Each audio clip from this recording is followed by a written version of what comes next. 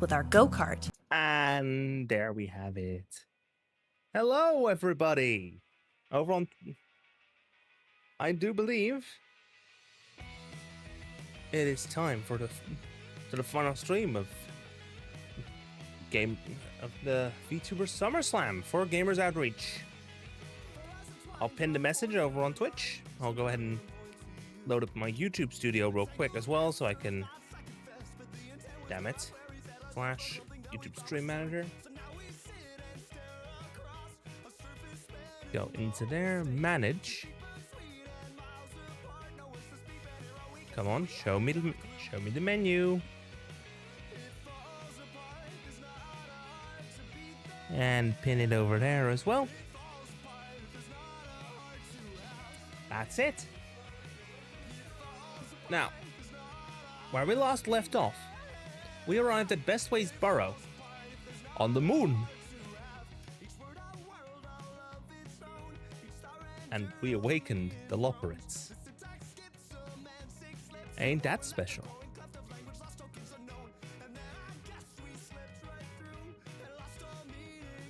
Because yes, in Final Fantasy XIV's world, the moon is populated.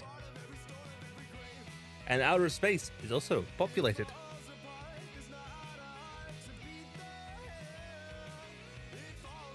And because Code Yellow is still active, the discount is still there for a hydrate.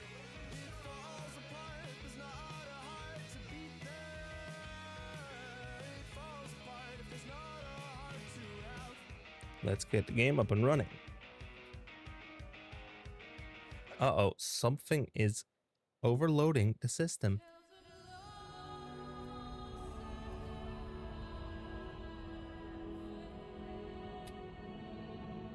There we have it. Endwalker. We're on the moon.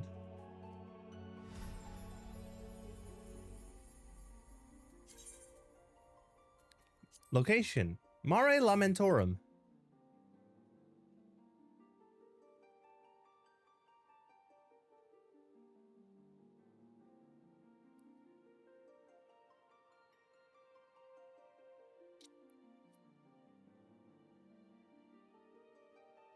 The server is currently congested.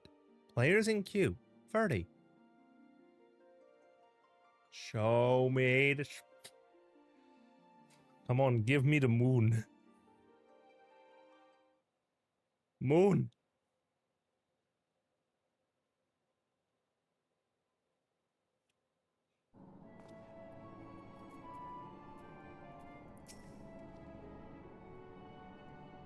It is unfortunate that the domiciles were constructed in error, but their willingness to perform such sweeping renovations is a testament to their commitment. I cannot fathom the resources required for a facility so vast. Why do I get the feeling we're going to have our hands full dealing with the Loporits? I should have realized something was amiss when Livingway referred to us as children. What other delightful misconceptions do they hold, I wonder? Oh dear. Certainly hope Buildingway can complete the renovations before more guests arrive. Or perhaps he should leave them as they are. That way you'd have more space to lounge about. A taste of the moon. With the final days fast approaching, Livingway is keen to complete her preparations. Carrot juice. Right then. Now that you're here, we need you to teach us all you can about your people, and quickly. It won't be long before the final days are upon us in all their terrible grandeur. So it is imperative that we be prepared to receive our passengers to be. If there's anything at all that may displease them, it must be addressed post-haste. And address it we shall. Here at Bestway's Burrow, we have assembled everything required to offer our guests the best way forward. We have produced myriad amenities that we understand to be essential for day-to-day living, and I wish to hear your opinions on them. I'm sure you've all worked up an appetite, so why don't we start with foodstuffs? Meet me at a caratorium, and we'll see about filling your bellies. Caratorium. She does not want for enthusiasm. The notion of Epheris rotting to its core being a matter of course is rather concerning, though. Nevertheless, let us take this opportunity to learn more of the Loporits and this vessel. The moon is a spaceship. Is this pool? Nope. The Caratorium, which is down there. Good lord, that's a drop.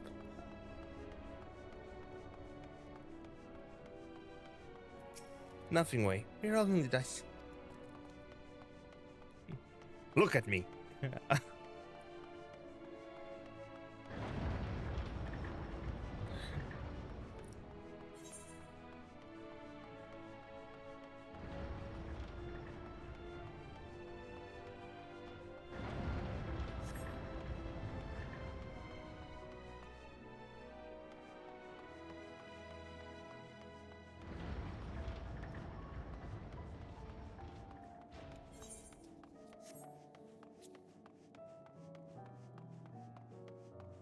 Whoa.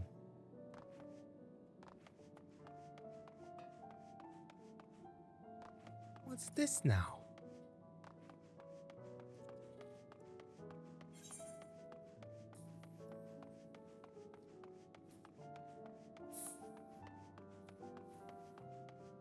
Space. Space, space, space. Need to see it all. Thancred? What? Am I the only one who suspects we're not going to find anything edible whatsoever? Given their earlier confusion regarding our size, I cannot help but wonder if they even know the first thing about us. Hast thou spied the peculiar sentinels patrolling the vicinity? Approach them with caution, or better yet, not at all, for they make no distinction between friend or foe. Cooking way. You are a lot smaller than we expected, but I trust you still have large appetites, yes? Welcome to the Caratorium. Here we create prototypes of the various sundries required by our soon-to-be passengers. Allow me to introduce the head of foodstuff production. Cooking Way, pleasure to meet you all. Our work has involved no small amount of trial and error, but after many cycles of painstaking labor, I dare say we've created the finest cuisine our guests could ask for. I've learned about all the essential nutrients for a healthy and balanced diet from the reference materials we received.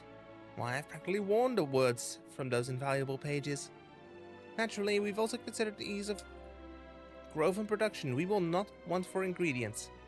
I must insist you try some. We have fresh stock recently prepared on account of, well, because we just woke up and we're all quite famished. Hop along the platforms here and you'll find a storage unit full to bursting with delectable delights. Help yourself to anything you like. Nothing but carrots, I'm guessing.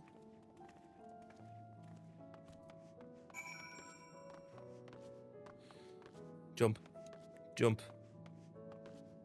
Jump. Jump. Jump.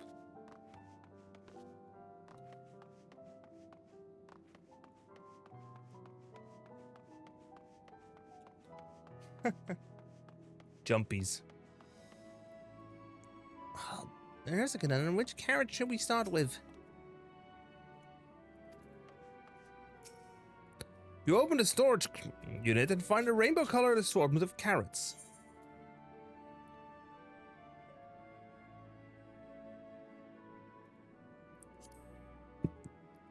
From front to tip, no scratches or blemishes, modest, immaculate specimen. Nevertheless, if not for its excessive length and girth, one might think it was an ordinary carrot.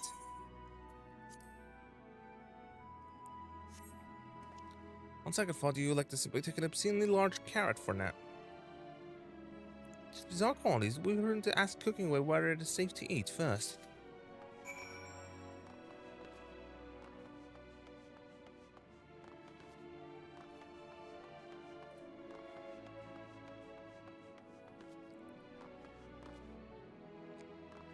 Cooking Way? So, did any of our selections set your mouth to watering? Well, I have this obscenely large orange one. Yeah, yes, a fine choice. One of my personal favorites, actually. Please dig in. I'm eager to hear what you think. Consume the carrot. With great reputation, you can take a bite out of the carrot. There's a satisfying crunch as you sink your teeth into the orange skin, and a warm tingling sensation runs down your spine. With the second bite, a wave of euphoria washes over you, and you drown in bliss. Alas, as you finish, the elation fades, leaving you with a desperate craving for another carrot.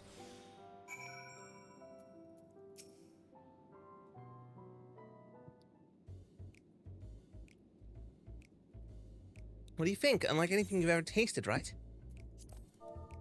Yes? The carrot of happiness is full to bursting with nutrients and is guaranteed to leave you feeling satiated. It's a staple among us loporits. We have plenty of other varieties too. Bleeding carrots to improve blood flow, dream carrots to help with sleep. So you see, we have a carrot for every occasion.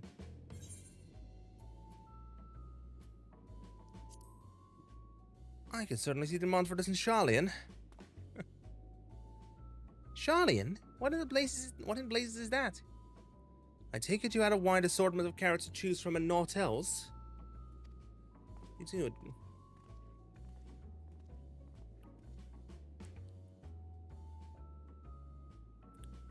If I may ask, what exactly did these collaborators share with you about cuisine on Aetheris? Surely you are aware we have an abundance of dishes and foods you could emulate. Yeah, of course we are, but it's only quite recently that we established contact. And even holding a conversation was a struggle at first. So imagine our surprise when they sent a mountain of books and documents with no clear instructions. The sheer amount of information was overwhelming. If it wasn't for that encyclopedia I found, we would have been at a loss where to begin. So we decided, rather than divide our resources to prepare a variety of middling and potentially unsatisfying meals, it would be more efficient to devote our efforts to the production of a single perfect food. That's all well and good, but man cannot live on raw carrots alone. Have you considered cooking them? You mean steaming, boiling, roasting, and the like? I suppose we could prepare the carrots in other ways, but our primary concern was efficiency, and what's more efficient than sinking your teeth into a carrot fresh from production? A rather strange approach to take for one named Cooking Way, isn't it? Well, technically speaking, Cooking Way isn't my given name. When first created, we were all named in the old tongue, you know? That otherwise impenetrable parlance the Watcher speaks. After we received a great tome of words, a dictionary that is, from our collaborators, we learned your language. Adverbs, gerunds, present continuous verb conjugations, just the basics. Then, when we found the terms related to our given tasks and used them to form new name, aren't they helpful? No, not really, but it does explain a great deal. Wherefore didst thy kind deem such a change necessary? When the rest of your people arrive, they want to be certain they understand immediately what each of us does. You'd never be able to pronounce our original names anyway. I see. I hope our critiques, such as they are, were helpful to you. Though if you should decide to preserve flora and fauna from Aetheris as well, you would be able to offer the passengers a more balanced diet. Until such a day, one I pray comes sooner than later, it would appear there is naught but carrots on the menu.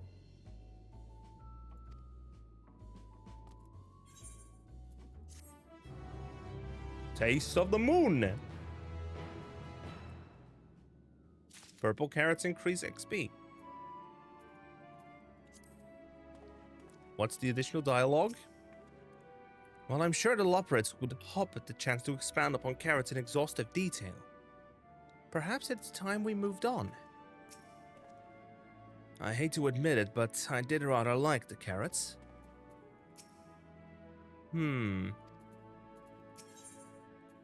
Style the hero. Living Way is eager to show you more of the moon's wonders. I think we had our fill of carrots for now.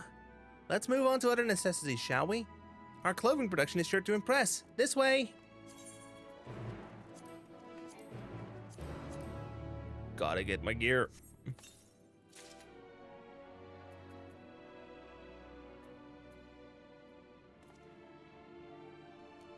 Also, let me just pull up my chocobo saddlebag. Store this guy. And I should honestly start selling all this stuff.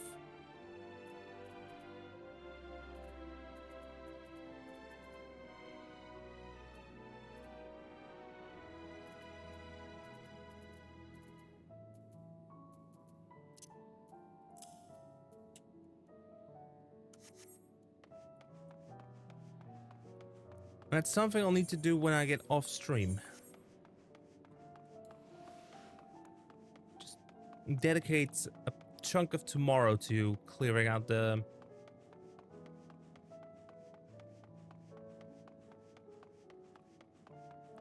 just undoing all the glams and just... drop them down. Speak with Living Way. Where?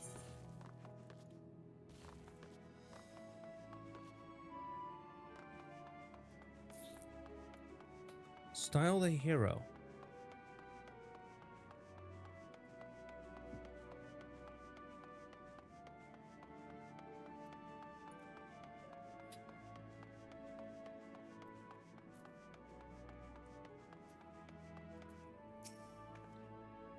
Do you suppose the clothes they prepared will be as grossly oversized as the carrots? Garments born of the heavens, crafted with methods ancient and forgotten. Dressed befitting we who walk in shades, stewards of the esoteric. It's hardly sun-soaked tapestries, but perhaps we'll be pleasantly surprised. Here we are, the apparel production station. We've chosen to employ more traditional methods for this task, creation magics. Heidelin, in her infinite wisdom, blesses with the self-same affinity for magic her people possessed. We have other amazing talents, of course, and I know you're dying to hear about them, but I will regale you with the details another time. That said, we did run into a spot of trouble at first. Our magic alone was not sufficient to see our work done. In the end, we discovered crystallized ether was a wonderful catalyst that could provide us with the extra V's we need. My, how resourceful. The sweet sound of recognition. You'll also be impressed to hear we've read all about your habit of changing attire to match your chosen profession. For the sake of efficiency, I presume. This has also been taken into account with our designs. But why take my word for it when you can simply try on our clothes? Make yourself known to the workers and they will see to the rest.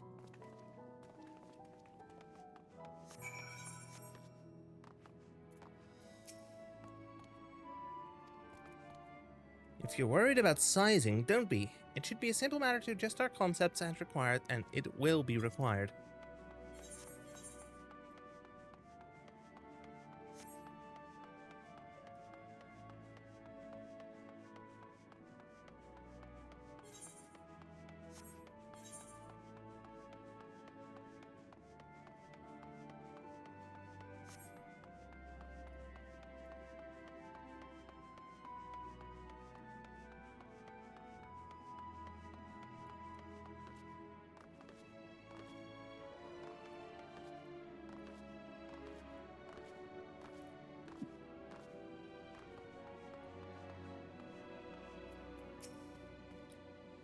Oh, it's you! One of the visitors from Ephirius! Goodness me, Mapping Way wasn't kidding. You really are smaller than the Watcher. Oh, right, you're here to try on a set of clothes, yes? What would you have me fashion for you today? Something simple yet functional. Simple and functional, right. This will take only a moment.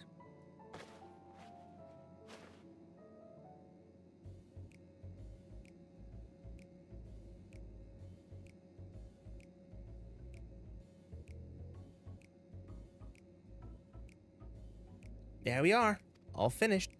A perfect fit, if I do say so myself. Nothing too billowy or frilly, as you can see. Also light and durable, sure to serve you well wherever your travels might take you. And you look at that, speechless, and here I thought you may not like it. If you have a mind to try something else, why not speak with my fellow artisans? I'm sure they'd be happy to oblige. Certain... Oh.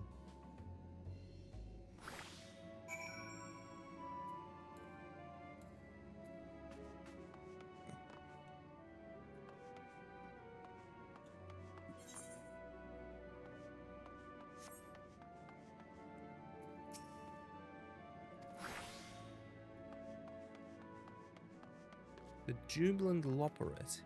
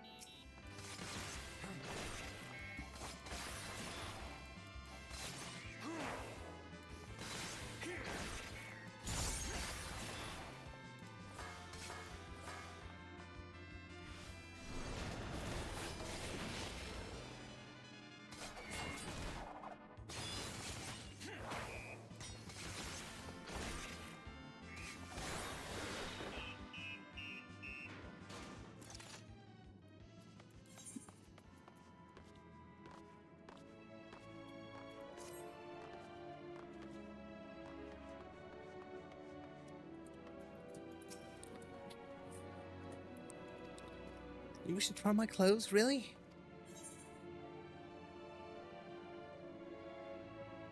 I'm looking for clothes of an altogether different design.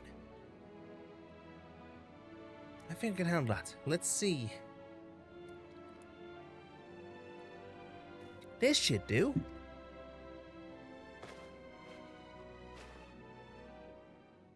Oh.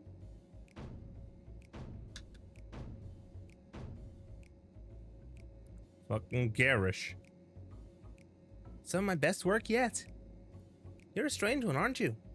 I wasn't sure what to do when you didn't ask for anything specific. I take my work seriously, however. I am never one to disappoint. An ensemble is a blend of concepts from myriad professions, an all-purpose attire for the modern man of Epirus. I was worried how the concept would turn out when put to the proof, but it looks stunning on you. Why don't you go and show Living Way? I'm sure she's eager to see what we've come up with. I don't like it.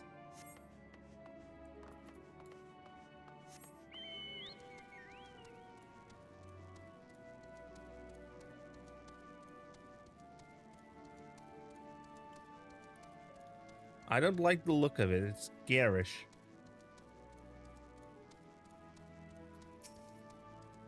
Living Way, they screwed it up. My, don't we look splendid? The result of much trial and error, but I know quality work when I see it. Shh, you needn't speak. I can see your adoration for the moon and we Loporites in your eyes. No doubt your friends feel the same, having sampled our creations.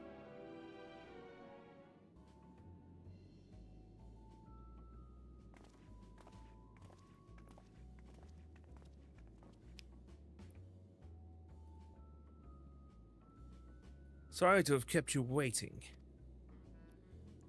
They insist we sample all of their concepts ere we returned. Verily, 'tis an ensemble most becoming.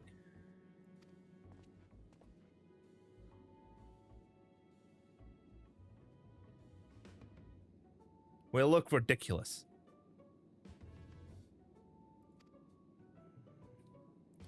I think it's past time we return these clothes.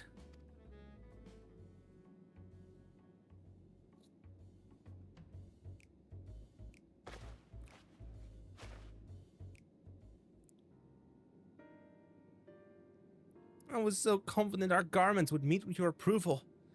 Whatever are we doing wrong? The Watcher taught us that in his time, everyone wore the same robes. To do otherwise was against social etiquette. I thought we could appeal to modern taste by tailoring the robes to specific professions, but... Please, you mustn't be so hard on yourself. Should we resort to evacuating the people of Epirus, they will most certainly have need of your attire. 'Tis clear you spared no effort in addressing our needs, but you must understand we are not quite so homogeneous. Speaking for myself, what I wear now better suits my tastes, even if it is of inferior make.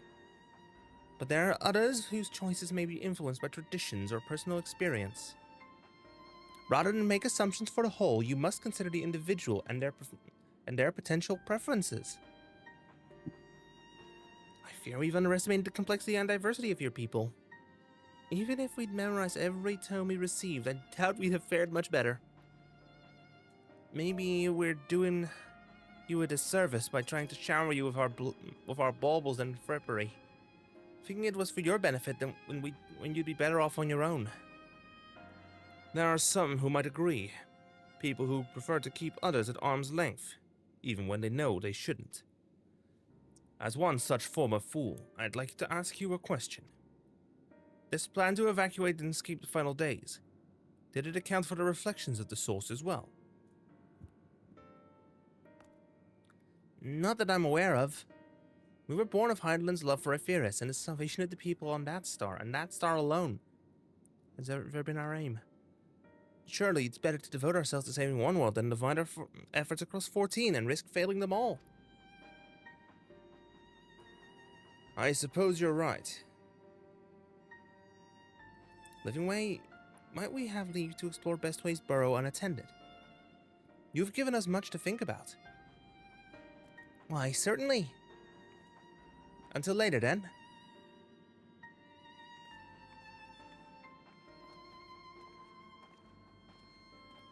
If I may, I should like to accompany thee a while longer. Really? I mean, you're more than welcome to. There's actually something I wish to speak with you about. Let's be off then, shall we? Is it his way of speaking? Because believe me, you will be confused. Look at me.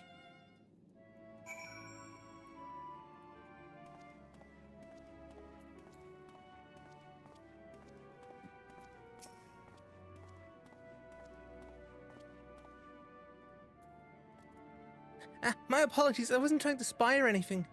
Everyone's been talking about the visitors that come from Epirus, and I wanted to see what all the fuss was about.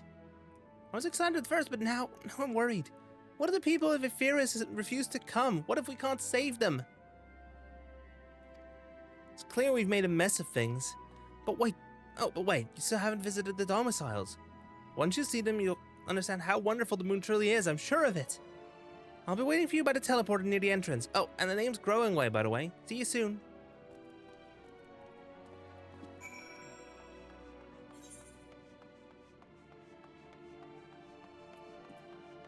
Obviously, I will just go ahead and explore the Caratorium for a second.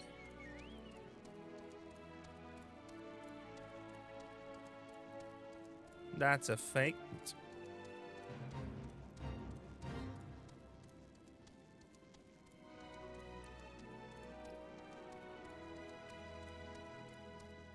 That's a fate. I'm not doing that one right now.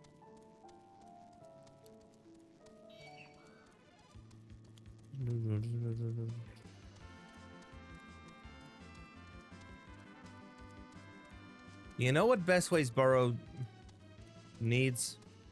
To be its own damn zone with an Ethernet.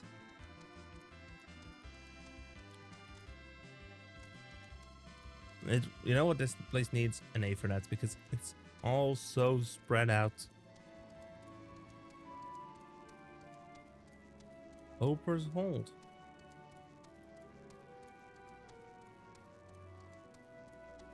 Greatest ends fails. Silence Tormenti.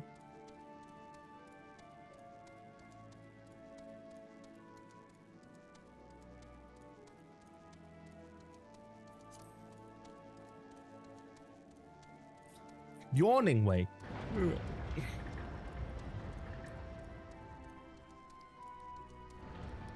And we run into the main part of Bestway's Burrow.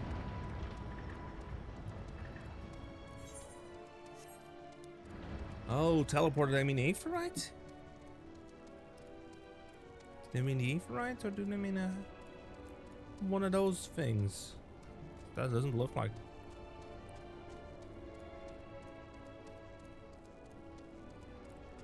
Oh, they mean one of those. You're here. You're really here. Thank you so much. Sorry, what should I call you? Knazy. Knazy Latches, eh? Crikey, even your names are amazing. Well, Knazy, we'll be using this teleport to enter the residential area. Whenever you're ready. The residential areas. Ready in the teleporter. Oh, is it? Oh. Never mind, I completely misread the voice. And again, that makes sense. Reading it.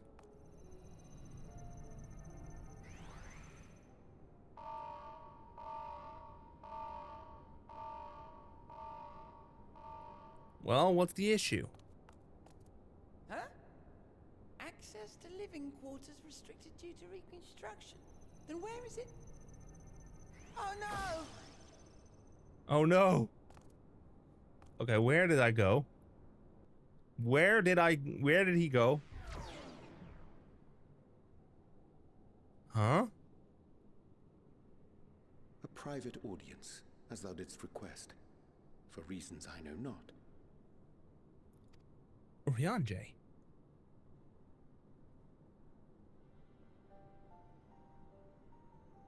Just a precaution. I'd rather I didn't have to ask the question at all, but I take my responsibilities very, very seriously. Do you and your friends, by any chance, find our accommodation wanting? Be honest, brutally even.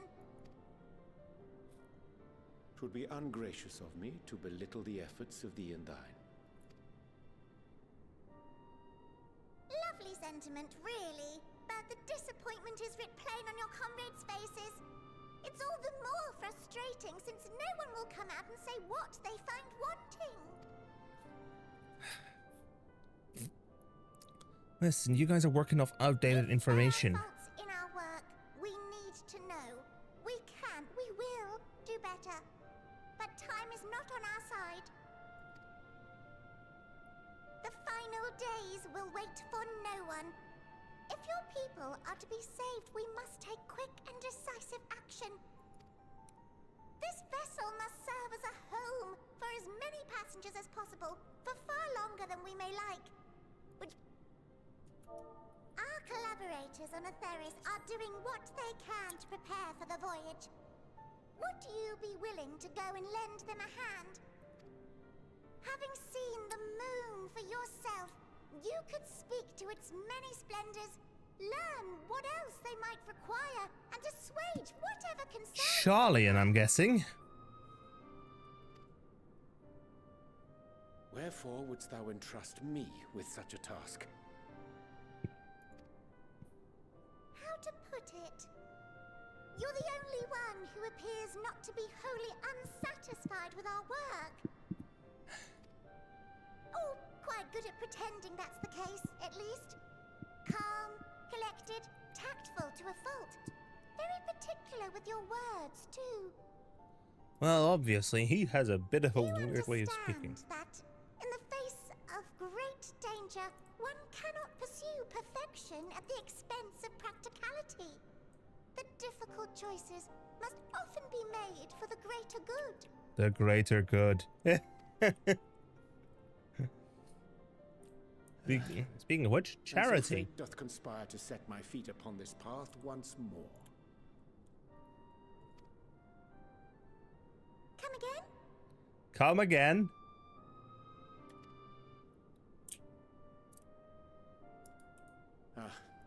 Idle nuisance. Tis. 'Tis no trifle thou dost ask. Yet full well do I understand the urgency and necessity.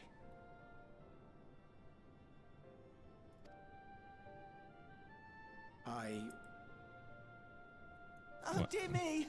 Dear me! I was terribly sorry for the mix-up. It's a bit of a malfunction. I hadn't realized the residential quarters were inaccessible, you see. Simply put, But you're still in one piece. So, all's well that ends well, yes? Won't happen again. I promise. it's okay. Do I get a line?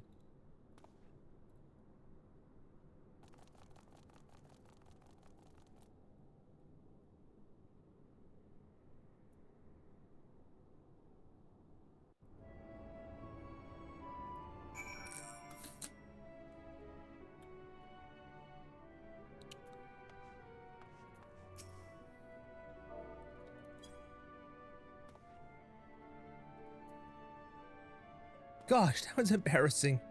I promise to be more careful from now on. Since the residential quarters are closed for now, I've rerouted the teleport to allow travel between floors instead. Hopefully it proves useful in the meantime. A shame you couldn't see it though. You really would have liked it.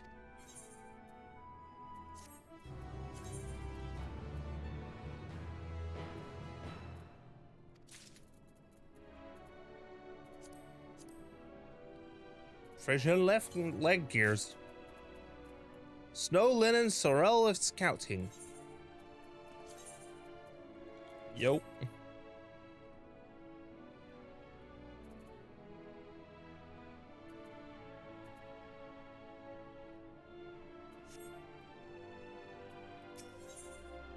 All's failed at Endsvale. Growing Way is keen to put his recent mishap behind him. It may not seem like it, but we've been planning for this far longer than I care to admit. Each time we woke up, we'd have long discussions about how to save as many of you as we can. Felt like everyone had an opinion on this or that. But the one thing we all agreed on was that the people of Ephyris wouldn't take action to save themselves until it was far too late. That's why we're striving to make the moon a vibrant, magical place they'd hop at and the chance to visit, rather than waiting for the flames of oblivion to get them off their tails and force them to accept our invitation. The residential quarters may not be up to the necessary standards just yet, but there are plenty of other places worth seeing. You've already had a look around the Caratorium, but wait until you see what's waiting for you at the east end of the borough. Follow me.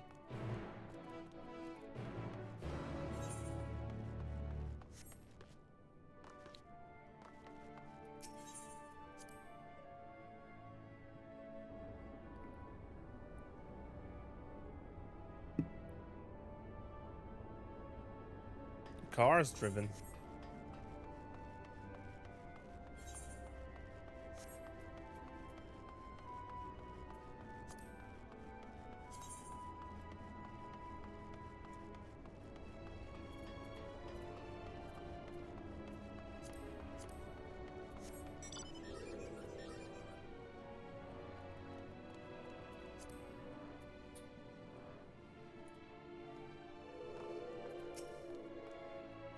Good, you're here. Through this door is is greatest End's Vale. It was named as such because it's the veil to end all veils. The most beautiful forest you'll ever see. We understand that the people of Ephyris enjoy taking leisurely walks through natural spaces and the like, so I'm sure you'll enjoy it. How about we start with a nice stroll to the fountain? This way.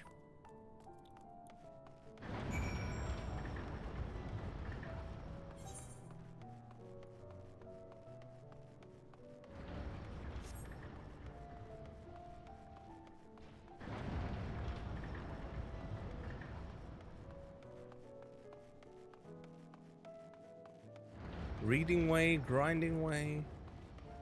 Brrr. Learning way.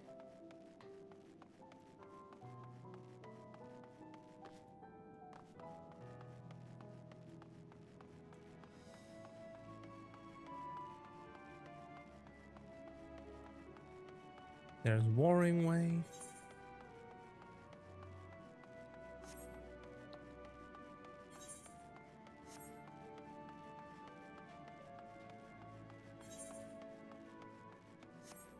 Where's that fountain?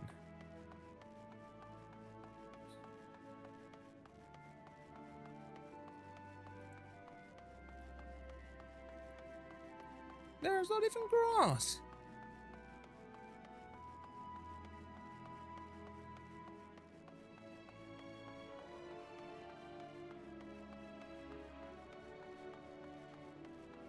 then again, it'll have to do.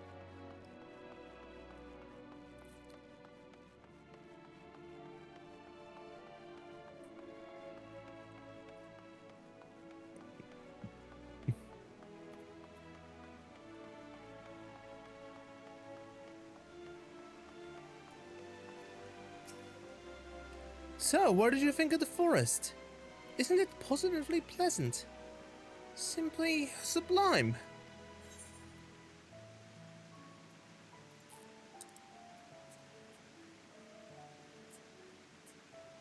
I didn't see any. Wait, you don't mean those crystals out there are?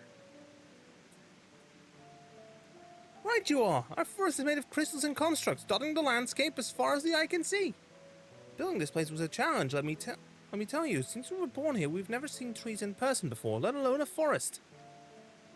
The information sent to our by our collaborators was quite enlightening, but after much deliberation, we decided to use crystalline constructs in place of living trees. And thanks to our atmospheric circulation system, the place produces air as clean as that you can find in a forest on Epheris. The fountain here behind us, powered by a large crystal adorning its top, plays a vital role in supplying us with fresh water. Much time and effort was spent making it the most spherical of spheres, and I dare say the unparalleled roundness of it speaks for itself. I enjoy nothing more than a nice long stretch and a spot of relaxation whenever I come up here. You look like you could do with a stretch yourself. Do a nice big stretch near Growing Way.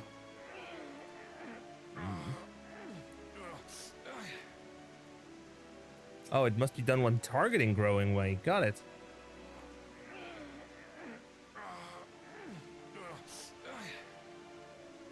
That's the spirit. I feel more relaxed simply watching you. A sight worth the many years spent building this place. If it's not too much to ask, it's always been a dream of mine to take a walk through this forest with someone from Epheris. Could we maybe? You will?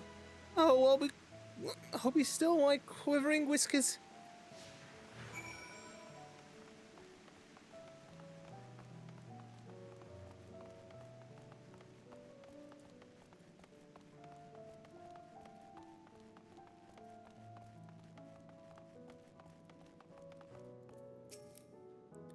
I was thinking, Kennedy, that I could be more helpful to you by teaching you a little more about the moon and what it is we do. When we were first created, the moon's sole purpose was to hold Zodiac, and there was absolutely nothing to be found here. Eventually, Heinlein gave us our first task. Furnish the moon with propulsion systems capable of facilitating travel to other stars. It sounds impressive, and I suppose in some respects it is. It was only possible thanks to all the knowledge Heinlein shared with us. We also had a lot of time to get it done. 6,000 years, give or take. But anyway, let's keep going.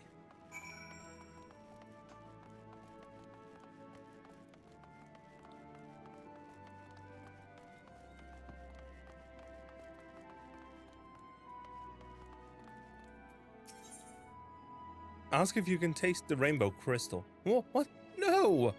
I'm not sure what it is you do with crystals on Epheris, but we don't eat them. Certainly not this one. It's possessed of all 6 elements. Wind, lightning, earth, fire. Wind, lightning, fire, earth, ice, and water. We use crystals like these to maintain the moon's elemental equilibrium. It's worth mentioning, though, that because of Heidelin's influence, being the embodiment of tranquility and stasis at all, manipulating the elements here is different than it might be on Epheris. A conjuring of fire would sooner dry your clothes than singe them, for example. Put simply, the etheric conditions are ill-suited to growth, which is why the surface is mostly barren. Of course, this is all necessary to keep the ranging energies of Zodiac in check.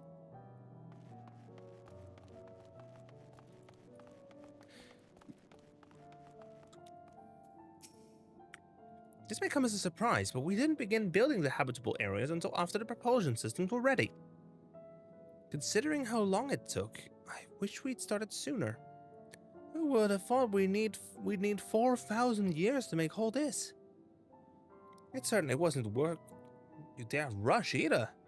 We had to create infrastructure and countless supporting systems. some of which wouldn't be operational until hundreds of years later.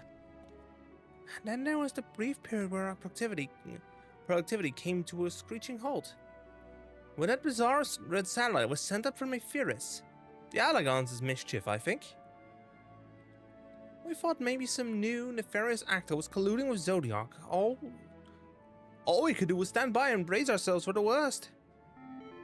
I can't tell you how relieved we were when Heidelin informed us of its destruction. Oh yes, there was much joyous humming that day.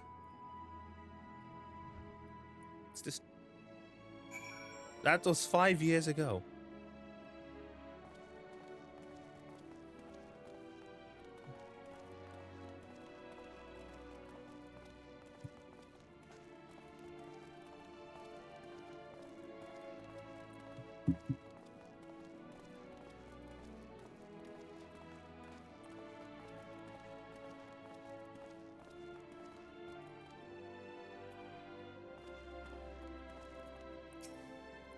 Say, do you notice anything peculiar about the treetops? I mean, apart from the fact they're massive crystals and not trees. I'll give you a hint. It's the golden rings emanating from the glowing spheres. Along with the device fixed near the ceiling, they fulfill a role similar to our sun, and do so better even. The sun and similar celestial objects in the great expanse radiate energy that is harmful to your bodies. These rings shield you from that energy while allowing you to bathe in it in the perfect amount of sunlight, or rather a close approximation of it. Pretty impressive, wouldn't you say? Oh, and if you look closely, you'll see different types of trees of ever so slightly different curvature. Yes, indeed, this forest truly is the greatest.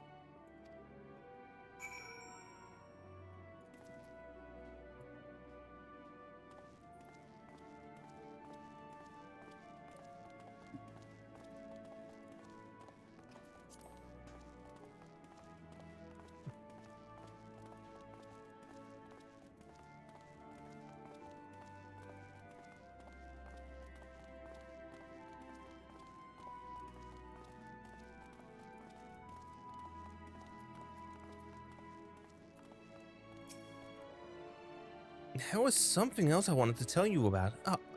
Oh, right. The propulsion systems and habitat facilities were completed around 2,000 years ago. And with that, the most important features were fit for purpose. Which was all well and good, except we still knew absolutely nothing about the present-day people of Ephesus. Why not go and visit Ephesus yourself, you might ask? Strictly forbidden. Were our technology or knowledge of the moon's true purpose exploited for evil ends, the results could be disastrous. Then there were a few more rejoinings, and it became increasingly difficult to converse with Heidelin. Fearful we might lose the ability to communicate with her altogether, we beseeched her to find people on Ephesus who we could trust to help. We were quite fortunate everything worked out as it did.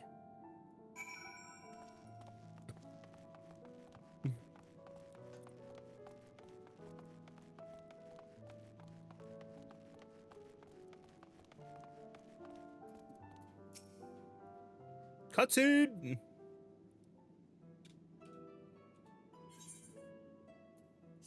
With the exception of routine inspections and maintenance, we remained asleep and waited, hopeful Heidelin would find someone who could help us. Eventually she did, and though her power was waning, we were able to speak with them directly for a short while. We shared with them everything we could, including our knowledge of the heavens and a means to travel here to the moon. They certainly didn't waste any time with what we taught them. No more than a few years after that, our collaborators found a means to convey messages and supplies to us from down below.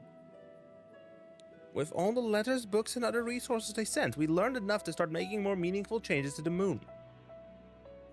And now you're here, hopefully enjoying yourself as much as I am. I knew you would like Greatest Endsville, I knew it! Thank you again for coming here, by the way. I know it was just a walk through the forest, but it meant a lot to me. There's your Stola and Fancred. There you are. I take it you've already received a grand tour. Shame we missed it. Growing way, I've been looking all over for you. Oh, there is the living way. Oh, is this about the teleporter to the residential area?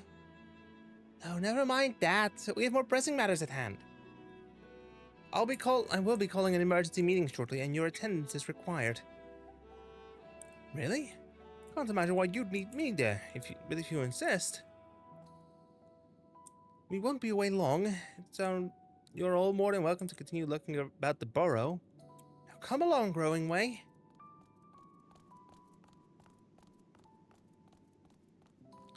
Before we arrived, you seemed to be in the midst of a rousing conversation with your guide. Did you learn anything of import? Yeah, apparently they have a collaborator down on Ephyris. They've spent 12,000 years preparing for this. With the appointed hour fast approaching, I certainly understand their restlessness, but still. It remains to be seen if the people can be persuaded to evacuate when there are yet no signs of the final days.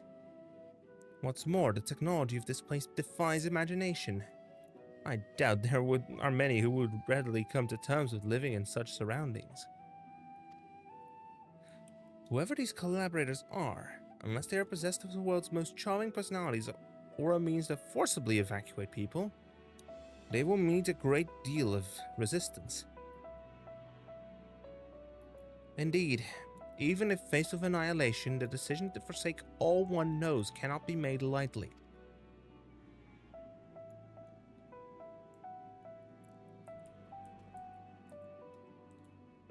Forgive me, friends, but I must beg your leave. There is another matter which yet begs for mine attention. Of course, we can accompany you if you like.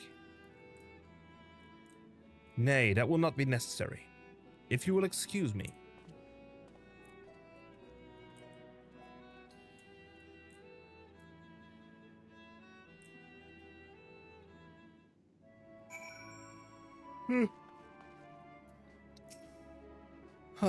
What do you suppose has suddenly tickled his fancy? 'Tis clear now that difficult decisions lie ahead of us.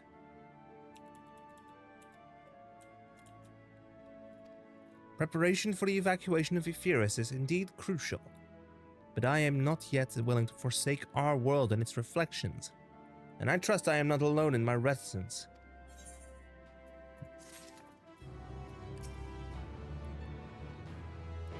The final days will make brave fools of us all. Back to old tricks. By now Fankred can tell when his friends are up to something.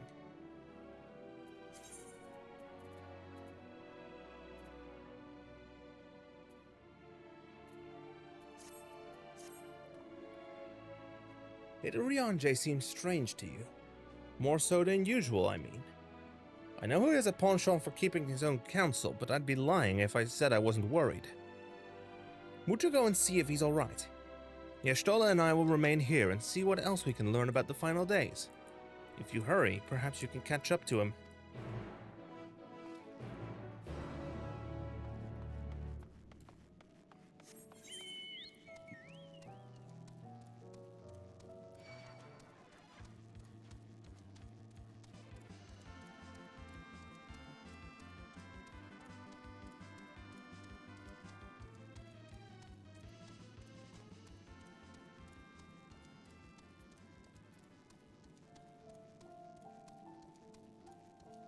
Blue quest. Blue quest.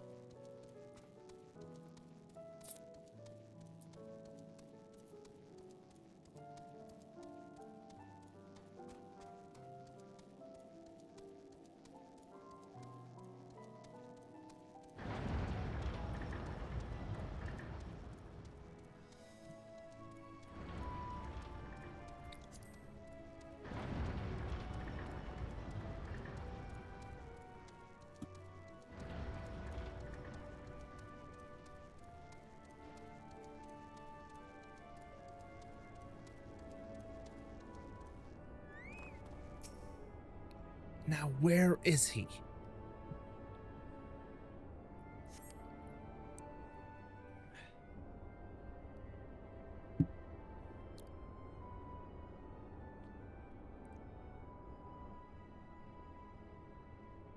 He's going up to the surface.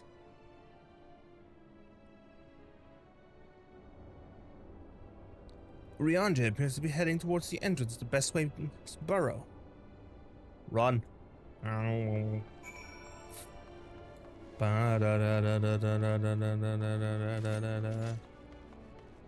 What? Oh! It's got finger guards. They're big finger guards, but finger guards regardless.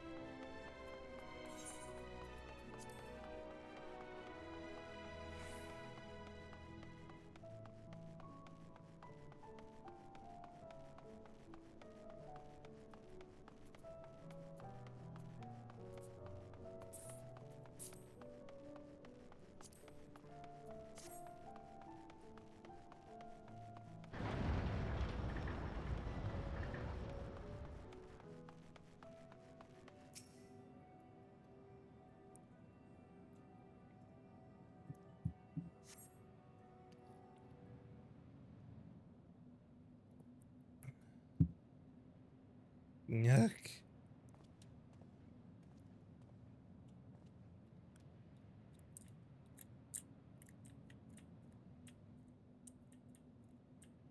Urianger ventures off into Mare Lamentorum for reasons unknown. You must tread carefully, or else he might sense your presence. Oh yeah.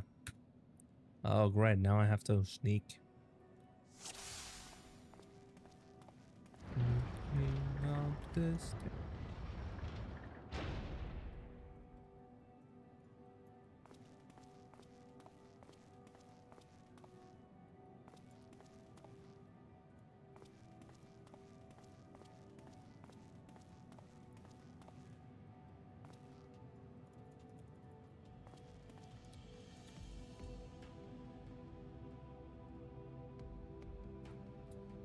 He turns around.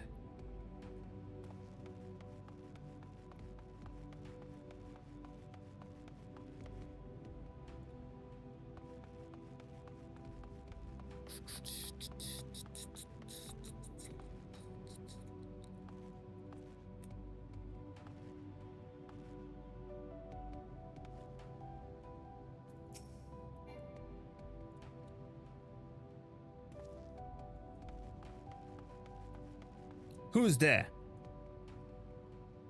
Who's there? Ooh, that was close.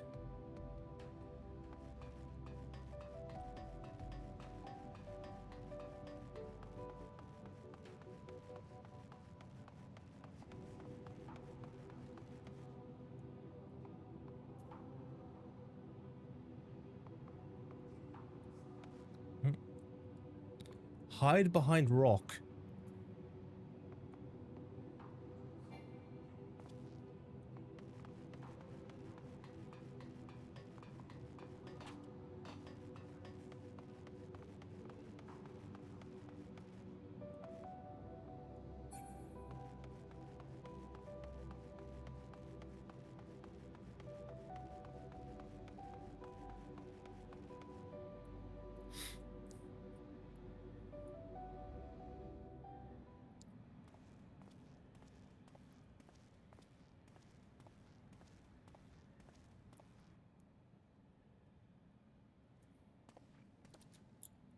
Thine arrival is timely as ever.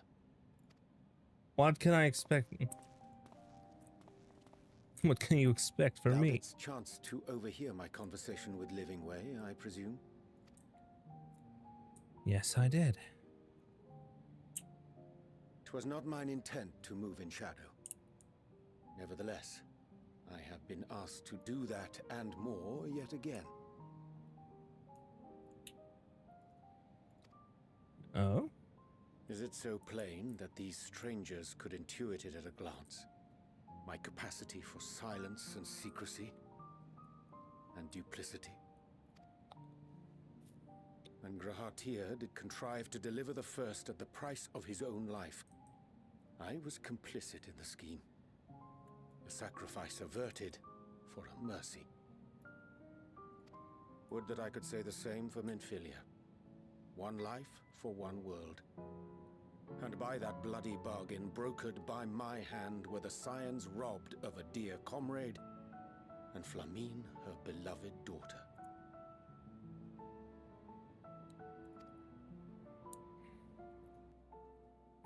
Two souls, whose selflessness was beyond measure, whose resolve was unshakable. They would not be moved even had I thought to protest. But protest I Did not. Far from it. I pushed them forward. No effort did I make to seek out alternatives. Ones that would not demand such terrible costs. That resignation weigheth heavy on my mind, as does the memory of another lost to mine inaction.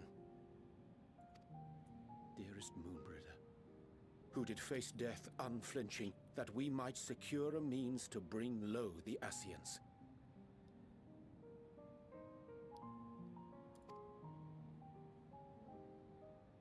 Oh. In her hour of need, I did naught. Dutiful disciple of Louisoix, ever looking to the greater good. The greater good. Had I shut mine eyes and bid her live instead, mayhap she would be with us today.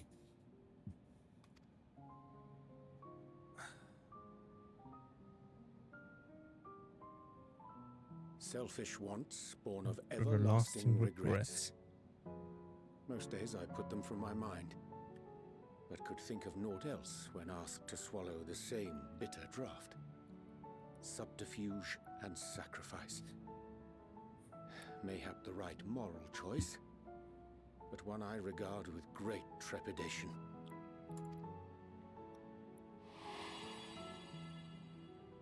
The calamity of Amarot was a tragedy beyond reckoning, one which must never again come to pass.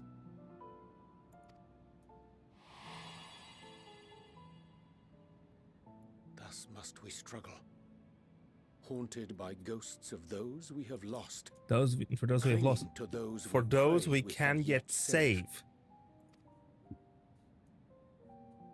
But what of those we cannot? Not. How do we make peace with the dreadful algebra of necessity? Oh, I get a line?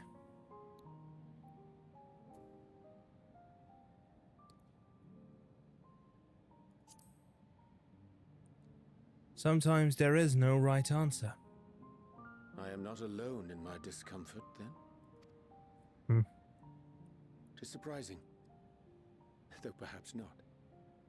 We scions are wont to debate strategy at length, but are resolute and unwavering in execution.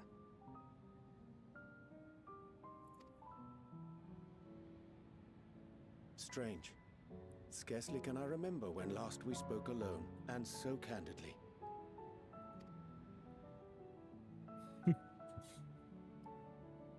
I thank thee. For all my supposed skill with words, I find it difficult to express such private thoughts. As for the Loporrit's proposition, I will take time and consider how to respond. 'Twould be to our mutual benefit if we could converse more openly with our aspiring caretakers. A concern I should be glad to address on the Scion's behalf. To dispense with all pretense and bare one's heart to another is a frightening thing indeed. But we cannot move forward ere we take that bold first step. A lesson I have learned many times before. And today.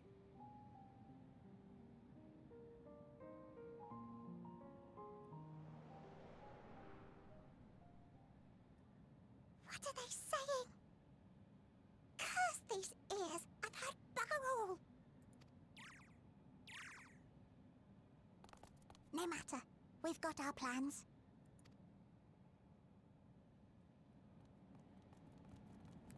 They couldn't hear that, and they couldn't hear a damn thing. I have the better ears. In truth, my reason for traveling hither was to effect a plan of mine own. A plan which may pave a way forward for us all. May, I say, for there is no guarantee of success. 'Tis the reason I set us alone, that failure, should it come, would be mine to bear alone. Yet thou standest before me with proffered hand and open heart. 'Twould be remiss to refuse thy amity, and so I ask, wouldst thou join in mine endeavor? Of course, Urianger. Even if you hadn't asked.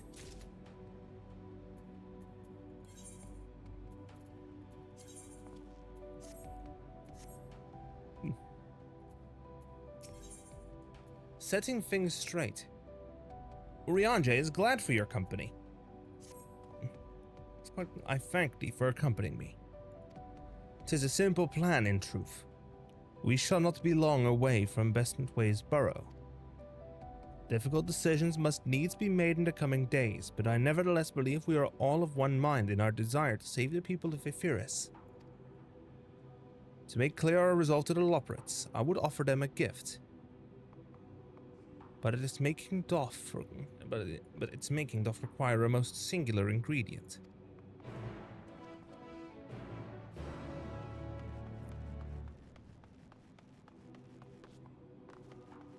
Oh. Mobs with...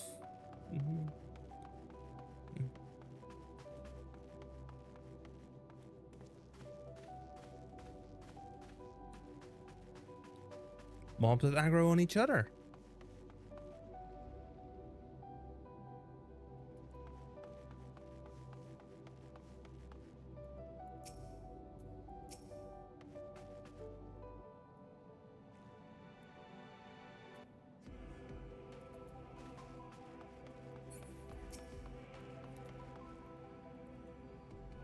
An abundance of spongoi. Excellent. I chanced to spy this aggregation when crossing Zodiac's erstwhile prison. Using a spell taught to me by the Numo, I believe these shall suffice for the gift I would fashion. The magic requireth considerable concentration, however. Might I prevail upon thee to stand watch whilst I perform the incantation?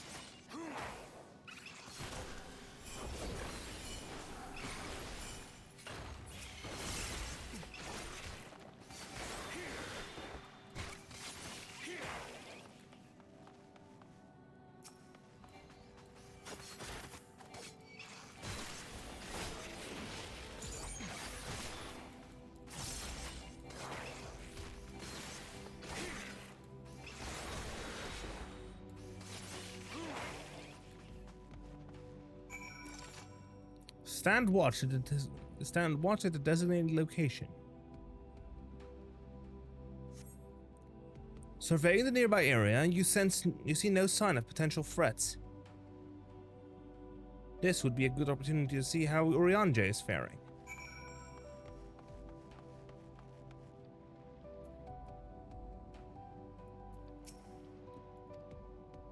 Urianger remains fixated upon his work. There we go.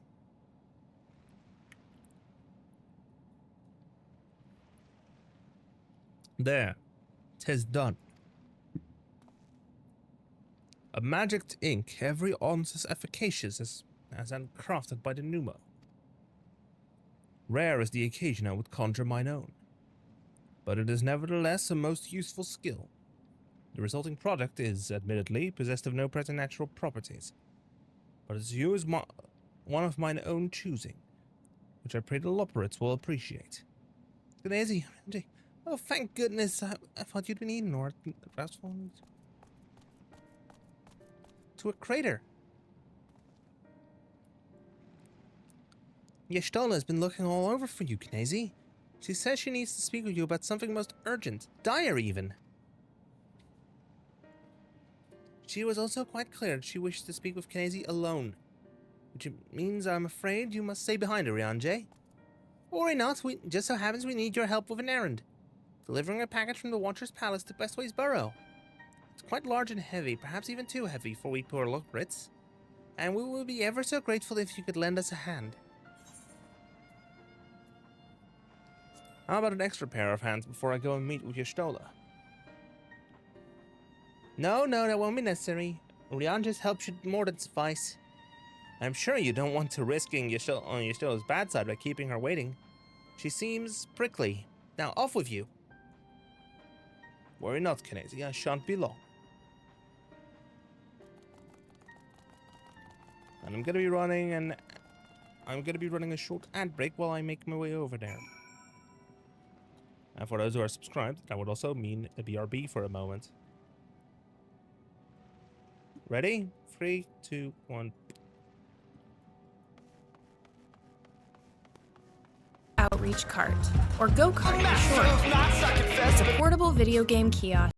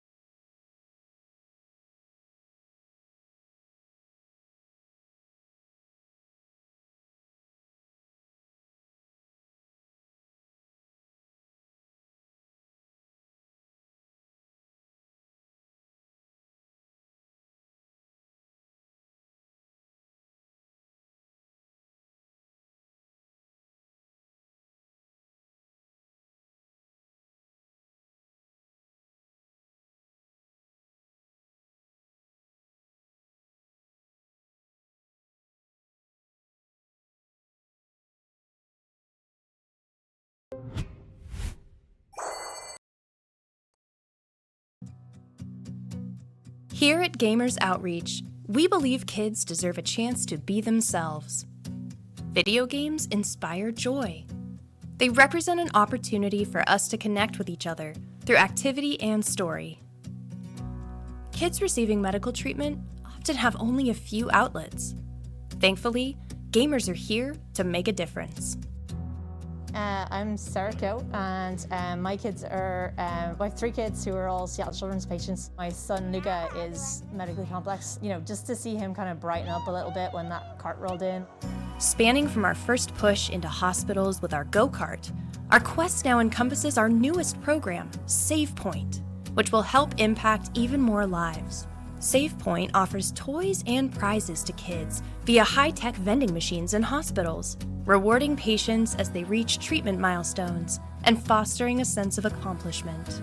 Most of us gaming specialists are lifelong gamers. My first impression of seeing these go-karts is just the huge potential this has to bring gaming to families in the hospital that didn't think that gaming was gonna be possible. With massive support from the gaming community, we have delivered hundreds of go-karts to healthcare facilities around the world, enabling more than 5 million gaming experiences annually for kids receiving care. Not only in the US and Canada, but go-karts have been deployed worldwide. Bigger than Seattle Children's, almost every therapeutic gaming program in the country's backbone is the Gamers Outreach Cart. Many patients say it helps them feel like they're at home. Like I said, it's a cool piece of tech that you can customize in a situation where a lot of what is happening to them is not up to them. We have shared the gift of play with over 400 hospital partners, and we're just getting started. One day, we want to look back and ask ourselves, remember? And I'm back. So we are almost out of handbrake on according to the timer in chat, but it's already all over everywhere else.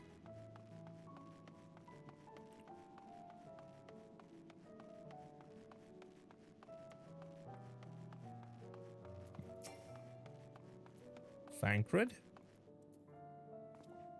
Everything is all right for Rianji then? That's a relief.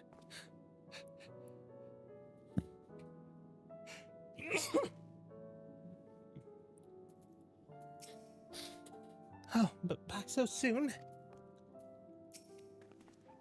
Oh, Knazy, we thought you would be away far longer. A dire emergency? I said no such thing. But as you are here, I could use your assistance on one small matter. Runningway, a companion of Growing Ways, apparently has much to tell us of the final days. The problem, however, is that he is determined to live up to his name, refusing to stay still long enough for us to hold a conversation. Is there any way he's likely to stop and rest? Or perhaps there's a way to slow him down? What's the rush?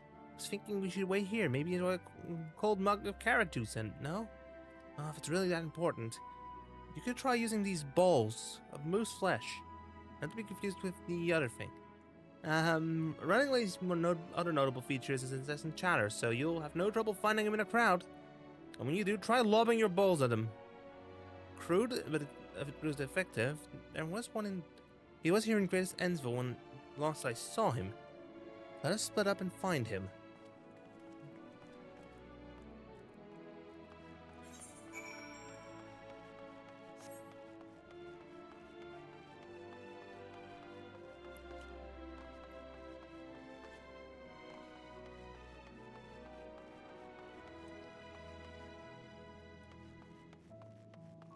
Loperate couch.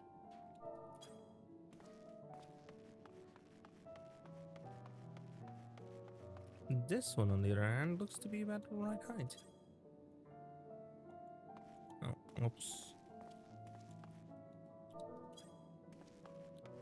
Except it's not an active seat. Search your surroundings for Runningway. You may move the camera as well as zoom in and out. Target Runningway and throw moose balls with left click.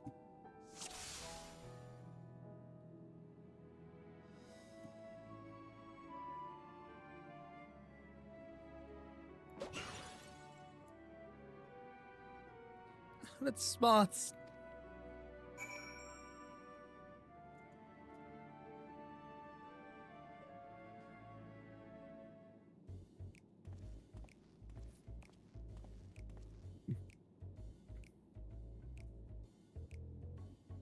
Yes, I'm Runningway. Do you want to explain why you hit me in the face with your balls of moose flesh? Actually, we were looking for you. I'm highly knowledgeable about the final days. Ha, that's the most ridiculous thing I've heard since I woke up. Who told you that joke? Bro, if we've got time to look into the final days when there's so much to do, as if we've got... It's true that Heinlein did impart us some knowledge of the events, but I know as much as any other loprid around here. Less, probably. I don't know why anyone would think it's funny to go around telling people I'm an expert, but they'd better hope that I don't get my paws on them. Sorry, I couldn't be of more help, but there's nothing else. I've got work to do. And I'm off.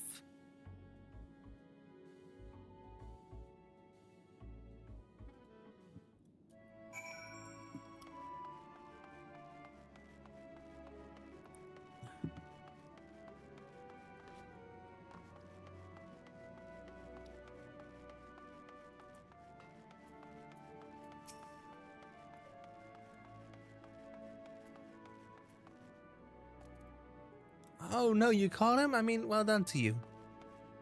Well done, you. I tried near the entrance, but there was no sign of him. I gotta grab... So I could find neither hide nor hair of him. How did you fare? I caught him, except he doesn't know much. So he knows no more than the others. Care to explain yourself, Growing Way? Well, you see, I misremembered. Yes, that's it. I misremembered. I'm terribly sorry about that. But I'm afraid I'm drawing a blank, though. Try as I might, I can't remember who I was thinking of. On an unrelated note, what of Oriange? I assume you spoke with him earlier, but did he say when he'll be returning? On his way to the Watcher's Palace of Livingway.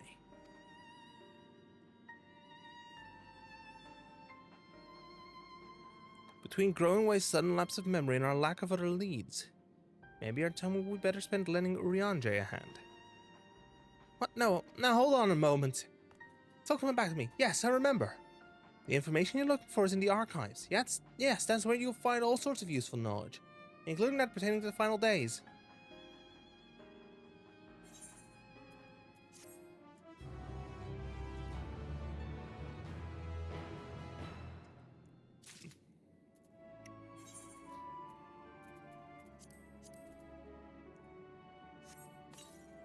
Now you better tell me where that...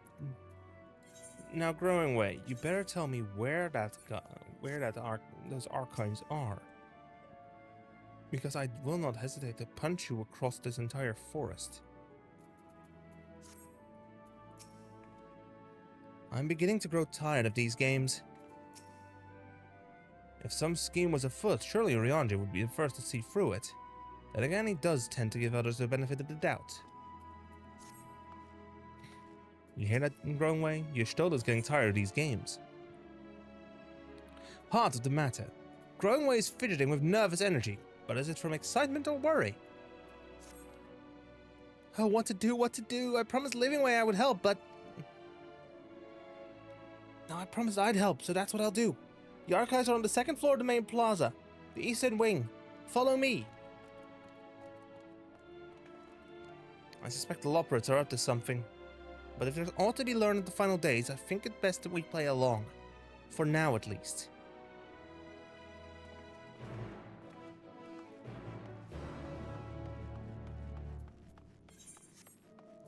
Speaking of which, I need to figure... 33 arms west. There it is. There is the...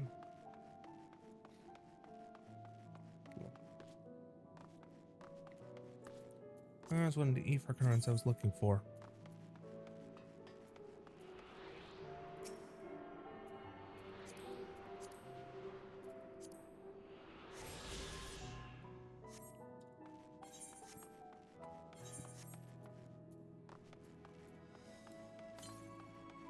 $315 west. 315 west. It's... Well, damn, that's either inside best. That's the cavatorium.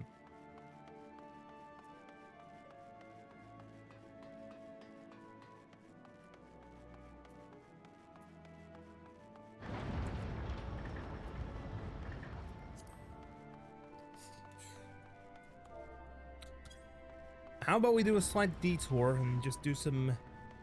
Just quickly rush through the blue quest so I can... do a few blue quests while I'm at it. Upper floor blue, upper floor right, so let me just check.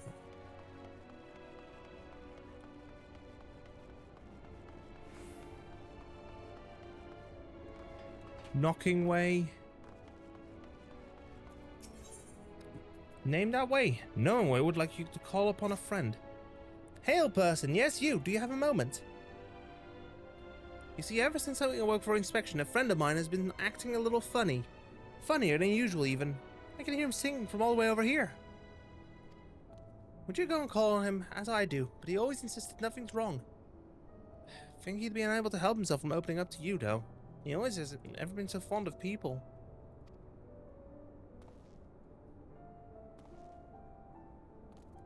The friend's name is Dreaming Way, and it should be somewhere around it.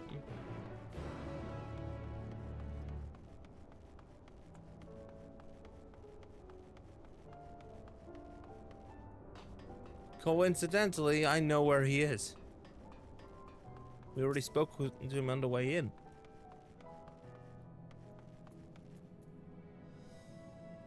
This weighing. Stay focused, Dreaming Way. You're sure not working way, but... Oh my. You're not a Loporit. Correct? I'm dreaming. Is he finally here? Am I truly talking with a visitor from Epheris? Whatever can I help you with, kind sir? One of your friends asked me to check in on you. Who put you up to such a thing? In any case, I wouldn't bother an honored guest with my silly troubles.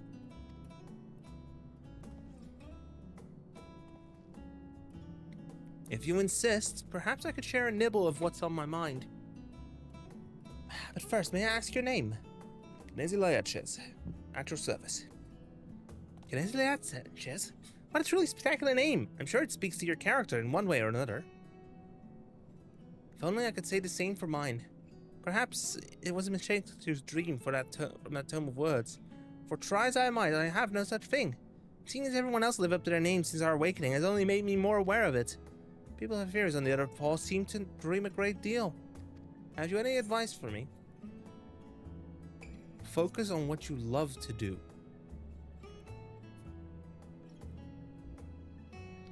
That's the problem. I haven't the foggiest idea what that would be. Now, my fellow Loporrits might have known them since we were created. So perhaps they see something in me that I cannot. With their help, you must be able to find an objectively appropriate dream for me to pursue. You know best what would be of service to mankind, after all. I'm all ears, so you need only tell me once you've come up with something. Anything at all.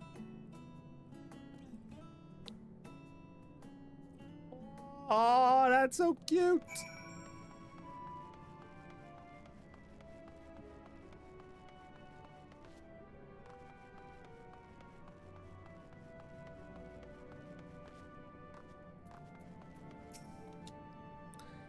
He's no sluggard, I can tell you that. Always happy to lend a paw when there's little work to be done.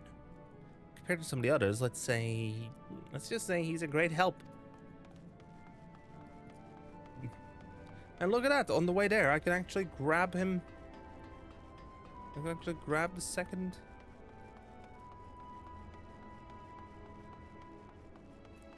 That other blue quest.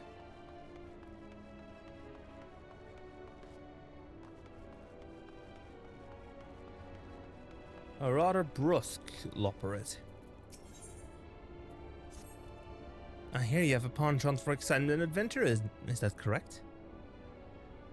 Then I assume in your travels you have doubtless heard of tales of the Allagons. Yes, and nearly everything in the world seems to be their fault.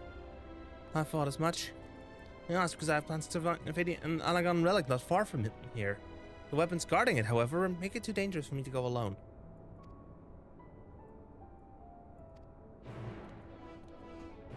Alluring Allag.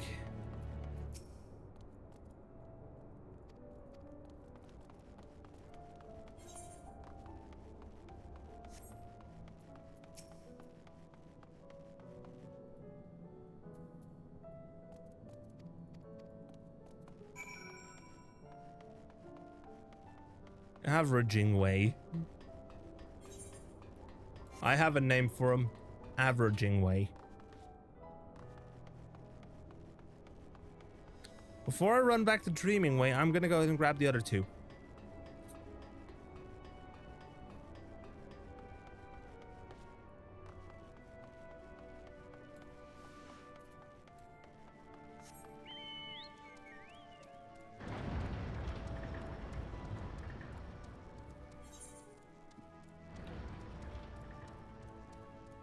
Brr.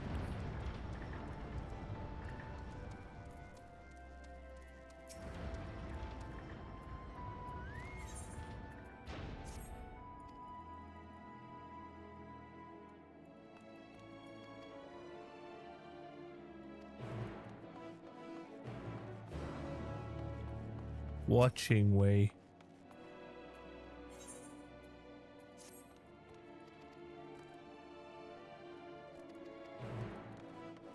Carrot crime.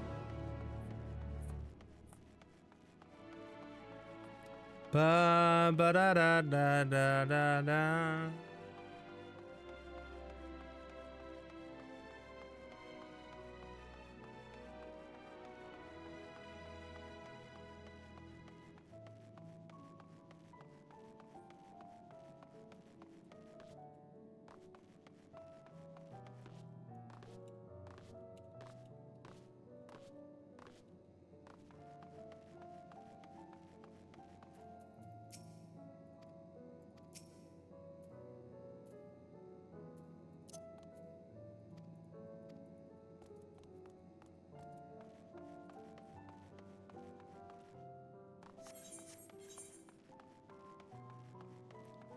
I'm lucky I don't have to say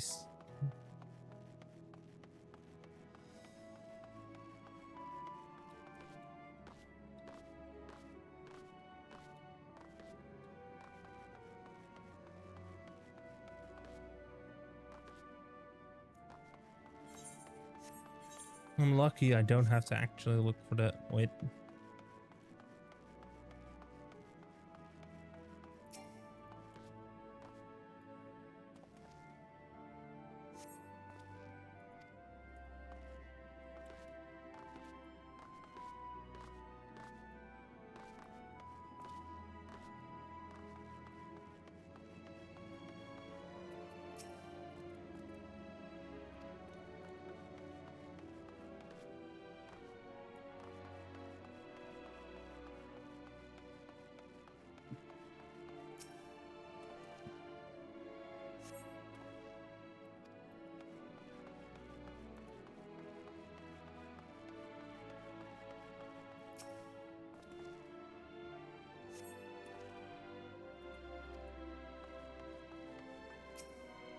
Oh.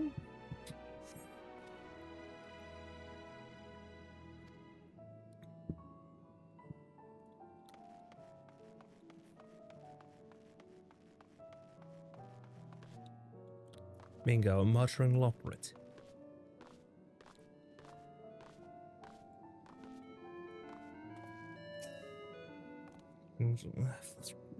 Three more what?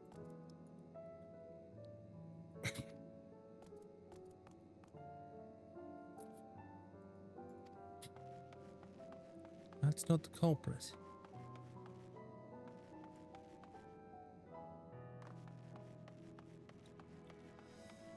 We are doing crime here. We're doing crime solving. An iron carrot here. Carrot supporter. Insufficient stock of iron carrots.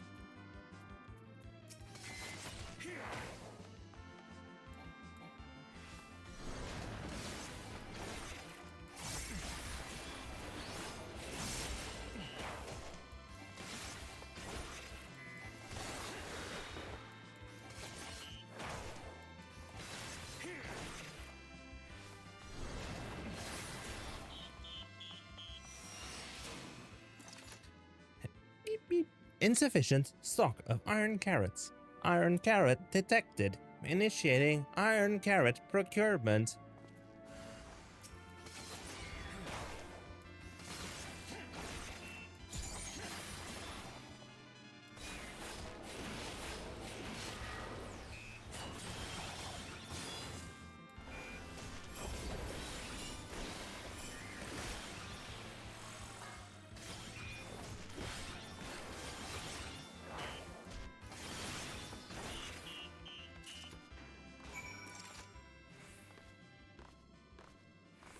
Always watching way.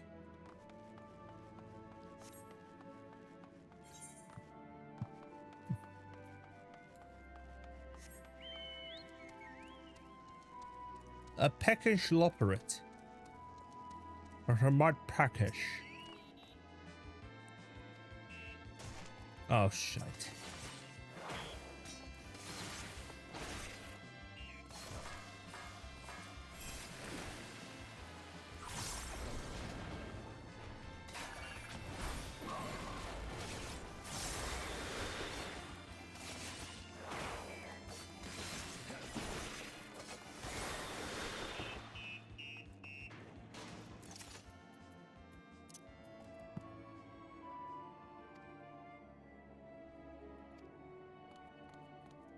There we go.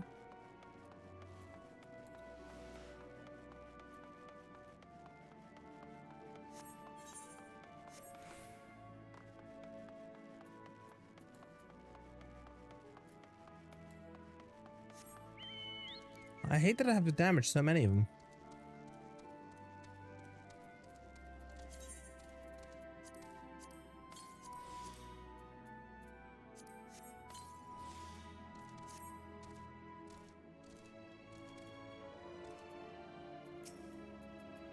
Carrot of... Oh, wait. Oh, I need to actually not be mounted. Carrot of happiness. Carrot of happiness, you say? My, is it that time already? I was working out projections for optimal carrot production based on the total population of fears to ensure that... Oh, never mind, I must make haste. I only set on seconds.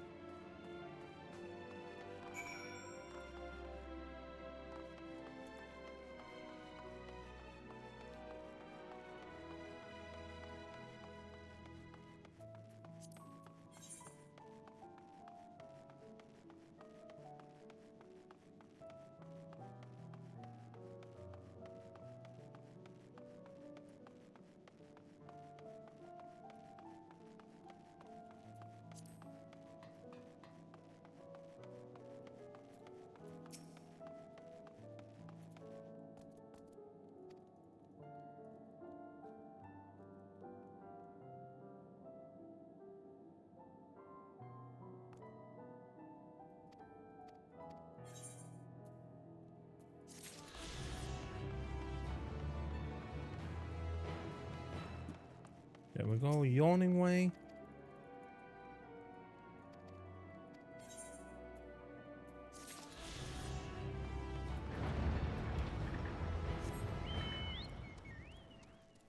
Now to go ahead and grab the quests were named that way.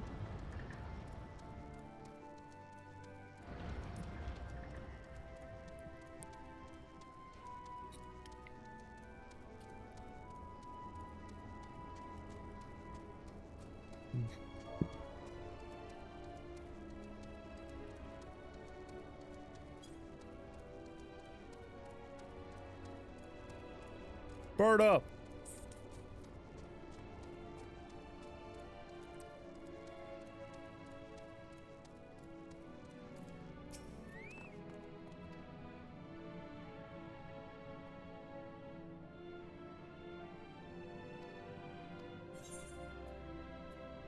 It's never too late to dream.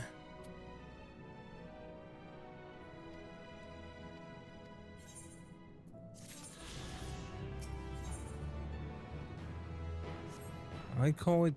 I would call it yearning way.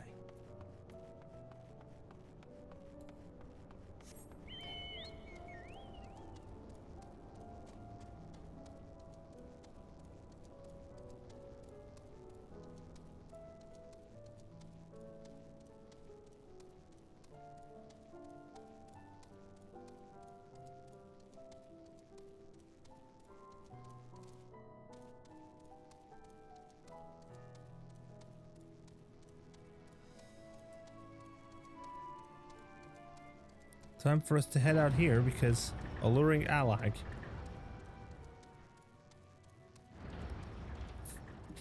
I'm gonna continue play. I'm gonna let this session run a little longer because, well, I shortened yesterday's stream now, didn't I?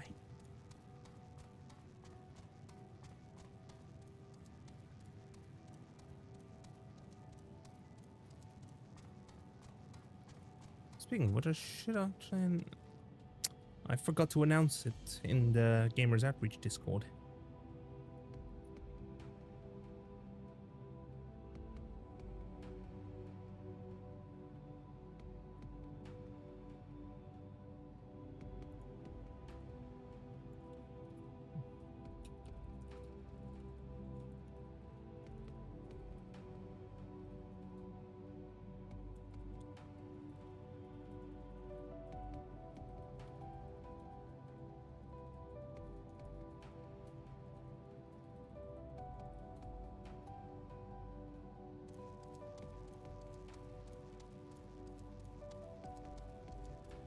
There we go. I need to go past Loving Ways Darlings.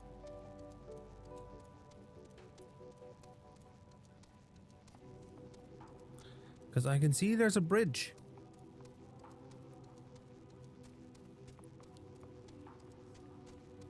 I don't know why, but I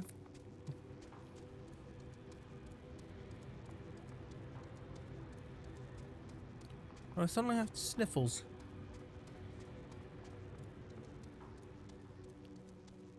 Downfall alarm. Yep, that's an Alagon wreck.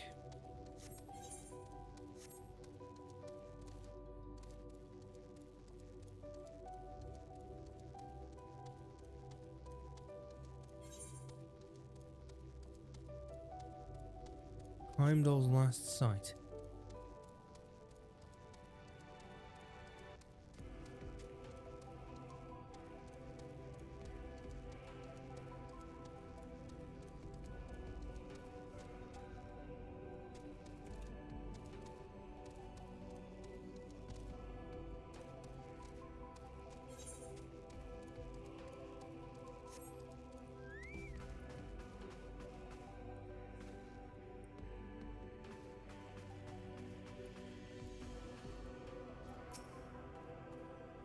The crash site is just ahead. If you find anything that may prove useful, I'd be grateful if you could retrieve it for me.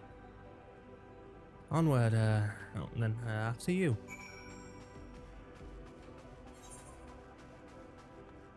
That's what we call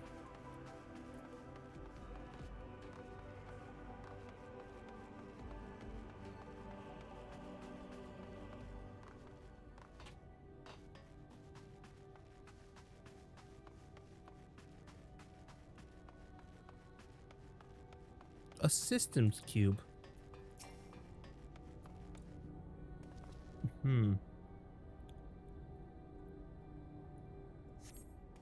The apparatus is offline, but it appears to be transportable. You place it in your ambiguously sized bag.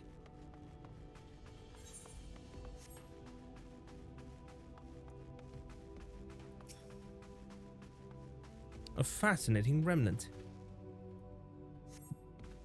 This bit of Alagon technology is certainly fascinating. A shame it's too bulky to carry back.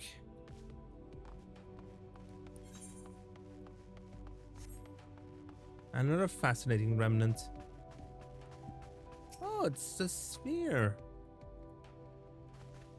It's a node.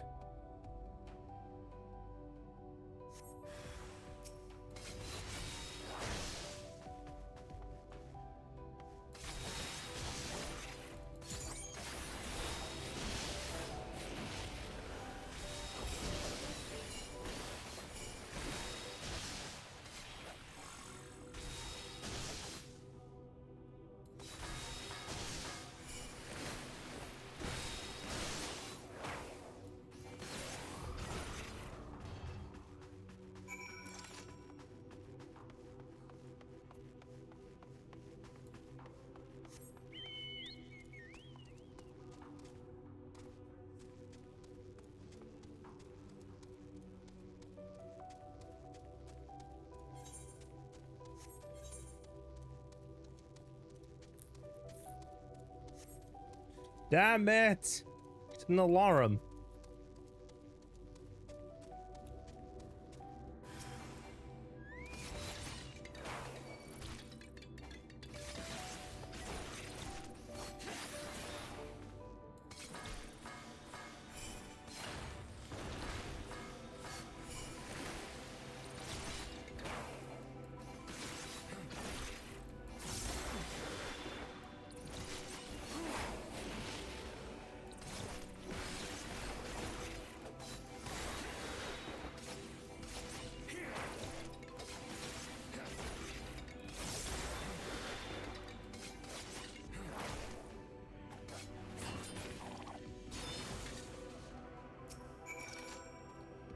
Phew, a moment longer and that drone would have alerted more.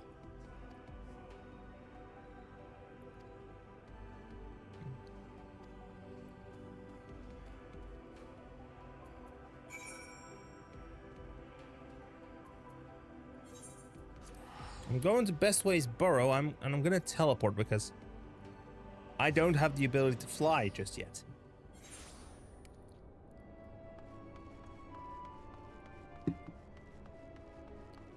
Of course, now I need to check.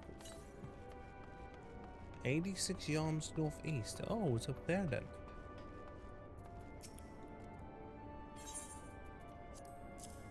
Here's a cube. It's an Alagon decryption unit. With it, we could read Alagon's homestones, but history, science, poetry, if we had any, which we do not. An adventure for another day, I suppose. Nevertheless, I'm deeply excited by the prospect, and as I'm sure you can tell, you have my heartfelt gratitude.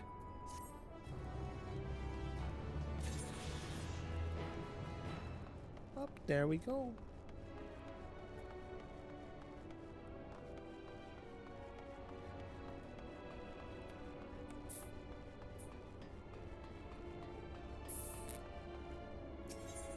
To the upper burrows.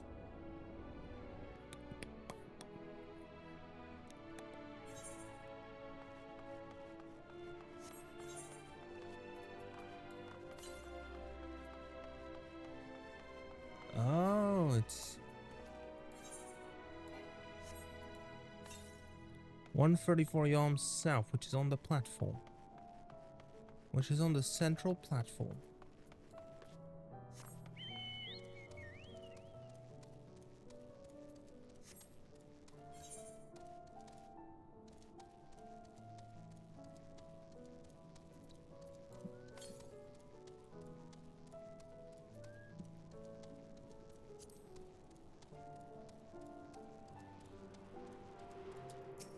Freebird, the moon.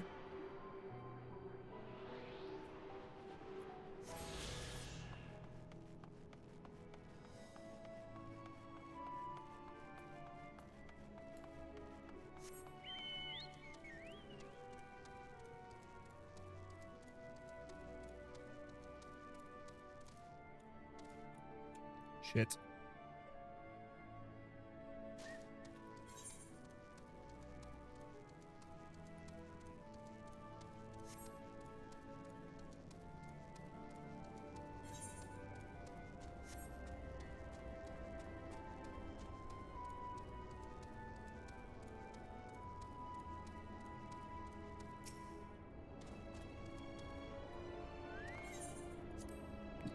To the upper burrows.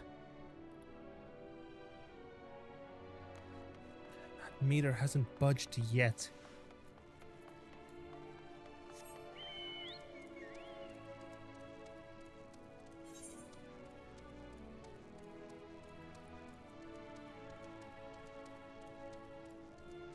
The heart of the matter.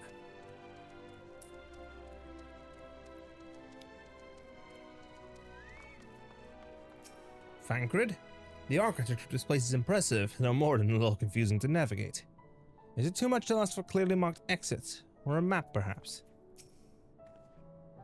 What other knowledge do you suppose we could glean from their archives?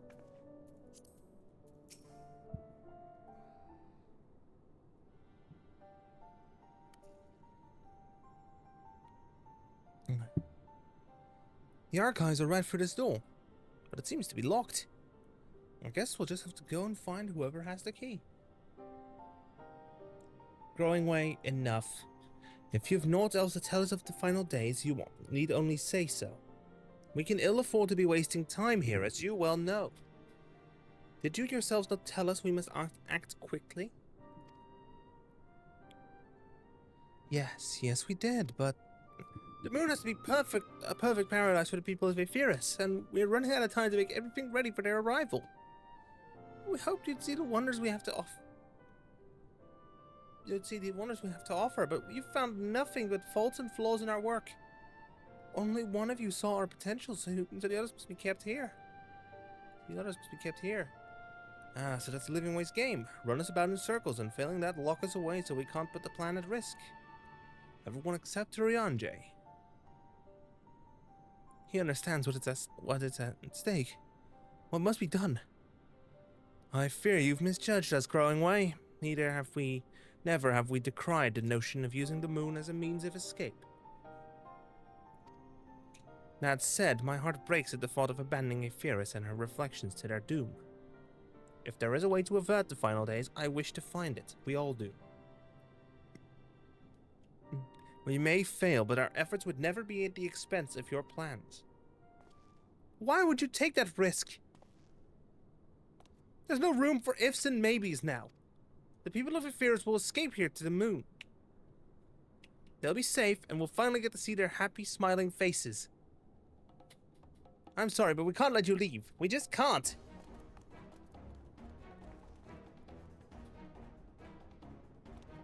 Do what we must. Try not to hurt them. I'll be back in a moment. Don't do anything rash while I'm gone.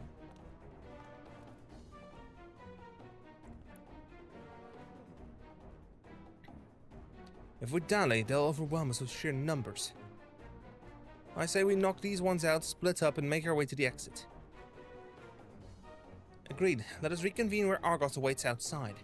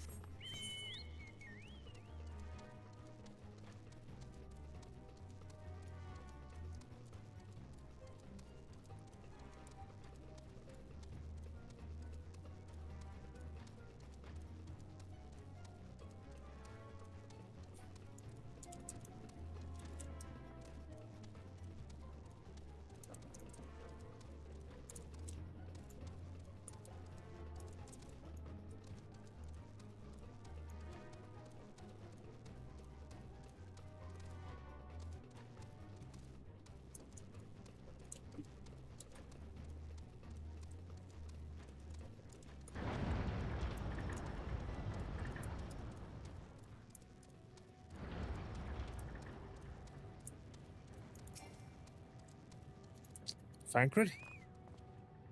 There you are. Didn't rough them up too badly, did you? Good, you're here.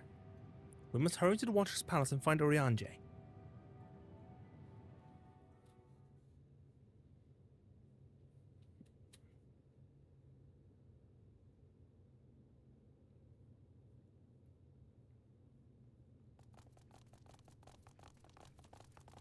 And what, pray tell, do we seek at the Watcher's Palace?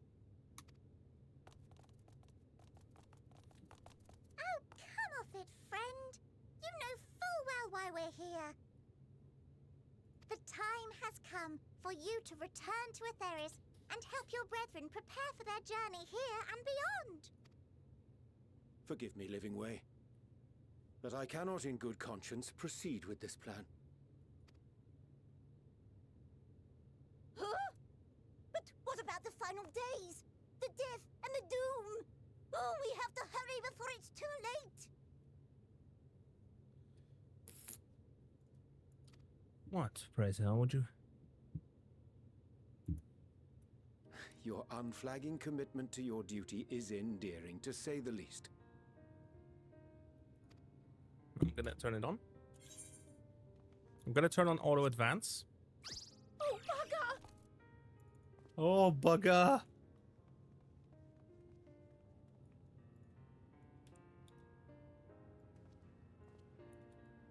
Be at ease. They bear you No no grudge. grudge, nor do I. How could we, having come to understand your purpose? For millennia, you and yours worked tirelessly towards the singular purpose of this heavenly vessel's construction. An arduous feat by any measure.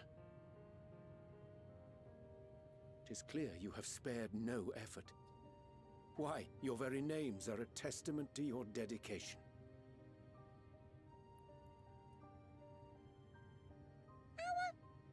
Our names? I'm not sure I understand what you're getting at. Names are an expression of the self, a declaration of one's hopes and aspirations.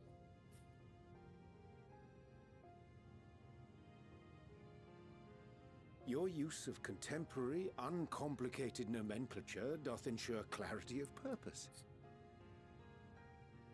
There can be no doubt that your love for the people of Atheris is boundless and pure.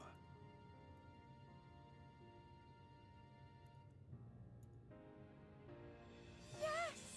Yes! A most mellifluous phrasing! We Loperids were born of Heideland's love for Atheris. Indeed, indeed. That shining, shimmering blue jewel, brightest star in the sky, brimming with life and possibilities.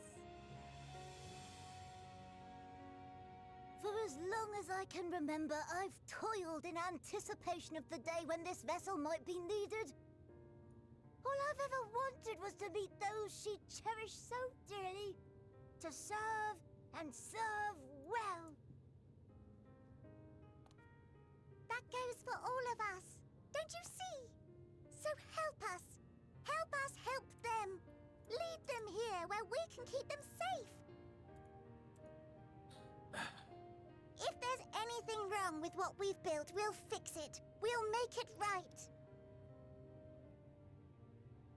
Ah.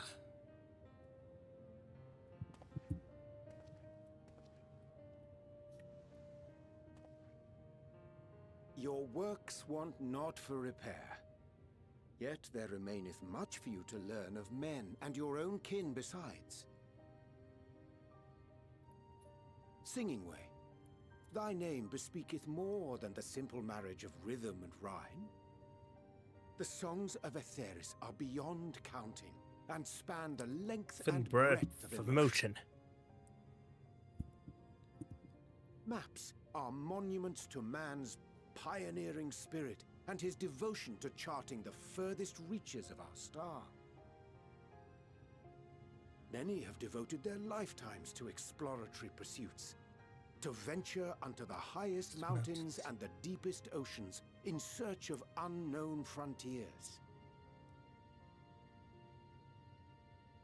And thou, my friend, Oh, I do not think we've met. My name is Puddingway. Oh. Puddingway? Yes, indeed. A name of deep and abiding significance, I'm sure. But one perhaps better communicated through delicious Deeds than tasteless words. A judicious application of fey magics at a later juncture may be appropriate.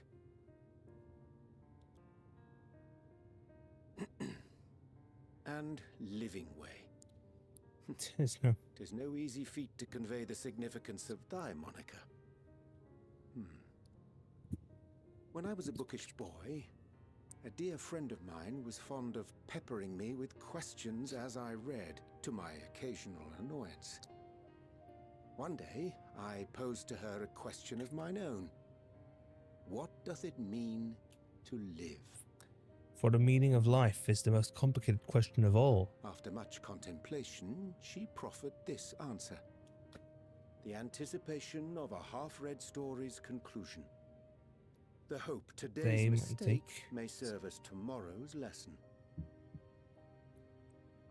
The wish that a new acquaintance may one day call thee friend. She believed it to be all these moments and more. The meaning of life. I want to understand, but I, too, still labour to find mine own answer. 'Twould be my pleasure to assist you and yours in embarking on a journey of self-discovery and enlightenment.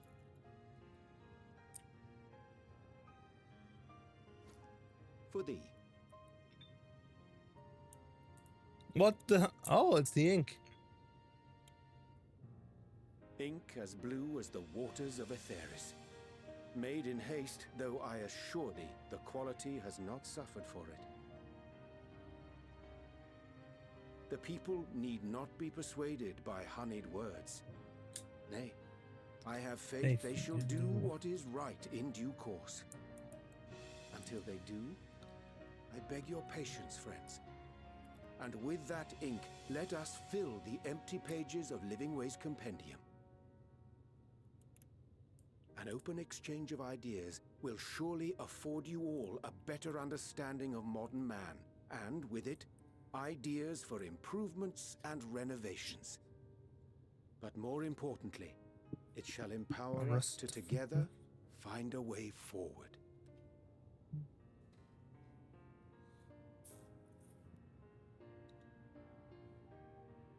I hope you're right.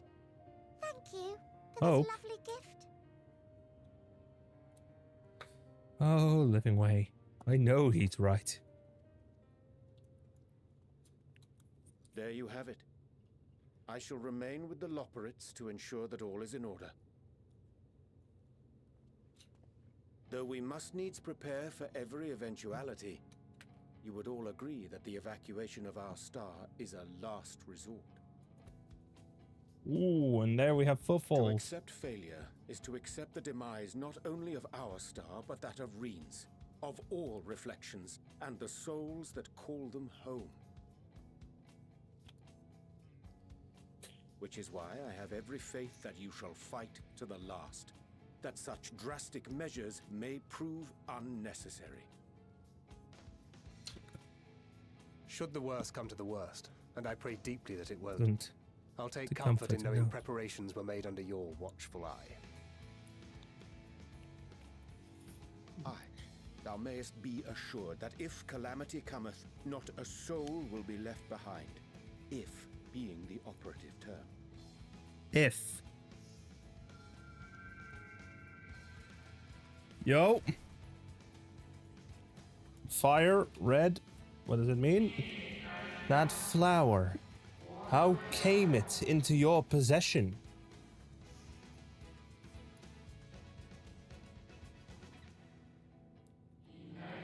How very like her. Guided by its light, you may come to know her true intentions. intentions which remain a mystery, even to us.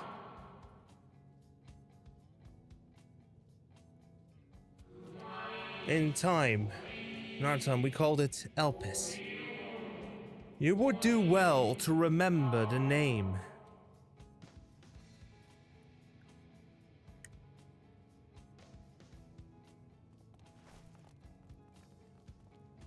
I hate to interrupt, but I feel like I need to make amends for all the secrecy. Yes. Nothing of it. We haven't been the most gracious of guests. Do convey our apologies to Growingway and the others.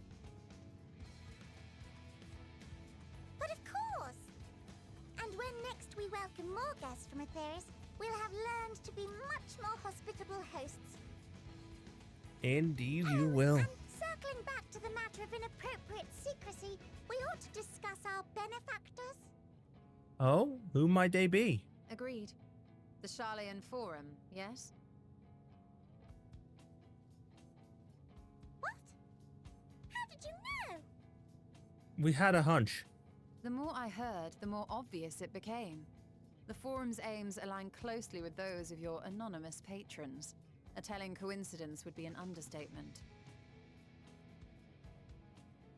Though had we not taken it upon ourselves to peruse certain restricted tones in Labyrinthos, we might still be unaware of their plans. But let us continue this discussion upon our return. I dare say we have kept Alphino and the others waiting long enough.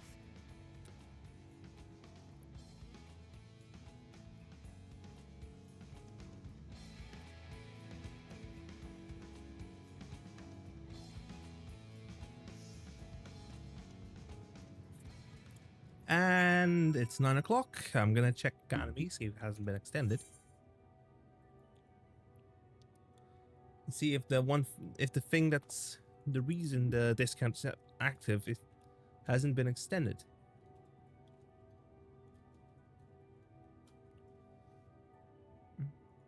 Code yellow for heat. Go to. Nope, no warnings. Which means finally we are able to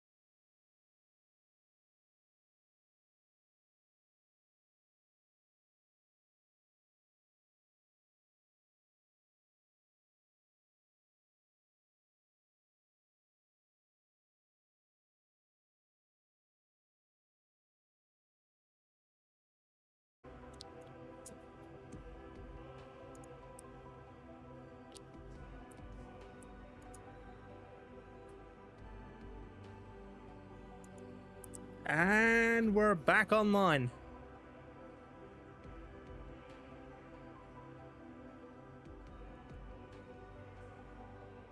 Also, yeah, it seems to have tripped up and went ahead and ran the end of stream routine.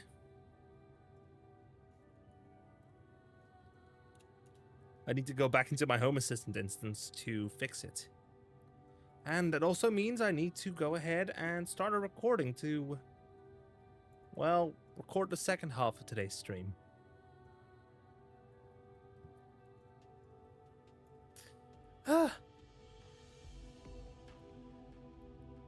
Run actions. There we go.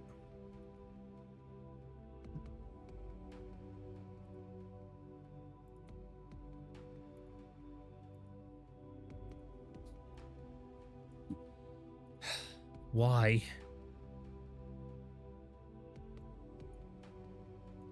What even is that game?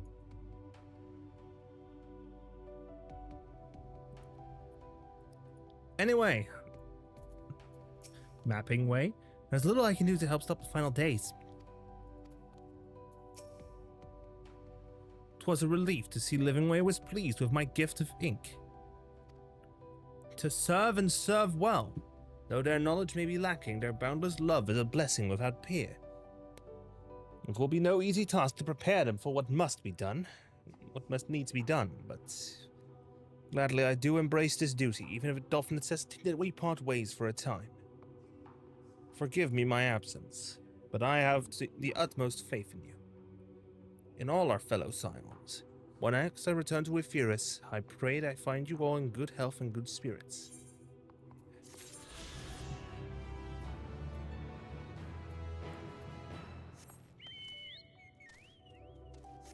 Wait a moment.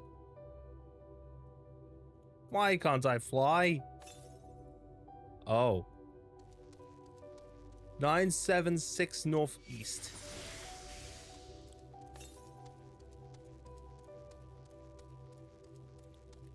Good to know. There's one more ether current available. There's 2 more currents left to find.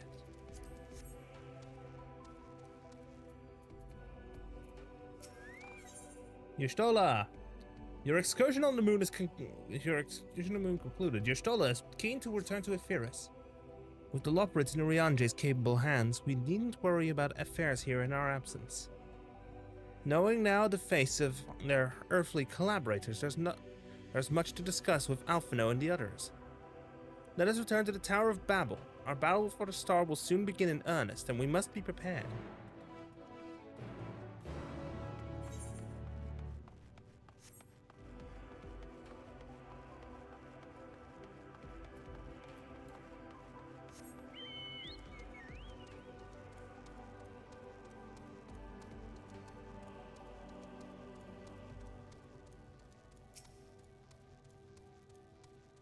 Exit to the Nether Gate.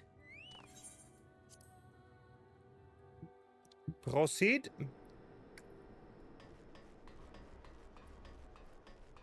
Y'shtola, I'd forgotten how cold it was here in Garlemald.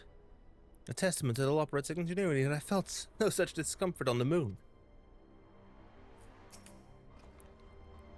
God, I can scarcely believe we went to the moon and back. But we'll have time to reflect on that later. Right now, we need to head back to Camp Broken Glass and deliver a thoroughly detailed report to Lucia. I'd like very much to know how everyone is getting on here as well. They'd only just begun to treat the tempered prisoners when we left. Share your curiosity, but warning our allies that the final days is of greater importance. Oh, I skipped ahead again. We know not when or where to begin. The continued, of course, the heads of state of every nation must know what we have learned. We know not when or where or in what manner the final days will begin to manifest.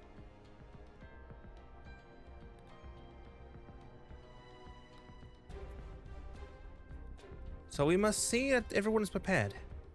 Agreed, though we may wish to stress the importance of discretion, lest the public be sent into panic. Not that anyone in a position of responsibility should need to be told as much, but it bears repeating. Anyway, first things first, to Camp Broken Glass.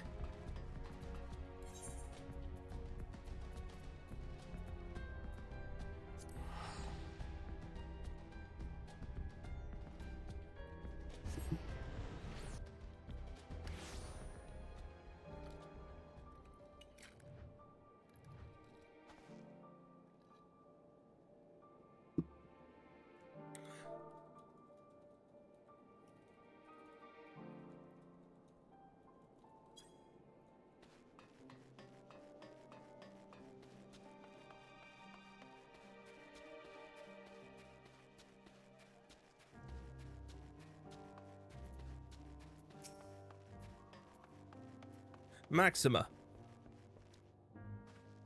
Canesi, at last, you are returned. How long have I been away? It's good to see you all again. No worse for your lunar adventure, I hope. We've done what we can for now, and believe me, we intend to tell you all about it. But before we do, might I ask what's become of Garlemald in our absence? We succeeded in subduing the Tempered inside the Tower of Babel. We took many alive, but combined with those who were already in our custody, the number requiring care has grown exponentially. The inclement conditions here have made it difficult, if not impossible, to treat them all here. So we have petitioned the aid of the allied nations. Some are understandably hesitant to proffer assistance, particularly to those that were but recently subject to imperial occupation. That said, several others have agreed to grant them refuge for treatment. With the assistance of your fellow scions, we endeavored to see them safely transported and subsequently cured of their tempering. Will all the tempered be relocated? Not all, no. We have sufficient shelter to attend to those whose treatment has begun, and enough healers have volunteered to remain until their patients have recovered. Yolus is one such patient, though he is not yet fit to receive visitors. Truth be told, it was a miracle he and those in his company were not harmed in the chaos. If not for Alphino and Alize's timely assistance, I dare say none of them would be with us today.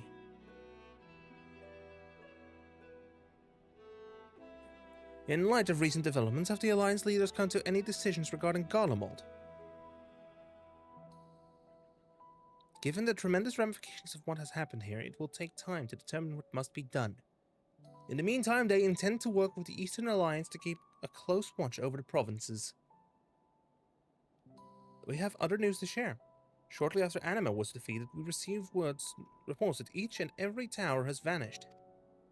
For mercy, the process was apparently not quite as violent as you experienced in Favner. Those who were trapped within them have been rescued and are receiving treatment. To hasten this endeavor, the beast tribes have received instruction in the magics needed to cure tempering. Master Matoya is no doubt thrilled that the Mother Porxy affords her so many visitors. Yes, we are grateful for her ongoing efforts, as well as those of our comrades near and far. As for the contingent, several of our members have been granted leave to return to their homelands after the transfer of Tempered has been completed. Lucia and I will remain, along with a small force, to continue offering aid to those here in Garlemald. The Empire may be no more, but there are yet those who call these lands home. I believe that accounts for recent events here, so what of the Moon and Thalfroy? Yeah, about that. We killed Zodiac, so yeah, things are grim.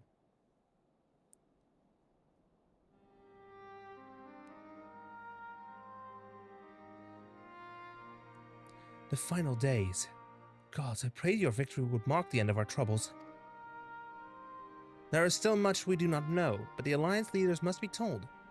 Would you be willing to contact them in our stead? Yes, of course. I will send word forthwith. We will also release your fellow scions from their present duties that they may return to Charlian. Your energies are better spent finding a means to avert the coming apocalypse. Speaking of your fellow scions, you will be happy to hear that Mistress Kryle, though still on the mend, has been moved to the Baldessian Annex and given into Tataru's care. Thank you. I'll look forward to seeing them both upon our return. Let us be on our way, then. One last thing, if I may. After your confrontation with Zodiac, you said Xenos took his leave, and in all likelihood he has returned here to Garlemald. I have a mind to dispatch scouts to try and ascertain his whereabouts, but first wish to ask if you believe there is merit in doing so.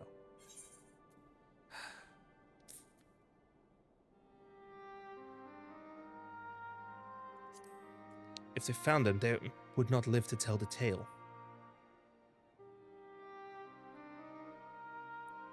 I suppose you're right. To dispatch good soldiers in pursuit of such a beast would be to send them to their deaths. Pray forget I entertained the notion. While on the subject of Xenos, the 10th Legion has made an official proclamation.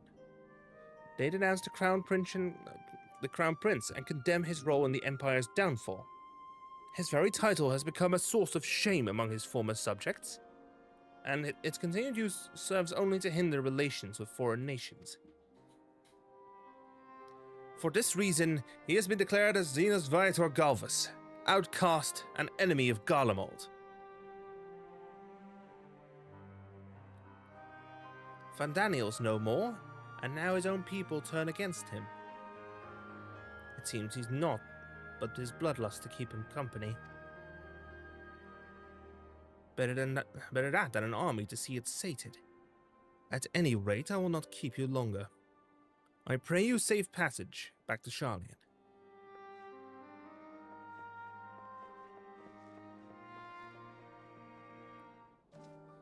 Time to study. Time to hit the books.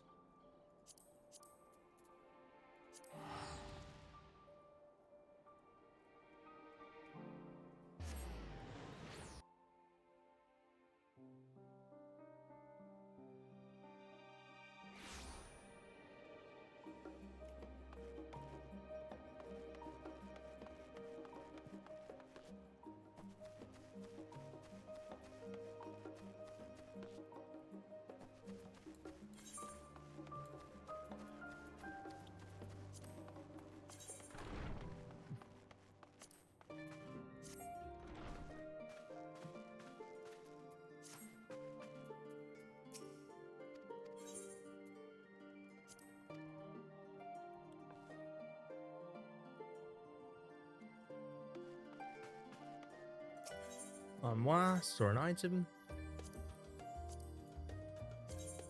This one, yes.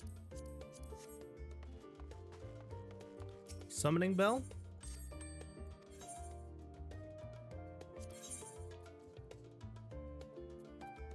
I want to get rid of the Archon loaf.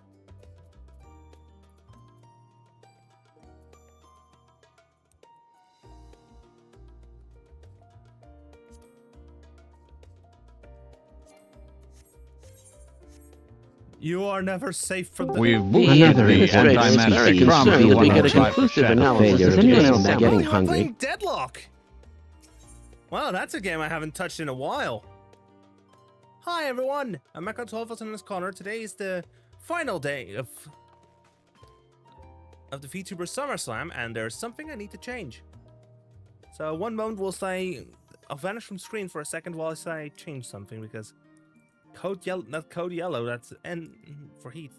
It's ended, so I need to turn off the discount indicator. Here at Gamers Outreach, we believe... Not what I meant. That's not the button I needed to click. Whoops. Haha. Anyway, I don't have any I don't have any rewards. I don't have any goals set for actuality. The 100 was just the lowest it can go. And hydrate is going back up to its original price.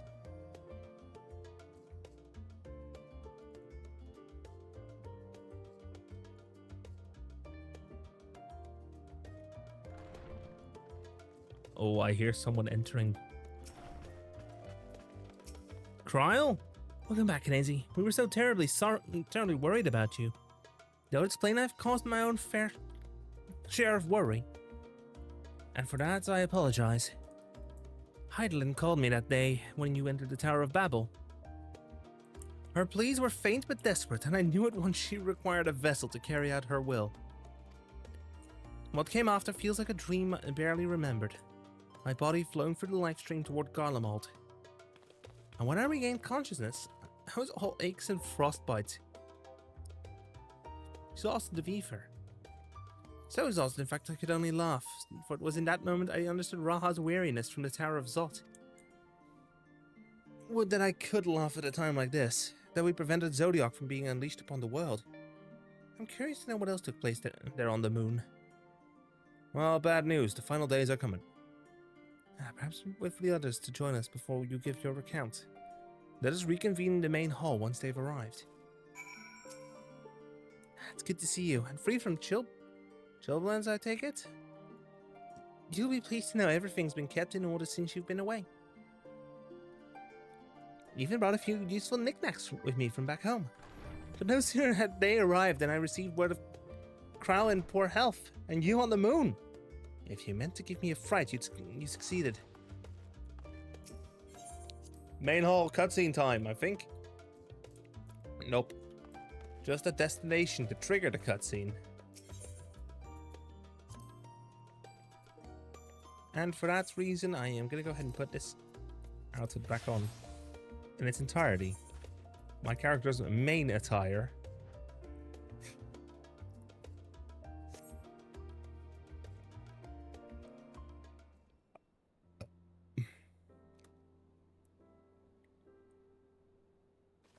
Please tell me spoken. Sorry to have kept you all waiting. Not at all. We understand you've been quite busy. Will Ryanje be joining us? No.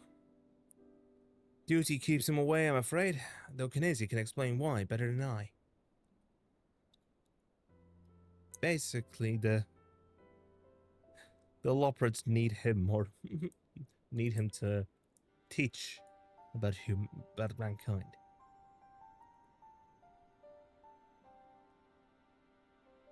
The final days, as befell Amarot. Are we to escape via the moon? We are to escape via the moon. What are the source and its reflections? I have no intention of standing by while the world falls to ruin. So, how do we stop this? Fortunately, we have no answers at present. Unfortunately, oh yeah. If the celestial currents have grown stagnant, as was the case in the time of Amarot, the solution would be to alter the flow of ether throughout the entirety of the star. The ancients accomplished this by summoning Zodiac, sacrificing half the star's population in the doing. But it should go without saying that such a sacrifice cannot be repeated. Which leaves us with the daunting task of identifying the underlying catalyst for the final days. A feat which even Amoratians could not accomplish. Unfortunately, we found no clues in Mare Lamentorum. There we go. There's still much we do not know about the catastrophe itself, let alone what may have caused it. The final days were marked by the corruption of the Amoratians' creation magics. But we command no such power, which invites the question, what havoc is in store for us? If we knew that much, perhaps we could draw some parallel with the events of the past, and thereby form some semblance of a plan. Perhaps we should start with the Forum, then. Having worked with the Lopreds in secret all this time, there's surely no more they can tell us. Forgive the interruption, but I have urgent news. The Forum is holding a public assembly in the plaza outside. Some sort of announcement. What is Father up to now? There's only one way to find out.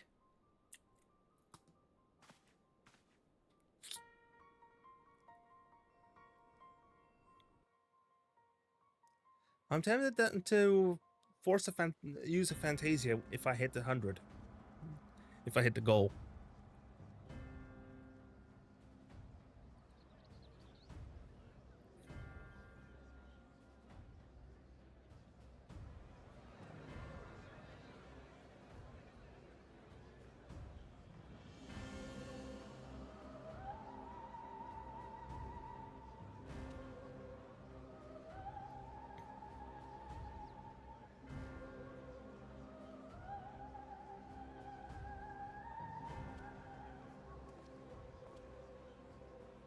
Order!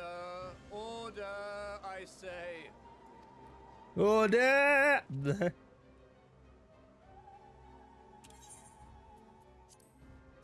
I thank you all for gathering here on such short notice. This day we must speak of grave affairs and their implications for the future of Sharlayan, nay, of this very star. The cat's out of the bag Said then. affairs concern all citizens, and so we have called for a public assembly.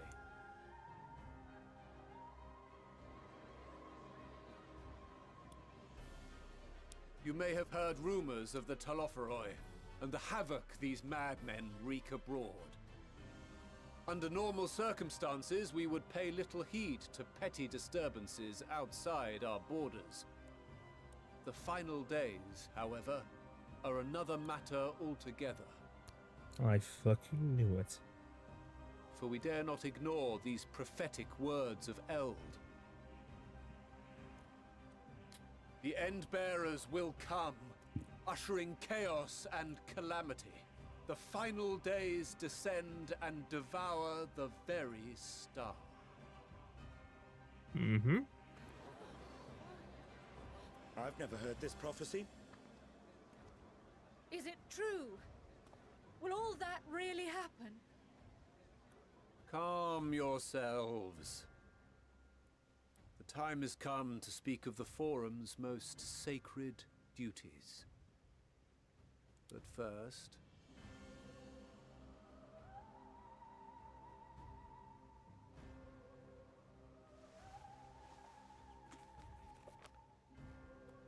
Straight down the middle. Give voice to the voiceless. Let bindings be unbound. By unanimous decree, I declare the enchantment broken. Memories unlocked.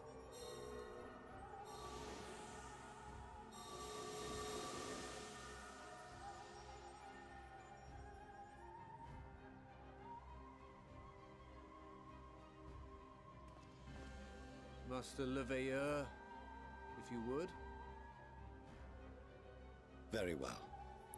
For Chanel?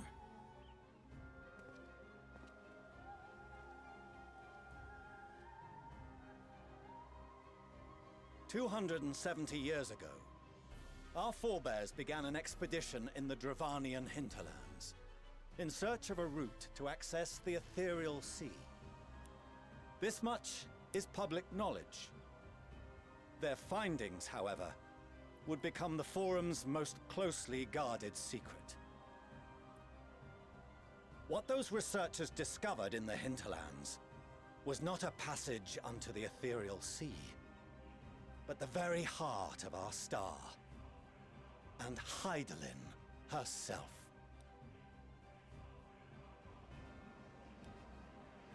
She spoke to them of a calamity that would extinguish all life, and of a means by which we might be spared. The moon. 'Tis in truth a gargantuan vessel built to serve as sanctuary for her children and deliver them from this doom.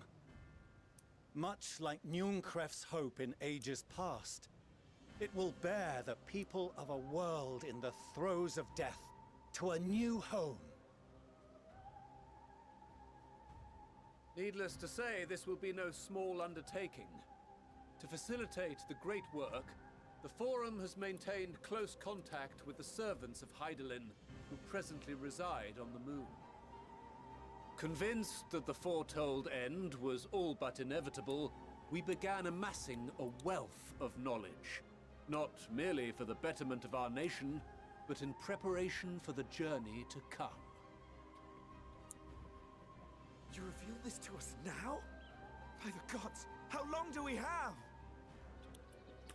That we do not know. While we cannot say with certainty, we believe the hour to be nigh. We received a transmission from the moon suggesting as much not long ago. Which is why we must in earnest begin preparations for the great exodus. For his impressive contributions and the leadership he demonstrated during our withdrawal from Dravania, we have elected Master Leveilleur to oversee this initiative.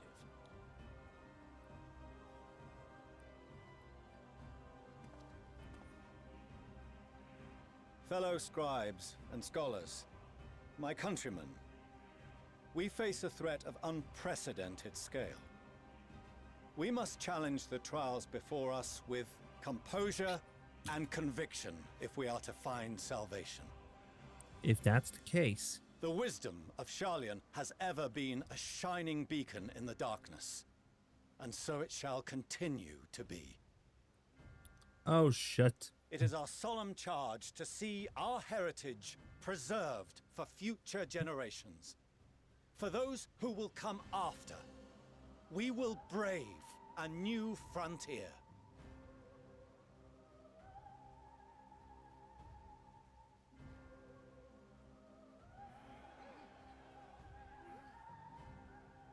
Administrative edicts will be relayed to all major institutions ere long. In the meantime, carry on with your duties.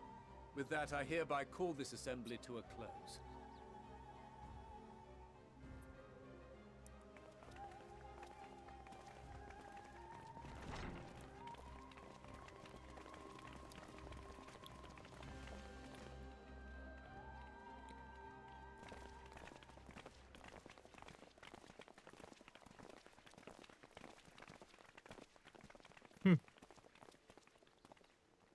Do you remember what Mother told us when we visited home?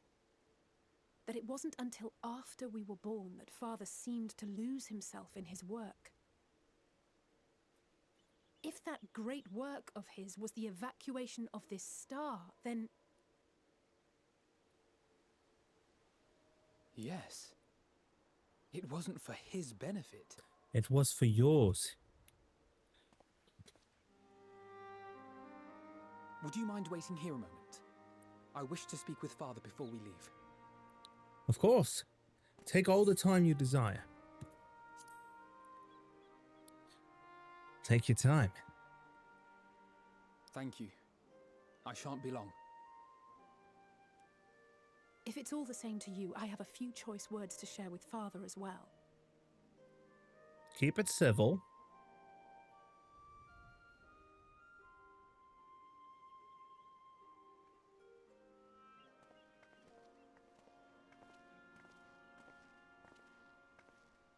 So, come to call us cowards and bid us join your fruitless battle against the inevitable.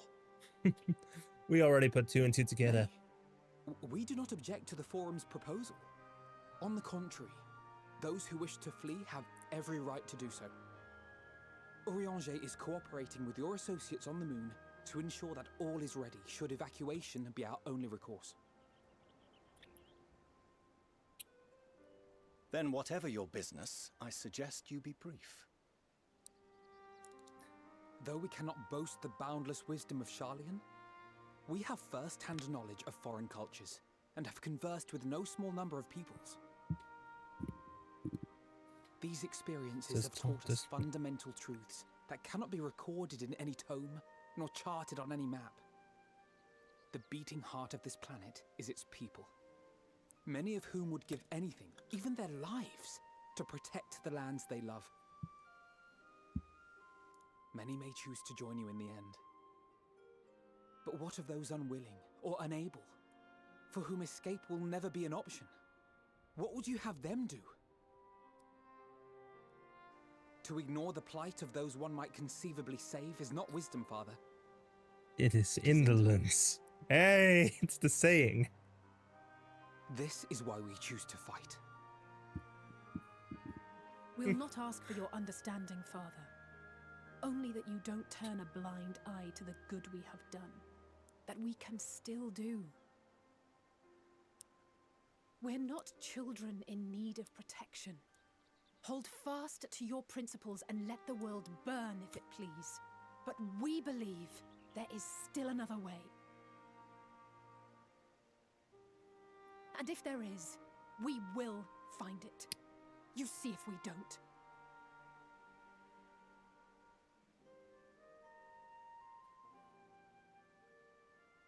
Do as you will. Just stay out of our way.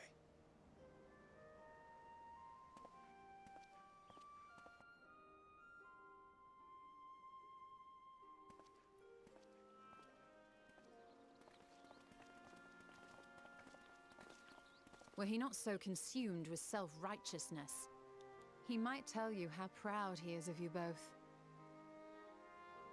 Bold words call for bold action, and there'll be no turning to your father should plans go awry. As if I ever would. So long as there are those who wish to stay and fight for this star, We have to do what we can to help them. Mm-hmm.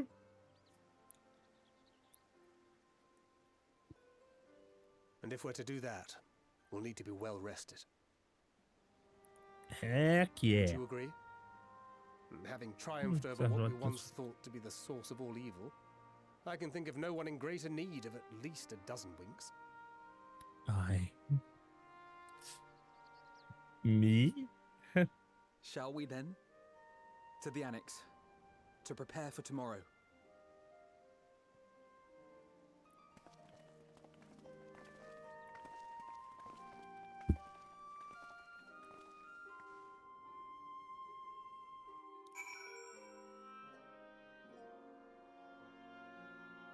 Is it? Yep, it's time for me to hit. I'm gonna hit the run ads button now again. And I'll put it on BRB. See you in MO.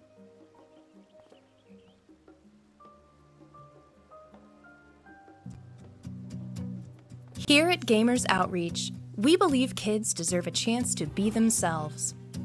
Video games inspire joy. They represent an opportunity for us to connect with each other through activity and story. Kids receiving medical treatment often have only a few outlets. Thankfully, gamers are here to make a difference. I'm Sarah, and my kids are, I have 3 kids who are all Seattle Children's patients. My son Luca is medically complex. You know, just to see him kind of brighten up a little bit when that cart rolled in. Spanning from our first push into hospitals with our go-kart, our quest now encompasses our newest program, Save Point, which will help impact even more lives. Save Point offers toys and prizes to kids via high-tech vending machines in hospitals, rewarding patients as they reach treatment milestones and fostering a sense of accomplishment.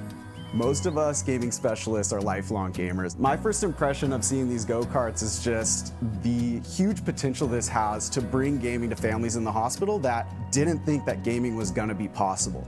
With massive support from the gaming community, we have delivered hundreds of go-karts to healthcare facilities around the world, enabling more than 5 million gaming experiences annually for kids receiving care. Not only in the US and Canada, but go-karts have been deployed worldwide. Bigger than Seattle Children's, almost every therapeutic gaming program in the country's backbone is the Gamers Outreach cart. Many patients say it helps them feel like they're at home. Like I said, it's a cool piece of tech that you can customize in a situation where a lot of what is happening to them is not up to them. We have shared the gift of play with over 400 hospital partners, and we're just getting started. One day, we want to look back and ask ourselves, remember when hospitals didn't have video games? We need your help to get there. Together, we can help others level up.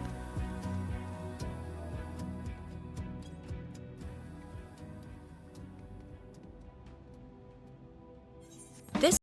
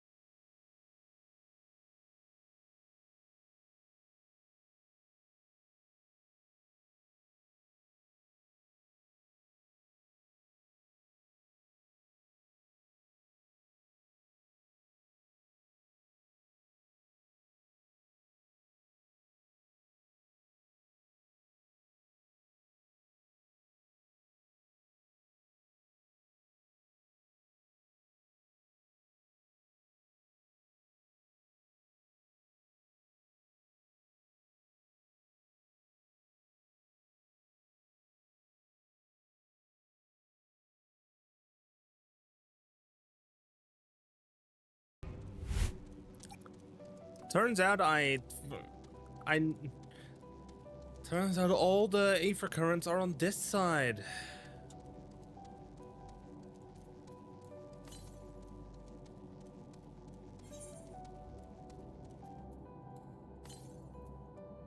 .540 northwest.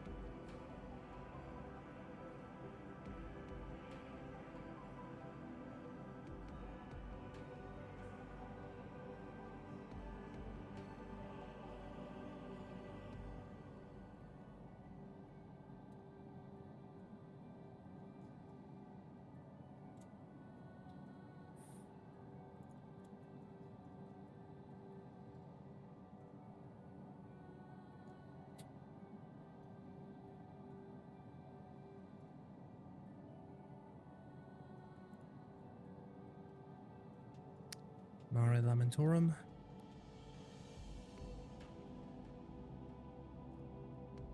Middle of the Caratorium on a raised platform, of course. Of course it's within best ways.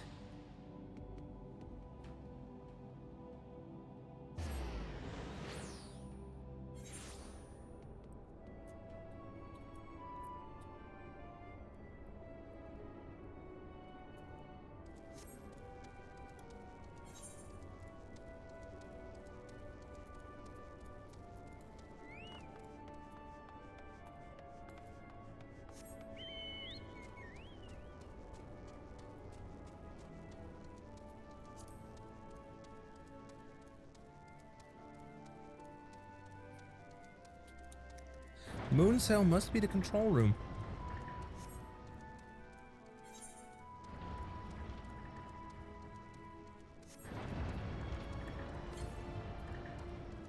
F 252 west, it's literally in the middle.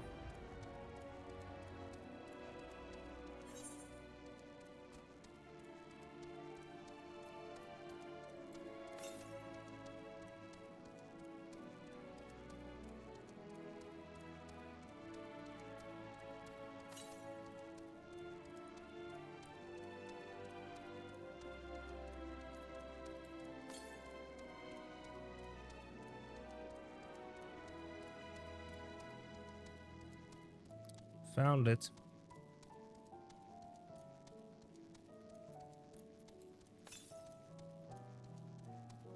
$59 southeast, so oh.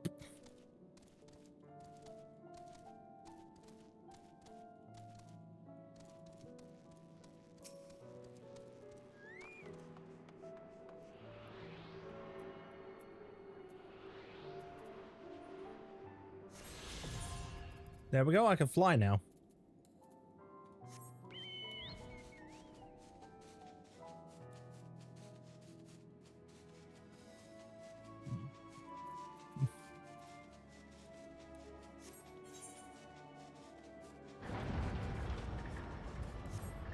Which means it's time for me to go back to Old Sharlayan.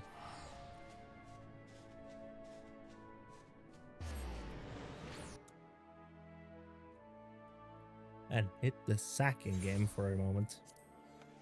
Oh, it's snowing now.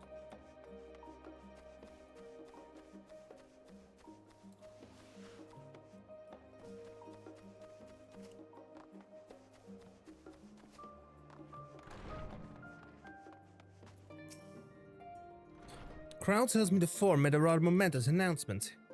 So there's to be a great exodus, is there? My narrow escape from the Isle of Val.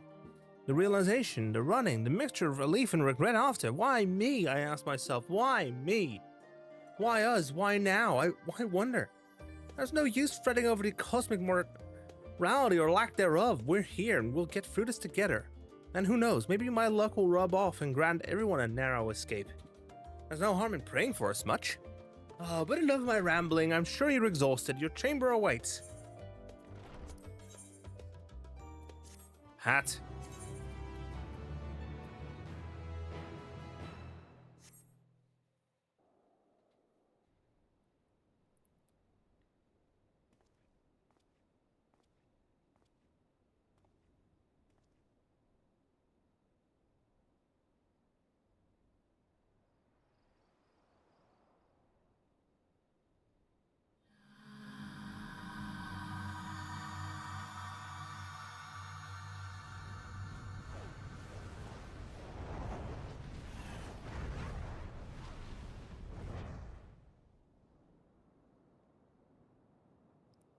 Visions of what will happen.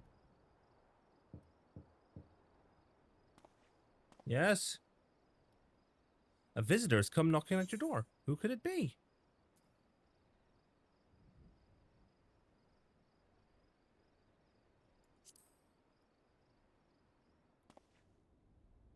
Alize?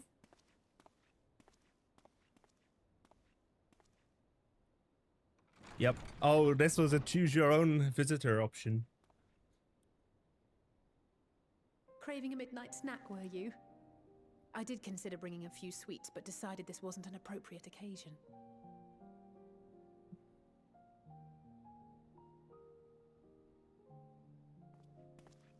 I couldn't sleep. Had a few things on my mind. I know it's late, so I'll try not to talk your ear off.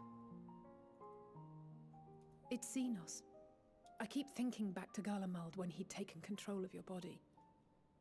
An altogether terrifying experience, to say the least, and one that served as a harsh reminder. No one, no matter how strong or quick or clever, is invincible. Not even you.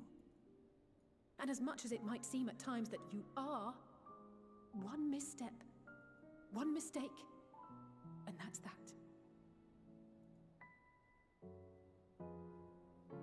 Which is why, even though I know you've heard it 1,000 times before, I'm going to tell you to take better care of yourself. Because you really, really should. It goes without saying that we're all committed to this fight. But that doesn't mean that we need to throw our lives away. You know how I feel about noble sacrifices.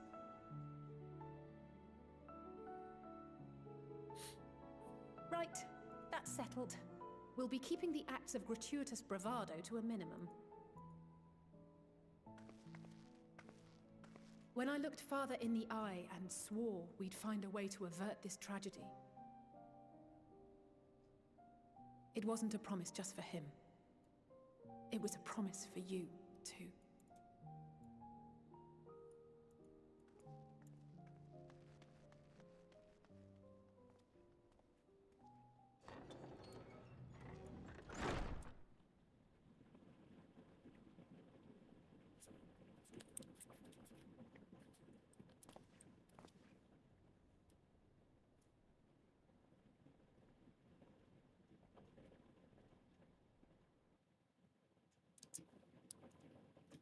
Wow, I think we're... Meanwhile, a short while earlier in the Alamegan Quarter.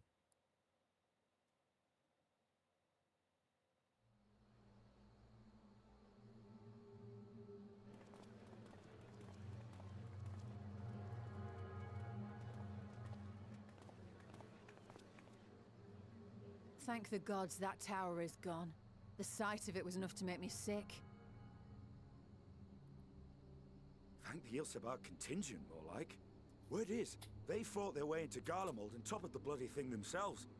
Not just the one, neither. All the towers have up and vanished. Aye, I heard the same. Commander Aldin and his troops helped keep casualties to a minimum, too.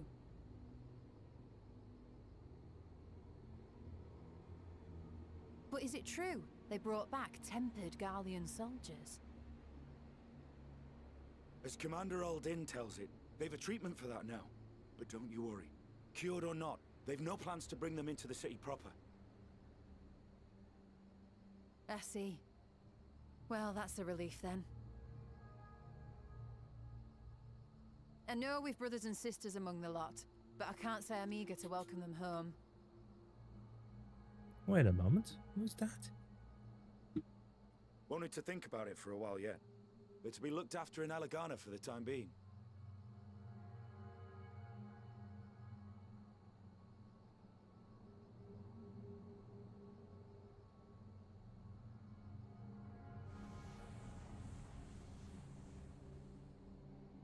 Uh-oh.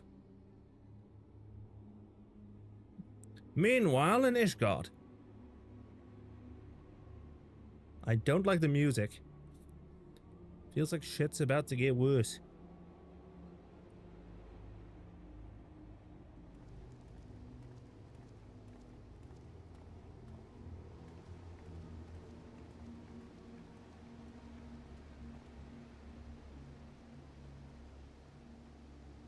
Oh look, there's Aaronville. Another day, Another another mission of paramount importance.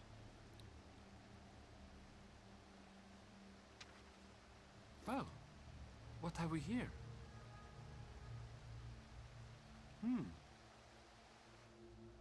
Mission of paramount importance.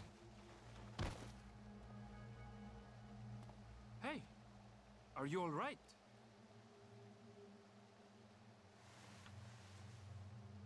Careful now.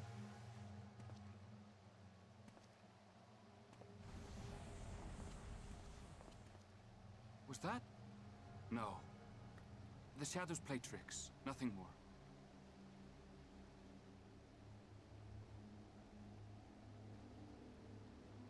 The towers are gone. And the Guardian threat is abated. Yet, why does it feel as though it's about to get much, much worse?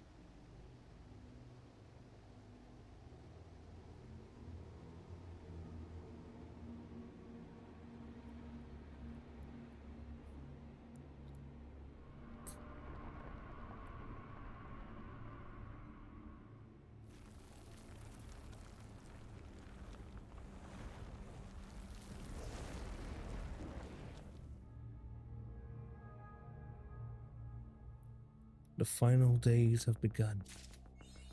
Uh-oh. I don't like the music.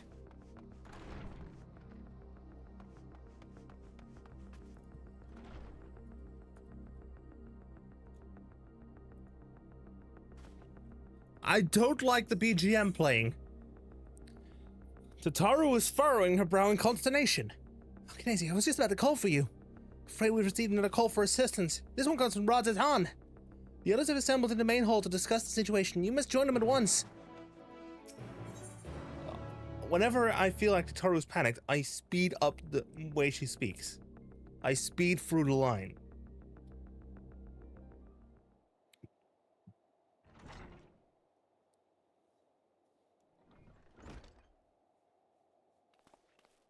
Please tell me it's spoken.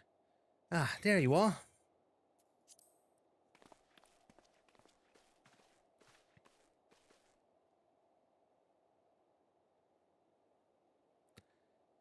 Our worst fears have come to pass. But moments ago, we received grim tidings from our contact in Radz-at-Han. Vile beasts have appeared as if out of nowhere, claiming one victim after the next. What's more, they say the very sky burns above them. The final days.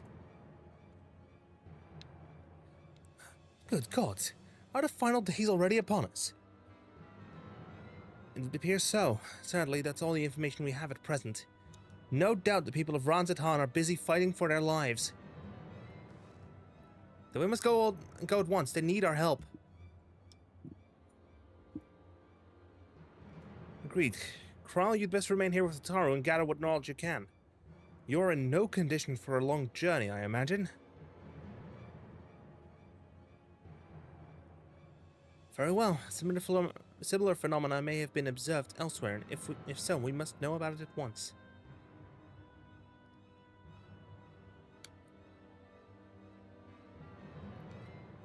Be safe out there, yes? Let us make first for Yedlamot. We must prepare ourselves for what may lie ahead.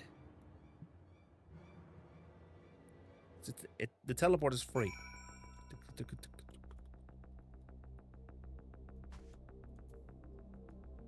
Optional dialogue time.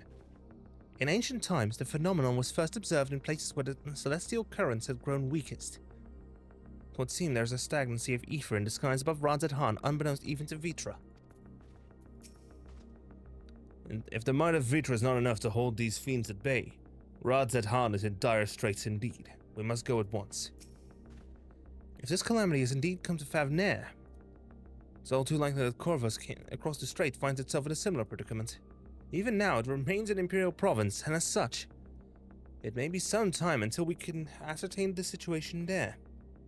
I can only hope that Kral and Tataru will be able to provide us with some insight sooner rather than later. I'm glad for Kral's support. I also call upon Hori Boulder and the others to assist us. They'll be our eyes and ears in the field, as they have been many times before. No similar creatures have been sighted here in Shalian.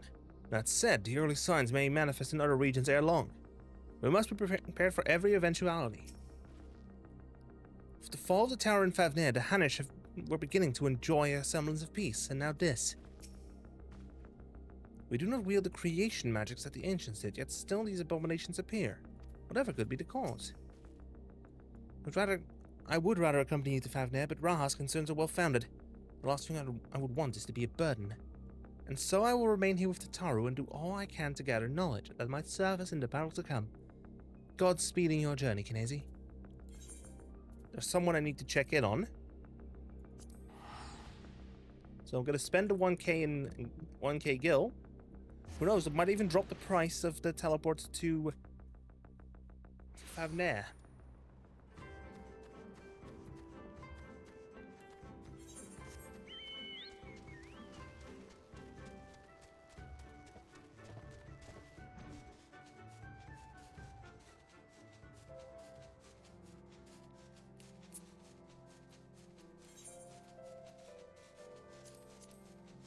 Yeah, Ilsabod is immediately down to 700 for Yedlimad.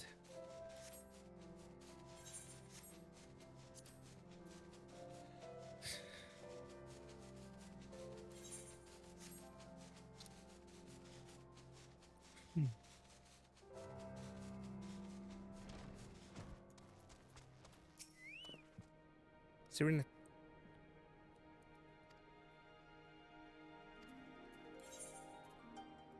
To Yedlimad we go.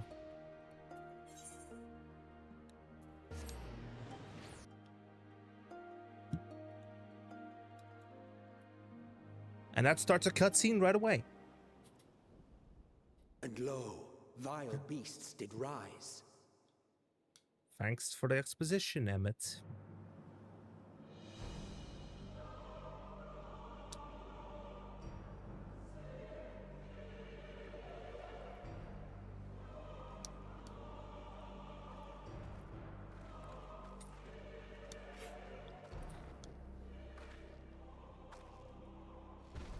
Leaving naught in their wake but blood and ash. Sun scorches earth and boils seas. And our sins ascend unto the heavens. 3 dooms to unmake all we were.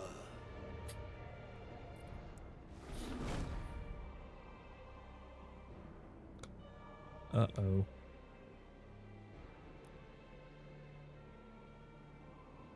The sky burns. The final days are truly upon us.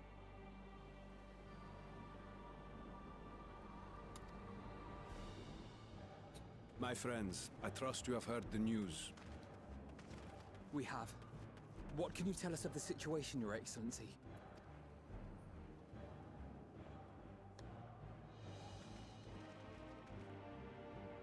Last night, the isle was rocked by tremors, and the earth itself cried out. Aloft, the heavens began to burn. From all about, unholy beasts, the likes of which we had never seen, came forth in fury and rage. No. To say they came forth would be inexact. The people of Radzat-Han themselves transformed into these baleful fiends. Uh-oh. Though the phenomenon was observed throughout our lands, the first creature, the largest and most dreadful of the lot, wrought havoc upon us here in our fair city.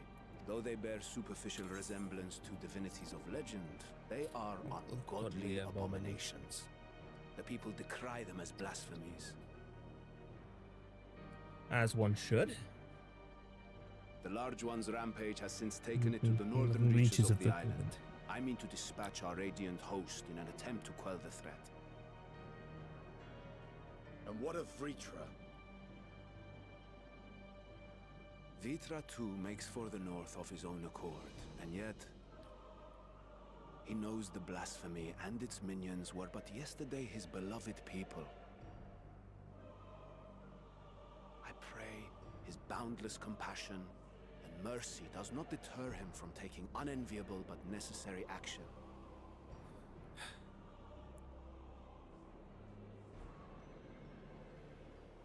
Understood. I ask that you allow us to aid you in quelling this threat. You would risk your lives to help us yet again? I have no words to express my gratitude.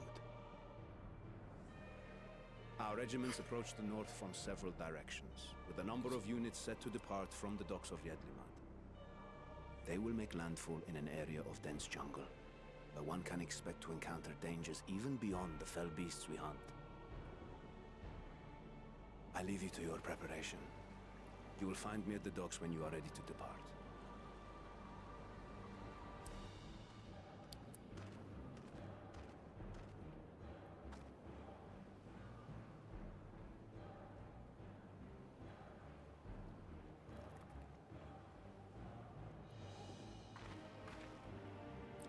We're as prepared as we'll ever be. Let's go. Let's roll.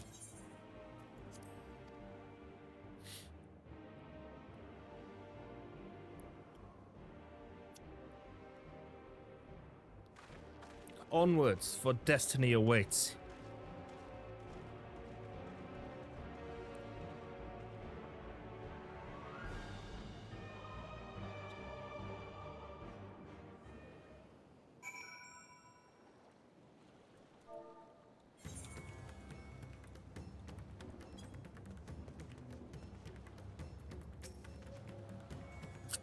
Usually the most dangerous foe in a worm's domain is the worm themselves.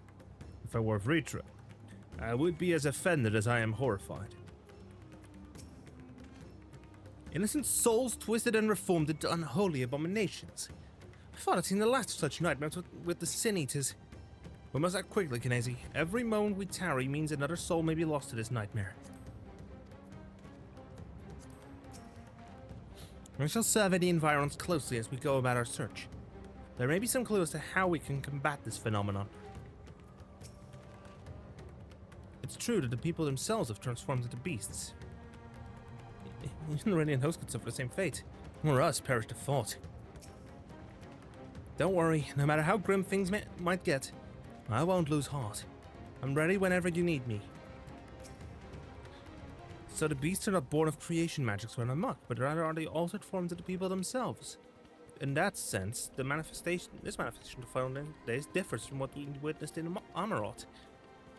And for the words I dare say, if any man, woman, and child could become a beast at any moment, there's no telling whence the next threat might come. We must exercise extreme caution.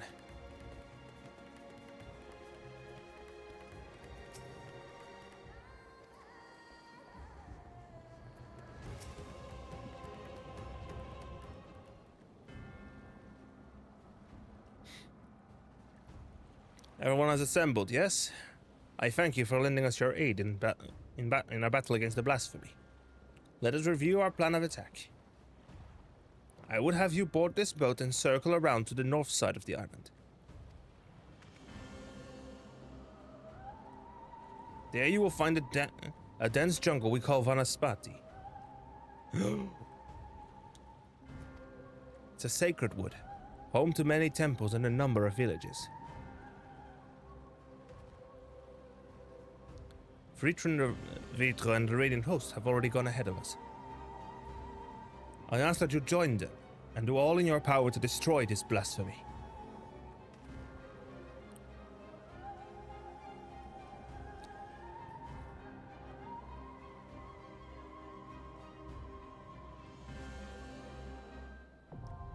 Vanaspati, now accessible.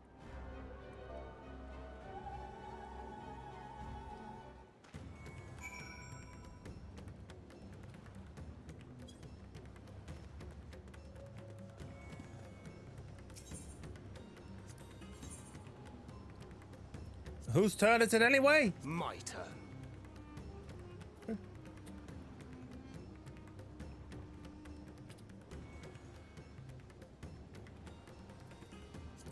Let's give it our all.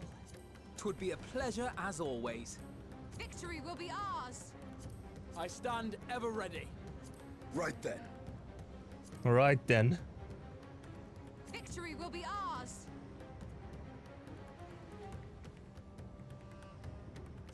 I stand ever ready. Victory will be ours. Let's roll.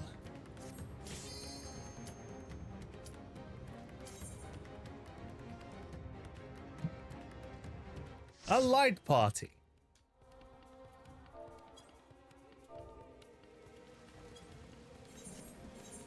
Okay. I'm gonna go ahead and drop out of this duty here.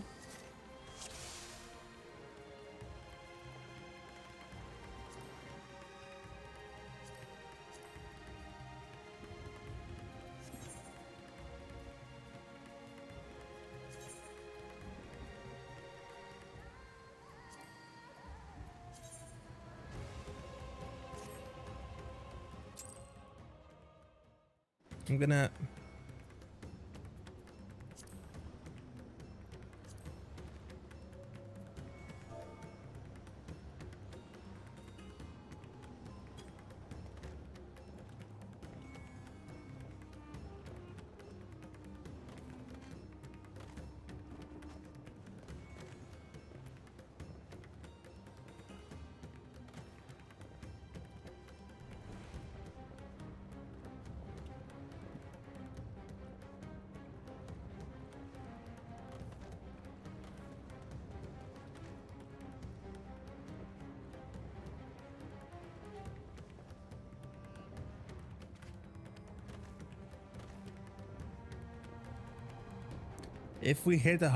If I hit the hundo, I am going to go ahead and use a Fantasia.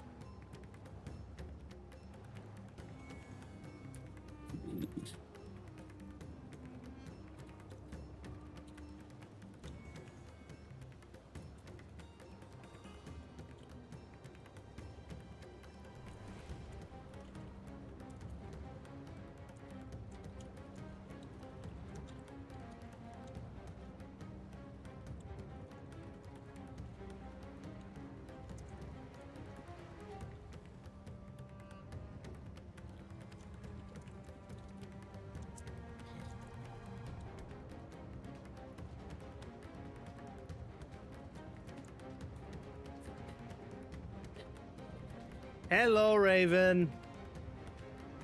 How are you doing? I'm getting... I actually have it set. I actually have a little idea for that.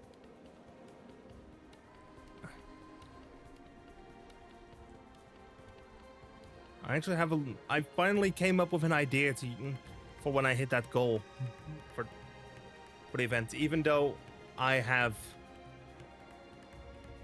about 1 and a bit more hours before I'm gonna wrap.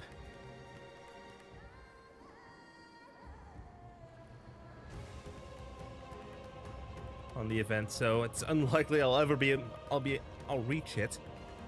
But at 100, I will use a Fantasia.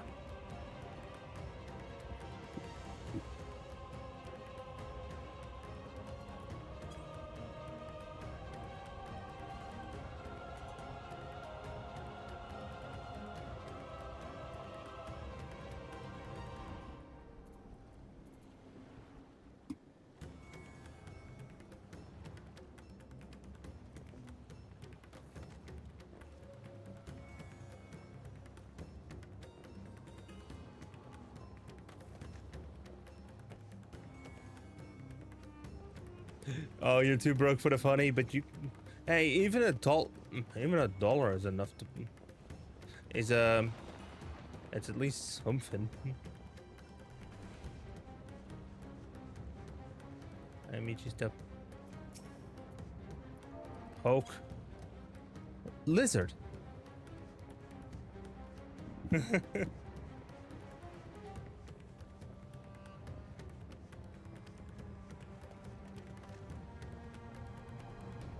Whee.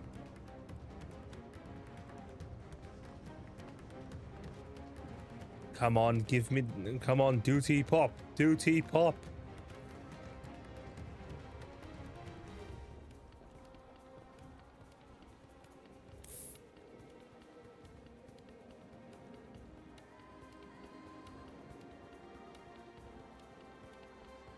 Ah, okay. Oh well, it's...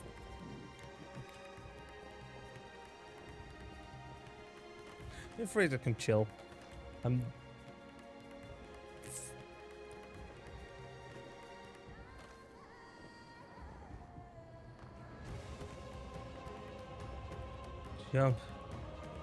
Jump and... Oh, I like these. I like these stabbers.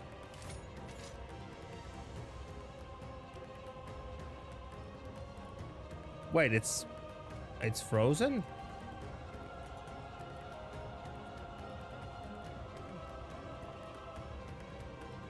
I think it's just you because I am not getting any problems.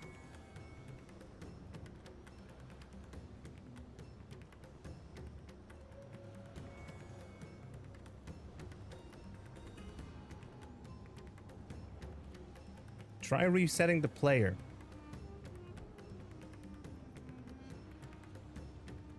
Also, did you notice the emotes?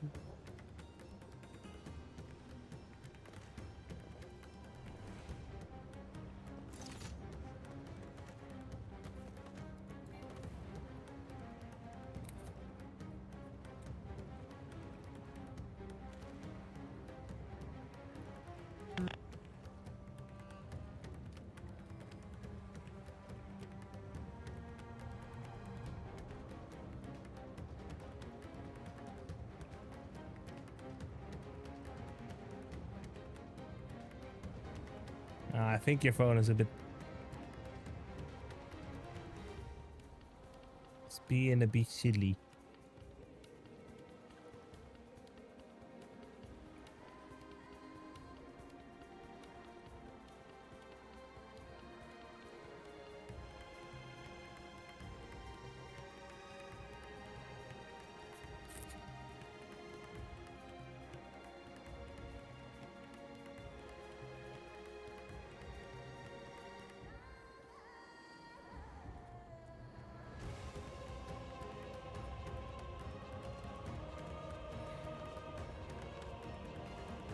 Check, check. 1, 2.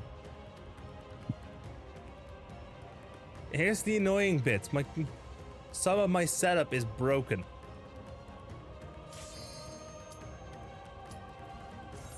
because OBS crashed earlier. Yeah, I'm at the absolute peak.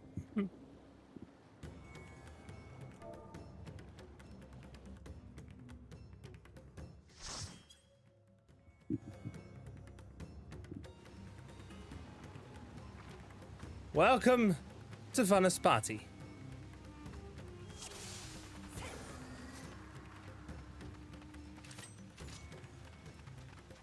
Tank, move.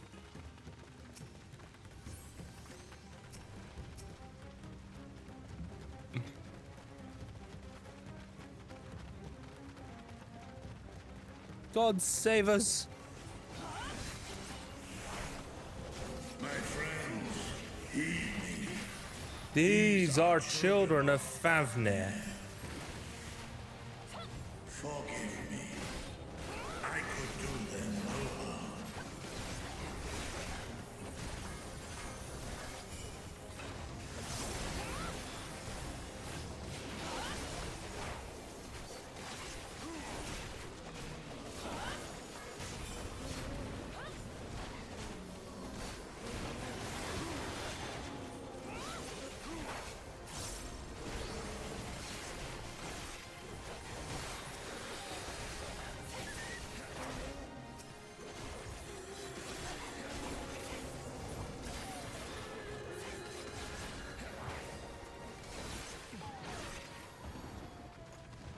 If this is the only way. I'm sorry, Vritra, but we have to. May continue feed.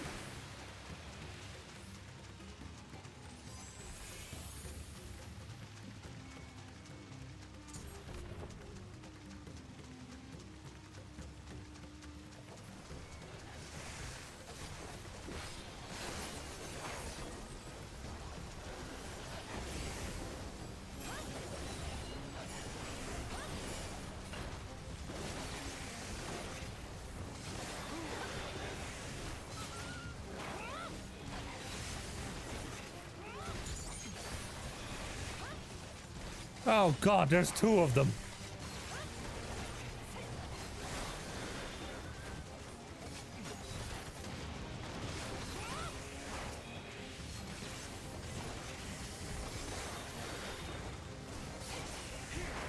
Ah.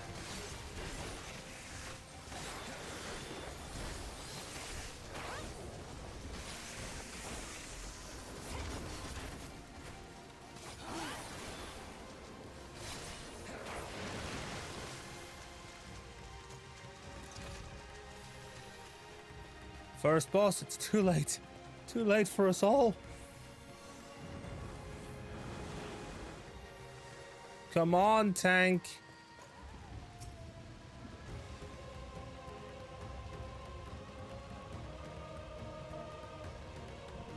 You good?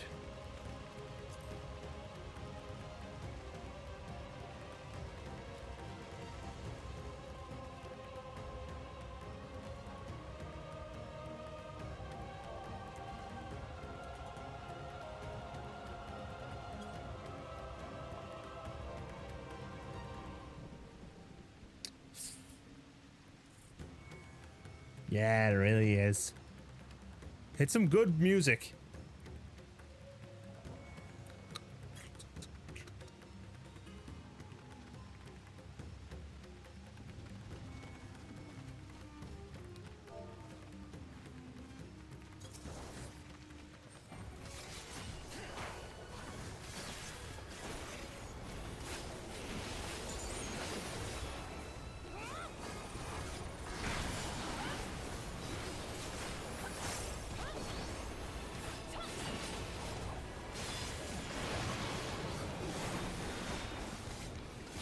Such pain.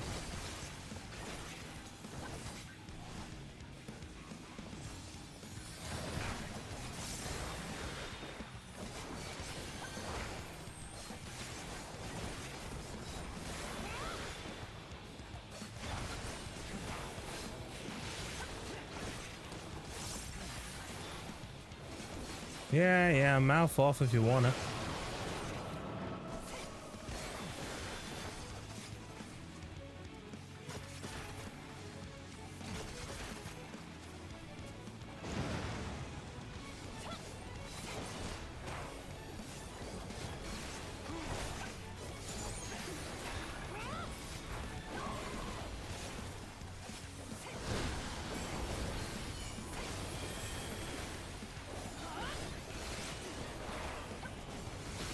There we go. Uh-oh.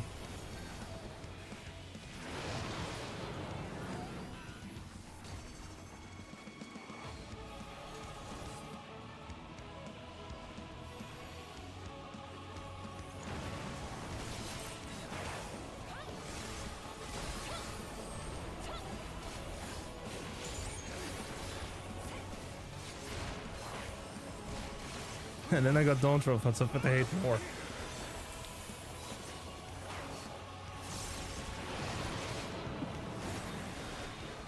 This way.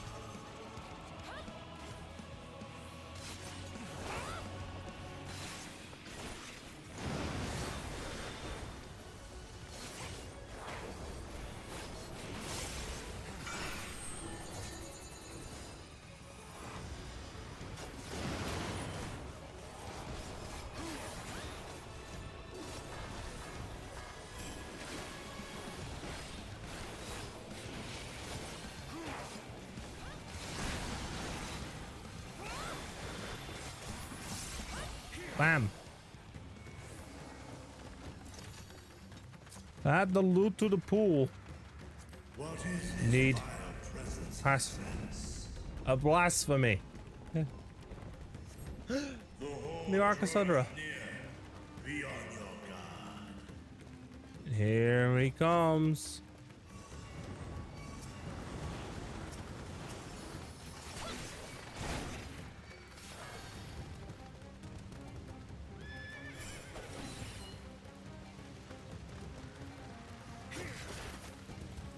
I'm hoping Evercold is good too, but not because the previous one is bad. I haven't even experienced Dawn Trail yet.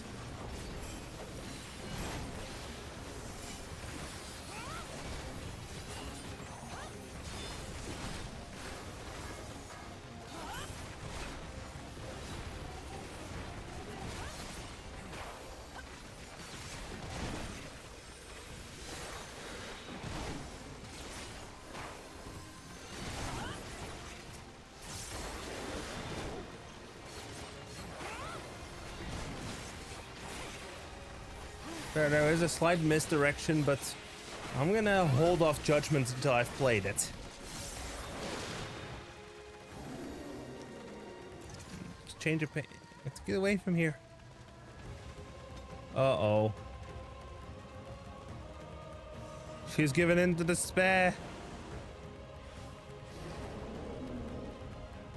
Run, children, run!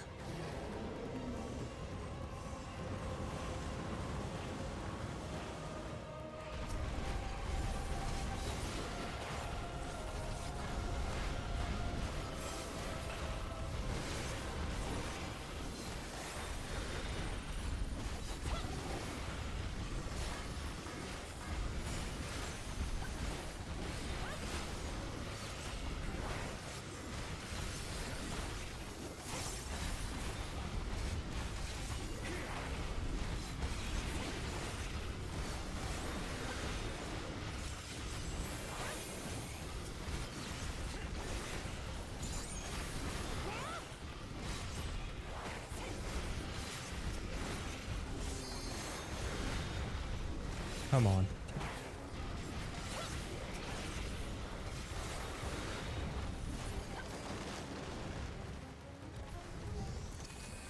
There's a loot.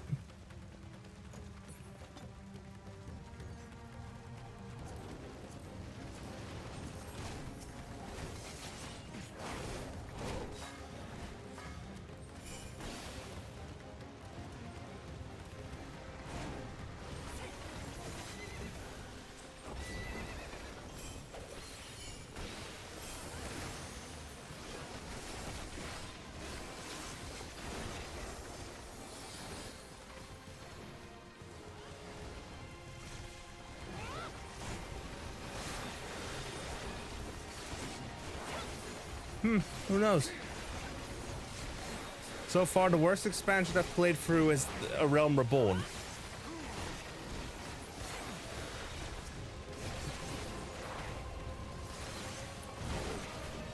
But that was because the game was still trying to get its footing at that point.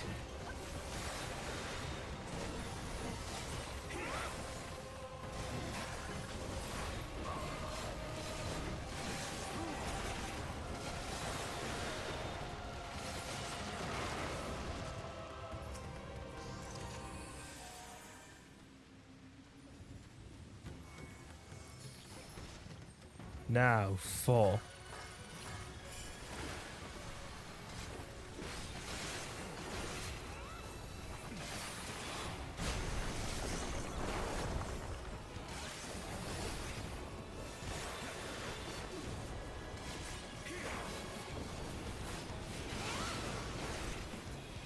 Bubbles.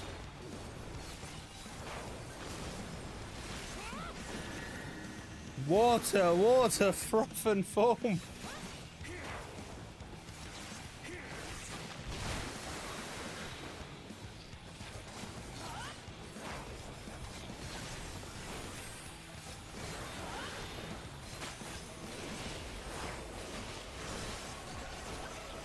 Oh wait, I shouldn't know that one yet. Then again, yay! I got the ring of aiming.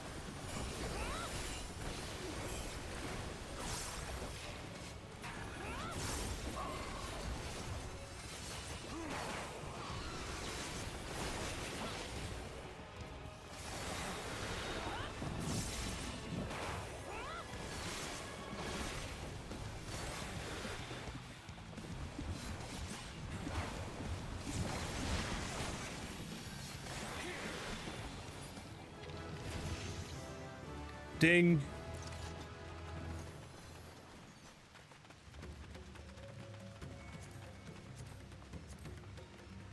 Balaka.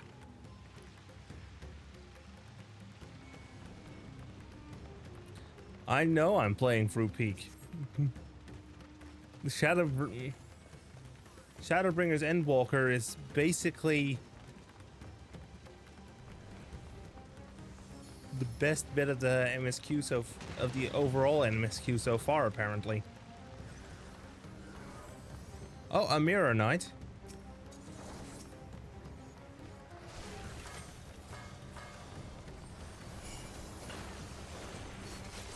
Whoops.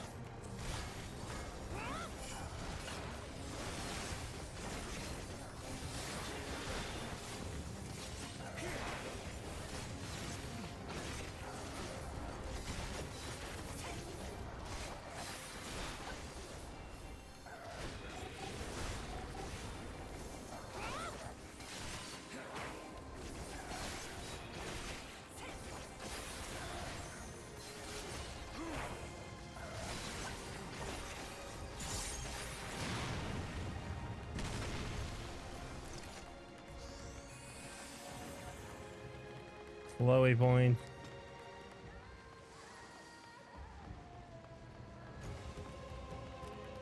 Terminus Bellwethers.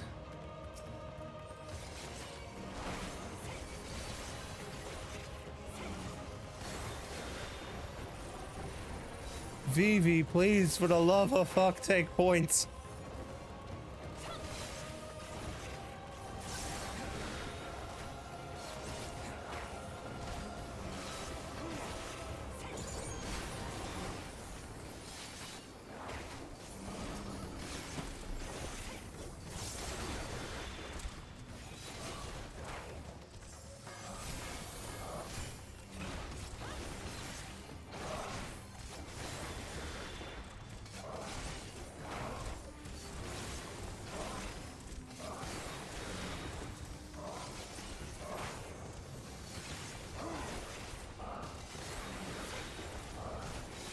Oh, is that so?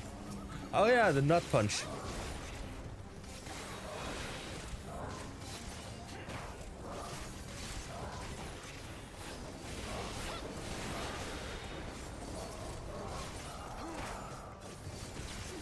Just end this entire bloodline, why don't you?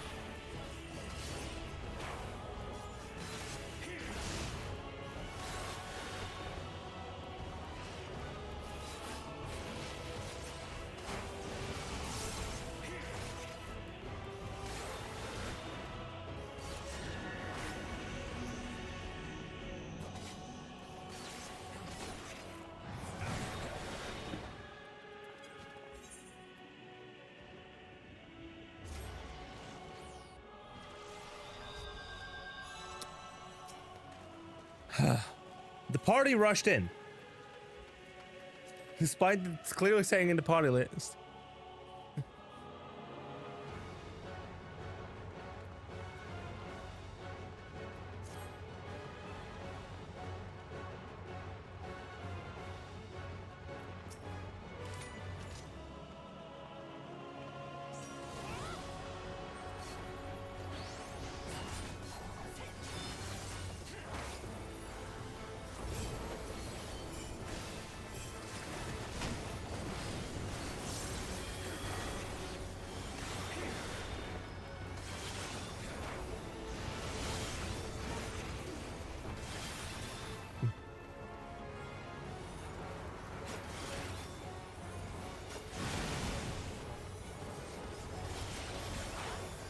Okay, I need to be the opposite symbol.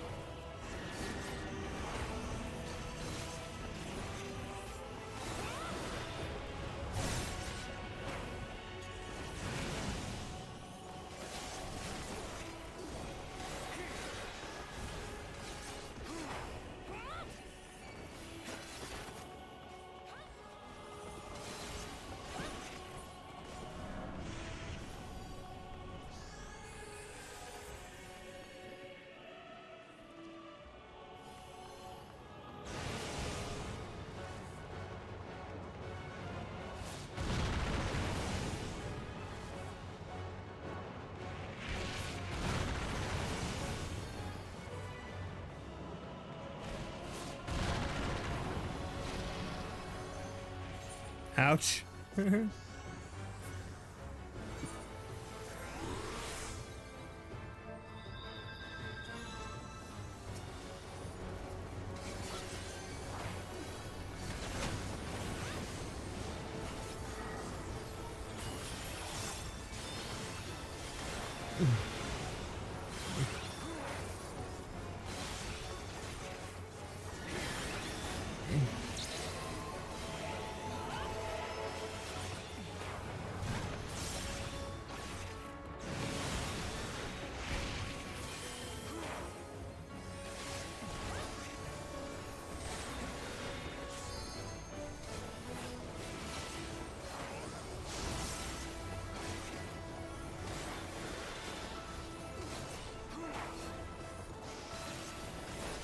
How many sets of teeth do these blasphemies even have? A fuck ton of them.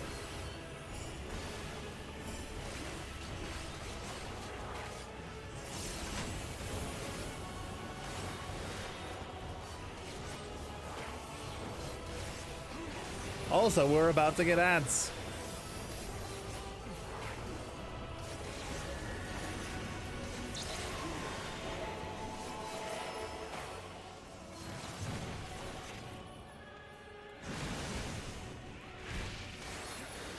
Okay, that was a vuln-up.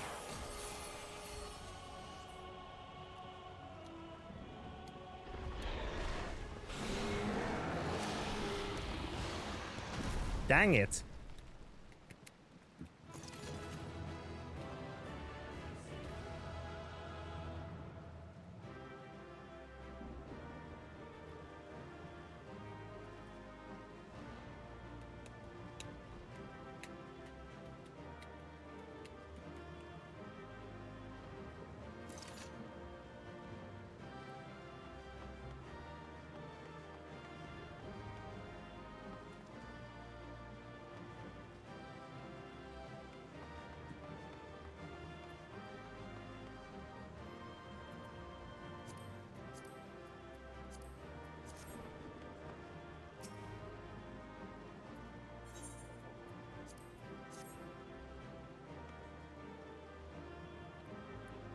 Here we go then.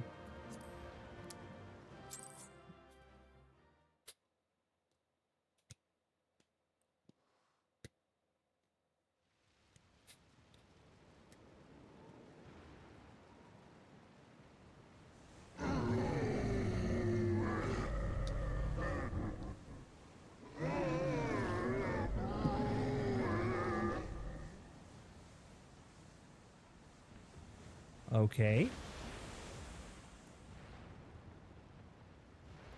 As I feared.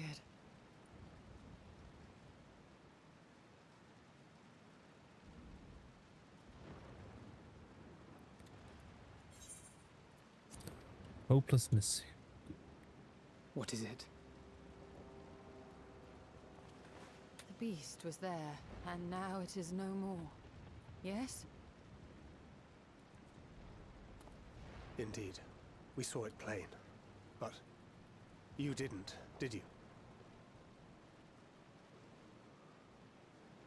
I saw nothing. Not the blasphemy that perished here, nor the other men turned beasts. And because of this, I now see all too well. There is no ether.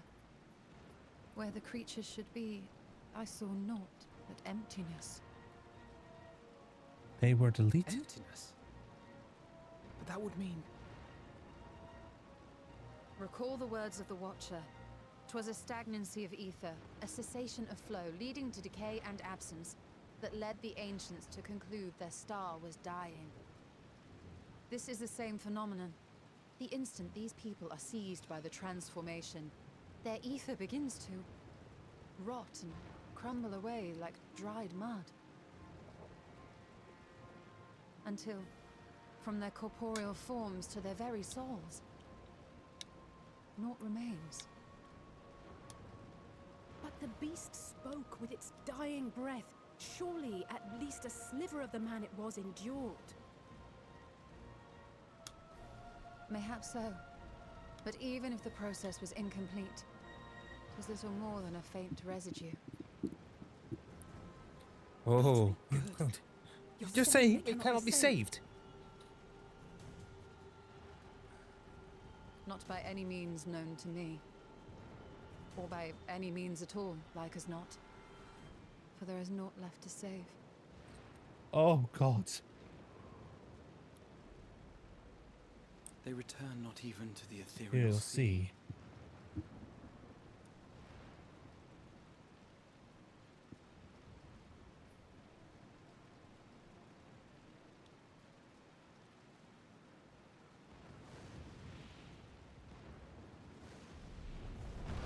Vitra.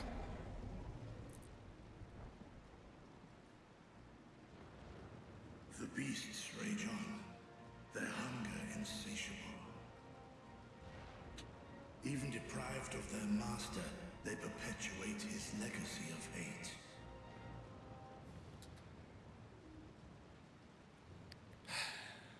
Once proud sons and daughters of Thavnir, all of them, and now I spill their blood.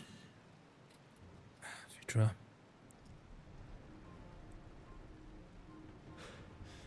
Vitra, my friends, I am heartened to see you safe. One. You put your secret at risk. Those closest to me already know the truth. A truth I must now share with one and all.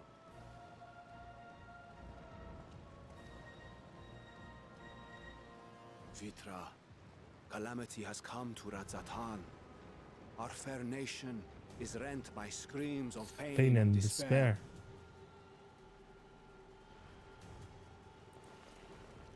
More than ever, we require a strong leader to shepherd us through the storm. Reveal your true self to our people, Vitra, and guide us to salvation. What madness is this, I-One? Thou dost forget thyself. Were we to reveal our duplicity, it would do naught but foster confusion and chaos. Nay, I shall remain the Satrap's loyal ally, and do battle with the beasts. Easing hearts and leading the people to safety is thy task, and thine alone.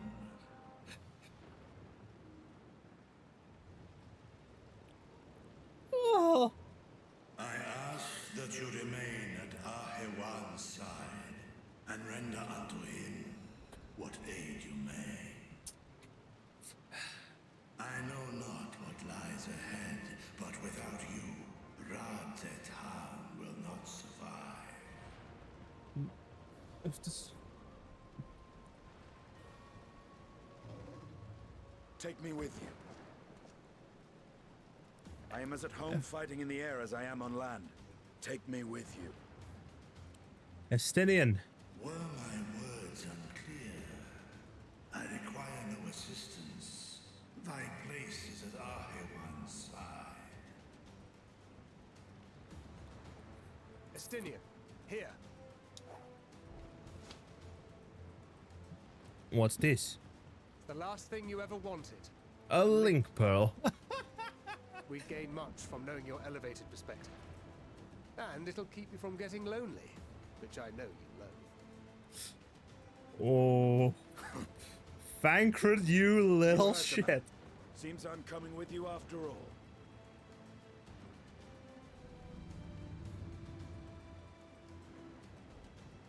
Thankred, you piece of shit. Thy grip is iron.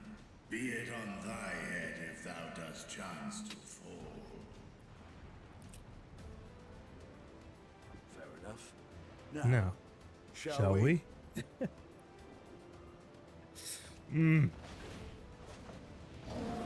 Estinian Vitra.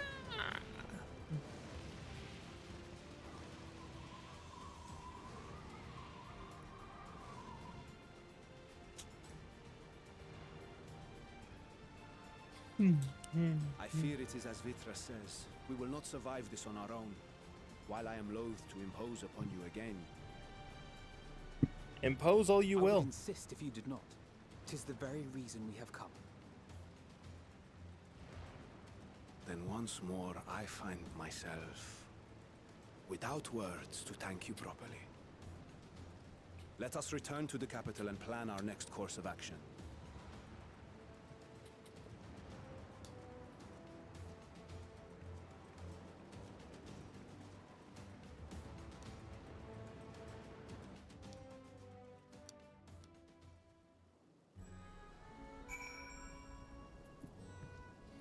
You dissolved the party. Dad Fancred? The stillness in the air puts me ill at ease. We must be wary. While Estinian and Vitro defend Radz-at-Han from above, we on the ground must find a means to prevent these transformations. And soon. After so long, so many sacrifices, we finally found a way to cure the temper, but these poor souls, they vanish without a trace. Is there truly no saving them? All life must end in death, yet death in turn gives birth to new life. Such is the flow of Eva. To think that natural cycle could simply be cut off. The very thought makes me shudder. Were not, I can see your Aoife and that of our companions. We have not suffered the fate of those unfortunate souls.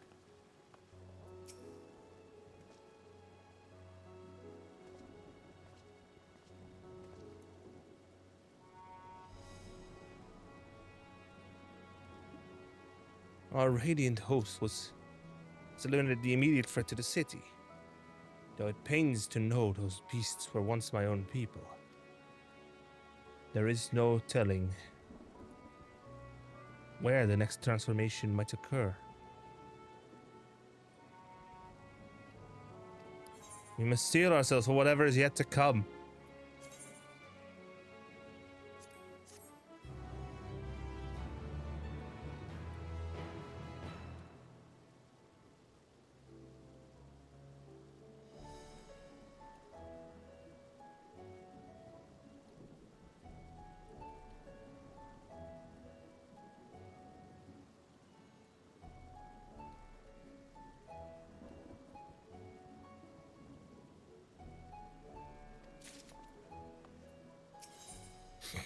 The blasphemy unmasked. Ahawan's burden is heavy indeed, yet he need not bear it alone. Forgive me, my friends, but I must return to Megaduta for the time being. There I can better manage this crisis, and dispatch my troops as the situation demands. In that case, we shall carry out an investigation of our own here in the city. Mayhap the residents can tell us more about the first of the transformations, and the conditions under which it occurred. If we can ascertain what exactly triggered these tragic events, it may give us some insight to a possible solution. Time is of the essence. Let us split into 3 groups that we may cover more ground. Alize and I will see to Pax's path. Fankar and Yashtola, pray make for Dharma. Leave answer to Graha and you, Kinesi. Any information you can gather on the first blasphemy or the manifestation of the final days here in the city would be most helpful. When we have completed our respective inquiries, let us reconvene in front of Megaduta, that we might share what we learned with the satrap.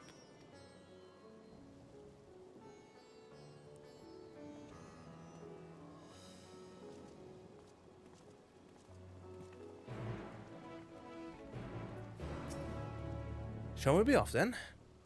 Arta is home to the High Crucible of Alchemia, whose alchemists forged many of our warding scales. That seems as good a place as any to begin our investigation. Don't you think I spoke briefly with Nuhadin, the chief alchemist there, on our last visit? He should be happy to answer our queries.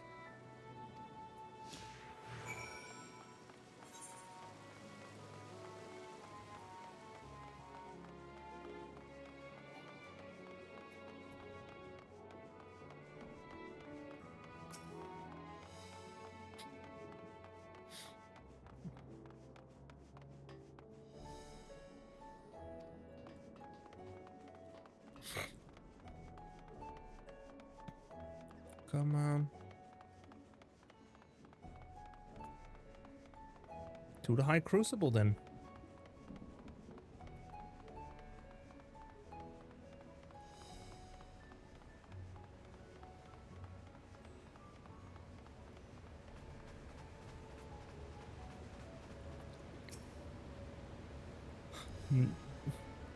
Ah, I remember those red eyes.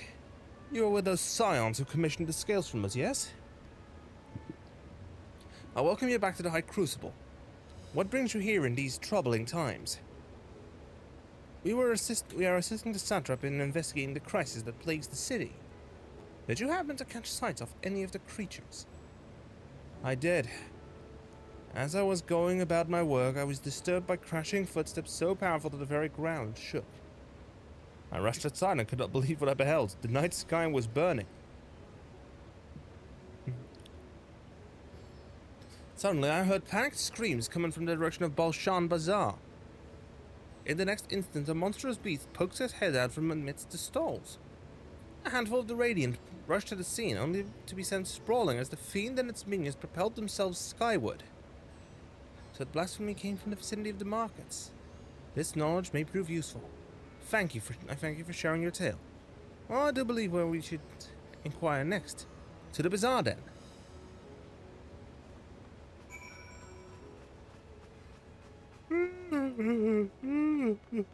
Well, there is an optional dialogue option there. It's an optional dialogue there.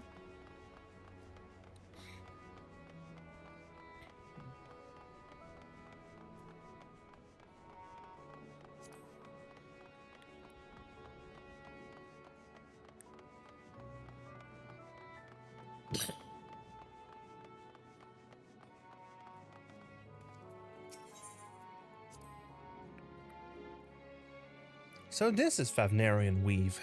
I must say, it bears a resemblance to the traditional fabrics of Corvos.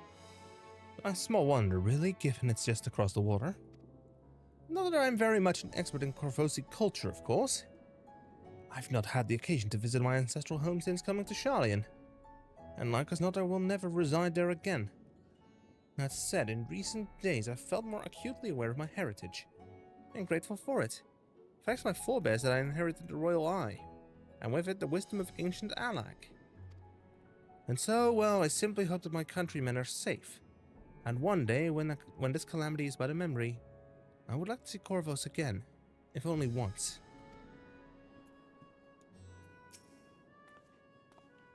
Forgive me, but my shop's closed until further notice.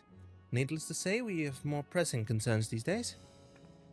We have come not in search of wares, but information concerning the enormous fiend that tore through the bazaar. Did you perchance witness anything? Afraid not, my friend. I was here the whole time. I only saw its little minions. Made a mess of the place, they did. While all that is going... Well, that was all going on. A great big one tore through the west side of the bazaar.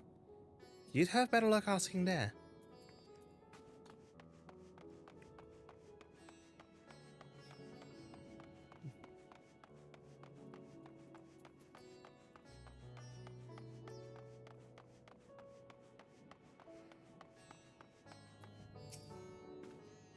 Is something the matter, traveler?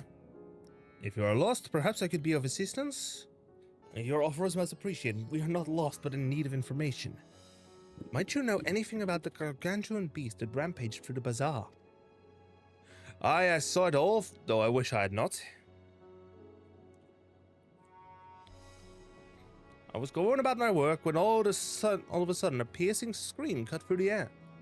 I turned around and there was the fiend, its massive body bursting through that entryway with the force of a tidal wave. And then it was gone as quickly as it came.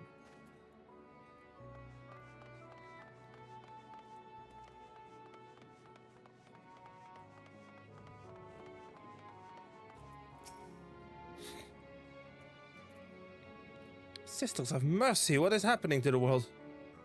What am I to do? Is nowhere safe? Settle down, friend. The danger is past, at least for now. If it's not too painful to remember, could you tell us what you saw? First I heard the screams, then a horde of ravening beasts came charging towards us. One of them was huge, bigger than a marad. throwing people around like rag dolls and just eating them. I hid under the counter, saw others do the same. But the shrieking and wailing kept getting louder. More voices in the throng. Beasts or victims, I couldn't tell. I knew not what was happening. I still don't. It's enough, my good man. You were brave enough to share with us your tale. Many of your fellow merchants are safe. The High Crucible, too, has survived mostly unscathed. Pray stay close to your friends and loved ones and rest your body and mind while you are able. I suspect it's the most we can expect people here to tell us. I think it's best we find a place outside the bazaar where we might rest and review our findings.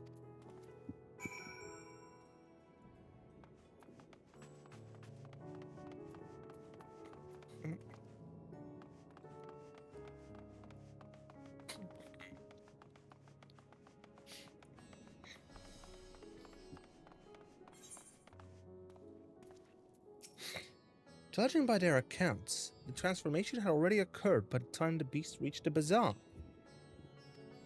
It tore through the west side of the bazaar and headed towards the Aephorite Plaza. In other words, the blasphemy may have first appeared in this vicinity. That being the case, the people in that Mayan could surely tell us more.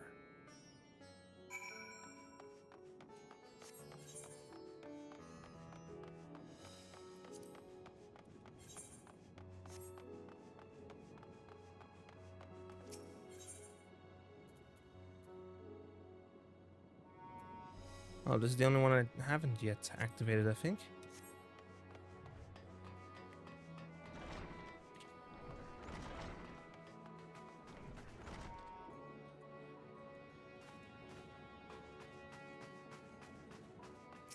Look, Graha, it's you.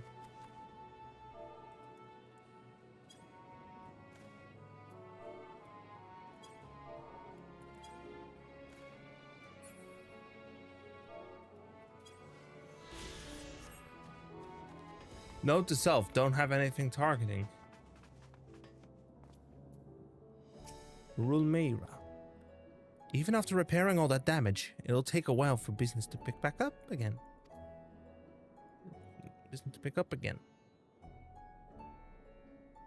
I mean blasphemy.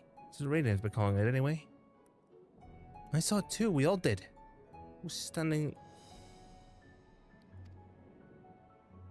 Aha, from an ominous black mist rose the creature, enormous and ghastly to behold. So what happened next, I to recall it sent shivers up my spine. By some stroke of fortune, I was able to slip outside before the beast got its claws in on me.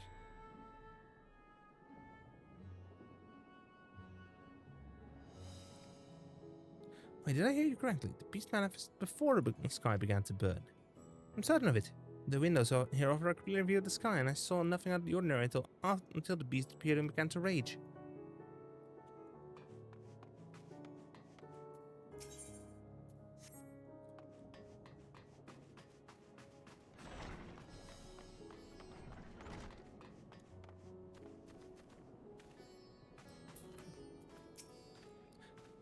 Going after that enormous beast, are you?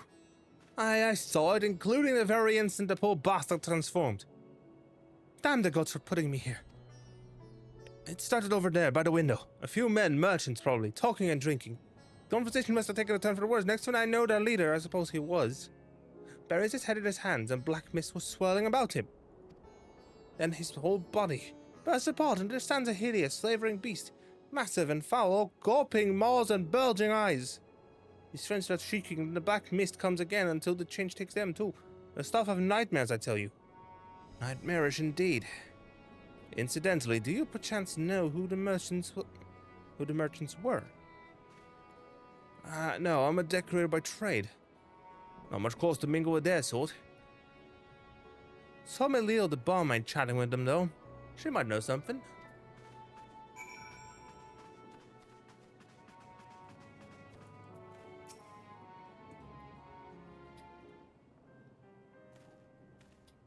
Hello there. Welcome to Marid's Mayan. What can we get you? We have come not for libations, but rather for information. You are Melille, right? Yes? We are investigating the so-called blasphemy on the satrap's behalf. We hear it was one of your customers, a merchant, that first underwent the transformation. What can you tell us about him? He was something of a regular here, especially of late. Kalzal was his name. He ran his own consortium, dealing primarily in the exports of Favnarian specialties.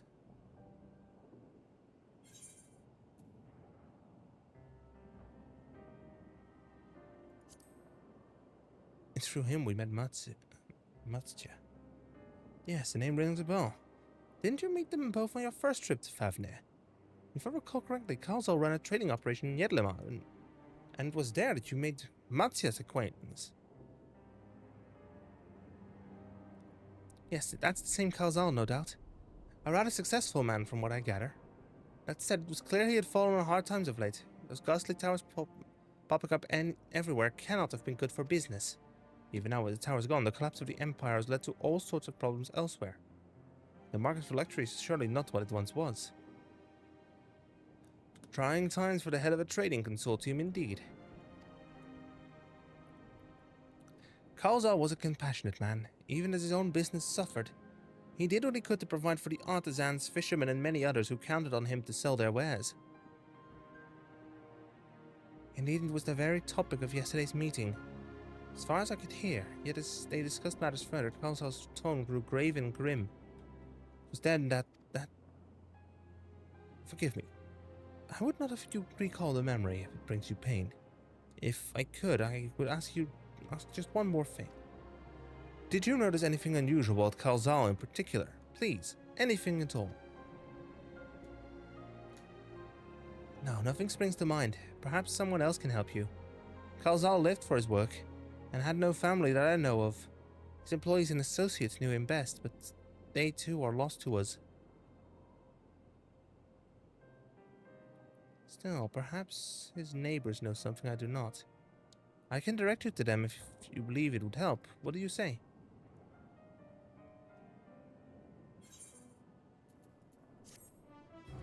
It's Kalzal! If you recall correctly, that was... We met him during our first trip to...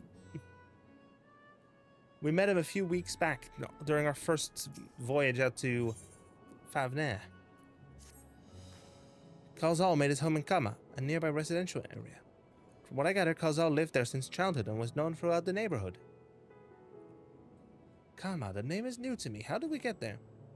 I'll write down some directions. I cannot promise you will find what you seek there, but if nothing else, it is a start. Come, let us see where this lead takes us.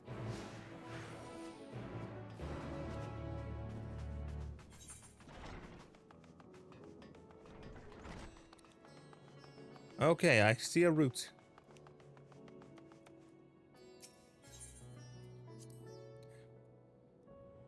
Let's see, after leaving the Mayan, we're to retrace our steps and head back towards the Aphrodite Plaza.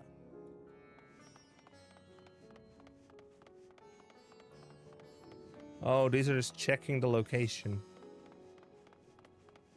Just checking the directions.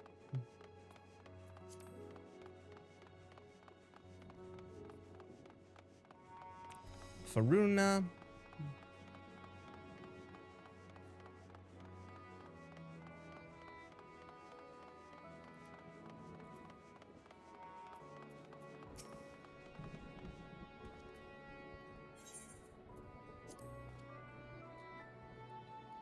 From here we ascend the stairs.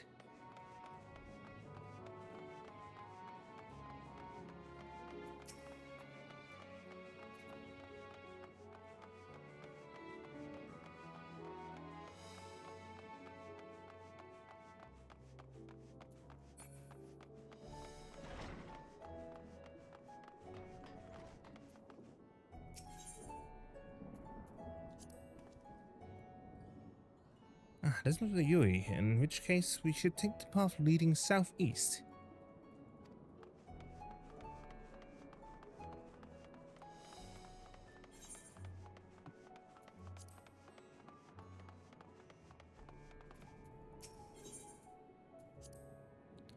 If we keep going this way, we should arrive in Kama before long. Walking these unfamiliar streets is quite the adventure, is it not? I can only hope we can explore Radzatan at our leisure once this crisis is past.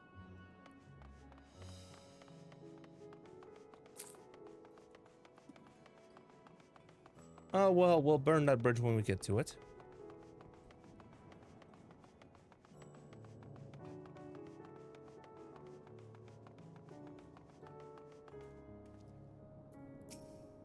And this must be Karma. We've arrived at last. Let us begin questioning the residents without delay. No doubt someone here can tell us more about Kalzal. Given recent events, I imagine many are taking shelter indoors.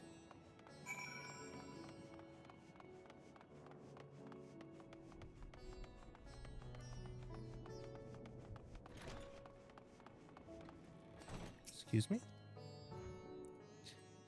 Kalzal, you say? Yes, I've known him since he was a boy. If there was ever a man who was born to be a merchant, it was him. Always eager only to depart and late to return. He'd spend his days procuring the finest wares and seeking out willing customers. You could say it came to him as easily as breathing. Sadly, business was flagging of late. No surprise, really, with how dangerous travel has become. He was cooped up in his house from dawn till dusk the other day, no doubt racking his brain for a way to turn his fortunes around. Then at night I heard the door open. I looked up to see Kalzal sitting on a bench, his head hung low. A man with the weight of the world on his shoulders. I see, the situation must have been quite dire indeed. Did you notice anything else out of the ordinary?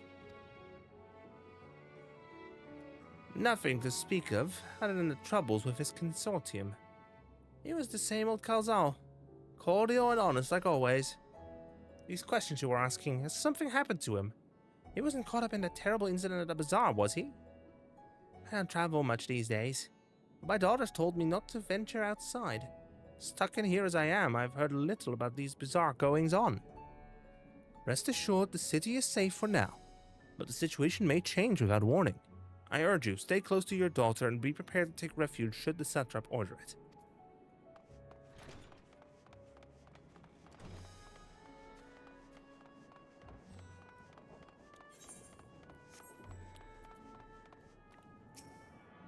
And that's the last one of the Aethernet shards I need to attune to.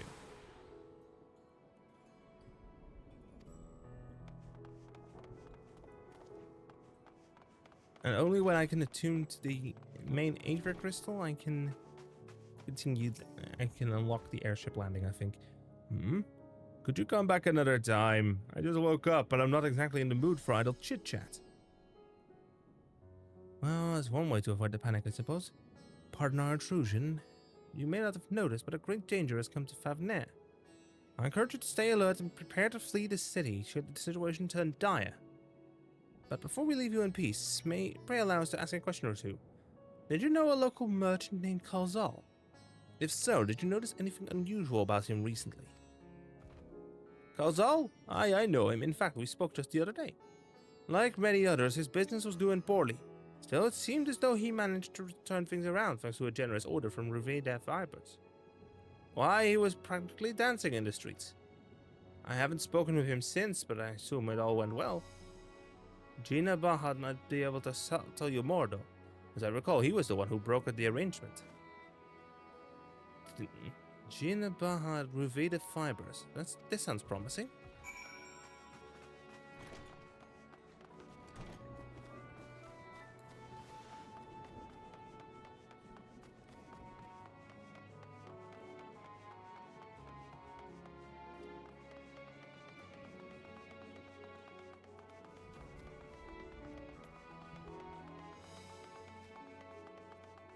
Yoi.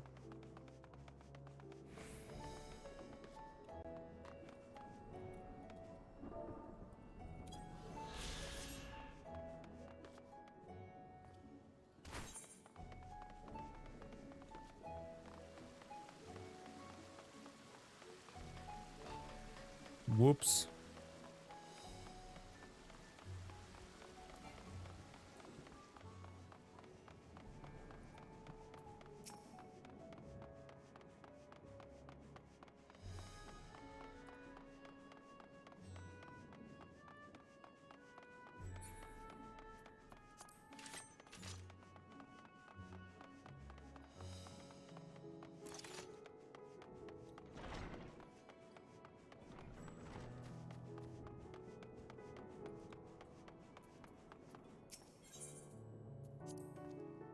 If I'm not mistaken, these stairs lead to Dharma.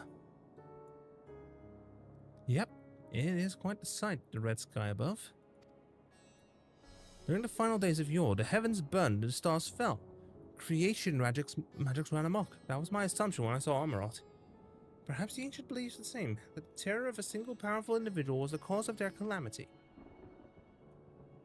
And yet, those self-same horrors now manifest themselves before our eyes. Could it be that sets the heavens aflame and turns ordinary men? What could it be that sets heavens aflame and turns ordinary men into beasts?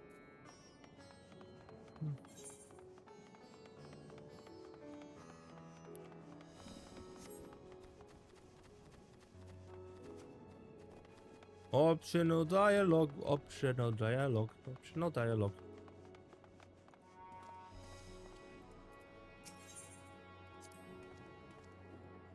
They're farming silkworms. This must be Ravita Fibers, where we should find the Gina Baham.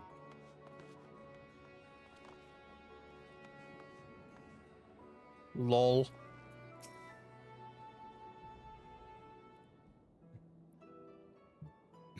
And hurry, I say.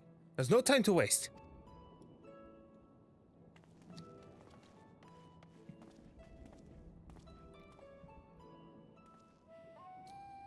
Pardon me, but you are in charge of buying and selling here, yes? We have a few questions we'd like to... Sorry, but I simply don't have the time to chat. If you haven't noticed, we have our hands full at the moment. We must carry all our wares and equipment to safety before these accursed beasts return. In that case, might we be of assistance? Perhaps we could speak when the job is done.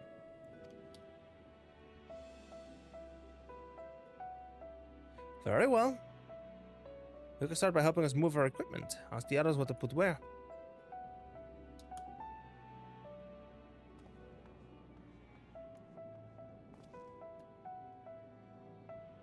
And you can carry our fabrics.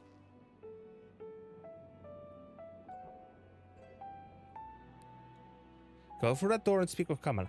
She'll tell you the rest. Remember, these textiles are our livelihood. Handle them with care.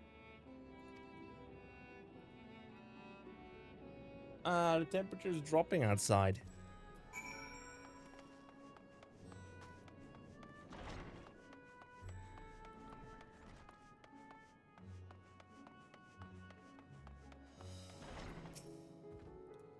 This area is for employees only. Out, out!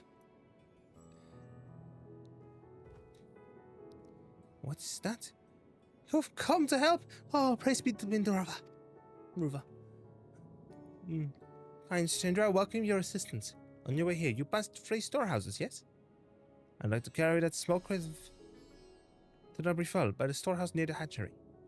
The crate of clothing is for Manun, Nua, and that massive crate goes to Zemira by the middle storehouse. Watch her back with that one. Those are all crates we have ready. Once they have been delivered, consider your work here complete.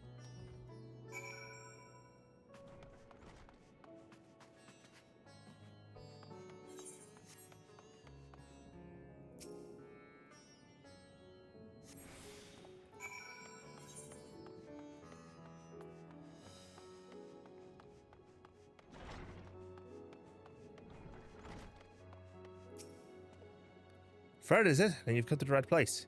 We thank you for your aid.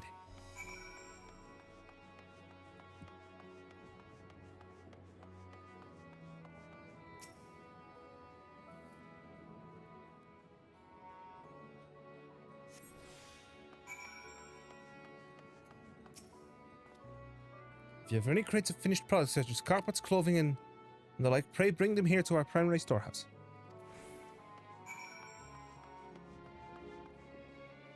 Oh, this is going to be an interesting thing to carry.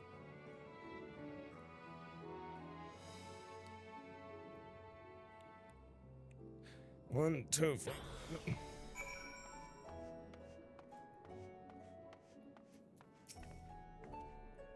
Say, you're quite the brawny one, aren't you? Good thing that. Never know you'll need to defend yourself in these unpredictable times. Load bearing is just covered all the crates to the storehouse, you say, and quickly too. Why, I've never seen anyone so strong. Okay. Amidst the apocalypse, mission almost complete.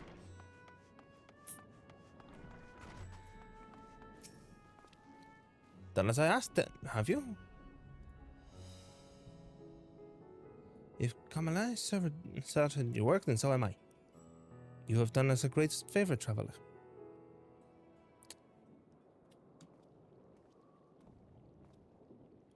I too have delivered the instruments and apparatus entrusted to me. You both have my thanks. With our wares safely stored away, we will not lose any more to those fiends. I take it that your establishment did not escape the attack unscathed. We did not. Thankfully, most of our workers had already left for today, but those of us still here saw it all. We looked at the burning skies in confusion, and then, before we could even make sense of it, a hideous creature burst through the doors, shrieking, and ran for our lives, but one of my colleagues was not so fortunate. He cried out, a scream of such agony, such terror, and the next instant he too sprouted face and claws. The sight of it caused another fellow to panic, and then it cascades. He too transformed. Keep it together. Sorry, was there something you wanted to ask? Indeed. You did imagine Kazal, did you not? I believe he had some dealings with your establishment. Kazal? I know him well. We'd arranged for his consortium to deliver a large shipment of fabrics. In the end, we received a better offer and had to turn him down. I understand his business is struggling, but so is ours. Neither of our most reliable trading partners agreed to transport the goods for a much smaller commission. I would have been fools to refuse. A terrible during the offer, but you must understand, we simply had no choice. He tried to put a brave face when I delivered the news, but his dejection and despair were plain as day. He said he'd discussed it with his associates, but I could tell he'd all but given up hope. Dejection and despair.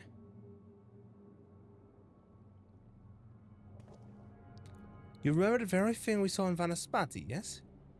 Soldiers and jungle dwellers pushed to the very brink, turning into beasts one after the next. It would seem the same phenomenon occurred here. The poor craftsmen attacked by the fiends, as well as those that witnessed it, all undergoing the change. I suspect that everything began with Kalzal. By all accounts, it was he who suffered the most profound and piercing despair. Wait, could that be it? That such intense emotions were what triggered his transformation?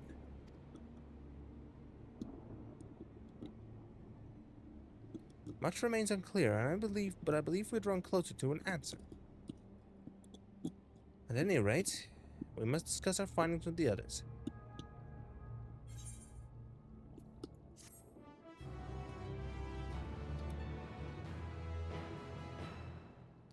There we have it. Beyond the depths of despair, Grahatia is eager to share all you have learned with your companions. We were to reconvene with the others in front of Megaduta, were we not?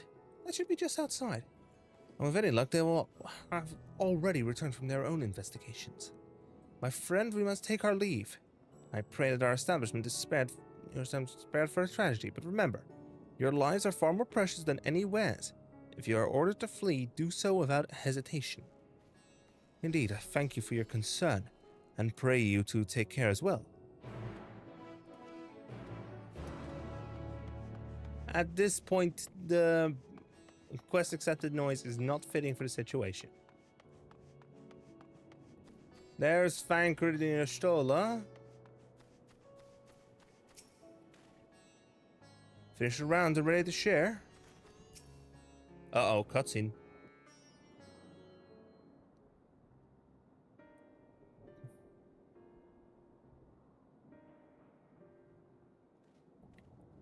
Where are the twins? There you are. You've spoken with the survivors. Mm-hmm. Indeed. We thought to share what we have gleaned, that we might together gain a greater understanding of present circumstances.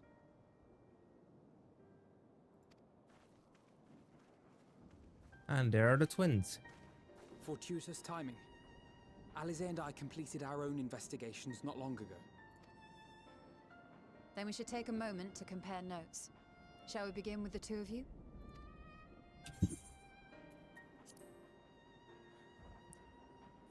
It all started with a merchant named Kalzal.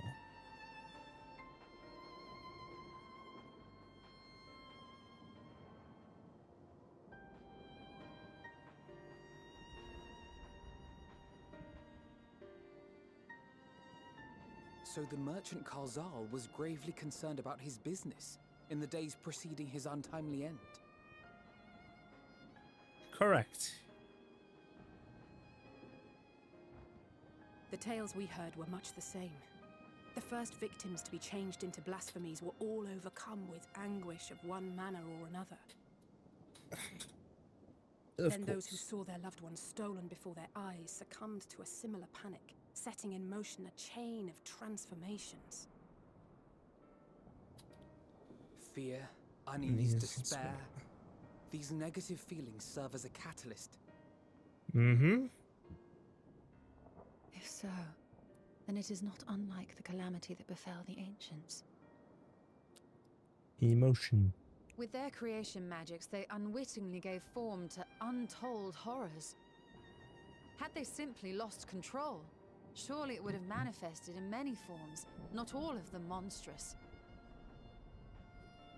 Yet somehow, this phenomenon is triggered solely by the darkness in their hearts, a common thread with what we now witness. Yeah. Common, but not identical. While the beasts the ancients faced were forged with magic alone, those of today are born of sentient beings. Aye. Why remains to be seen. But there is one fundamental difference between us and our predecessors. Our souls are sundered, whereas theirs were not. Perhaps that single variable makes all the difference. If I may, there was another detail that troubled me. Say it, Graha. We have it on good authority that Kalzal's transformation took place before the skies began to burn. What? If that's true, then the situation's more dire than we realized. It means even if there's no ominous sign presaging the final days, anyone, anywhere, has the potential to become a beast. Even in lands we thought safe, even as we speak. We must divide our forces.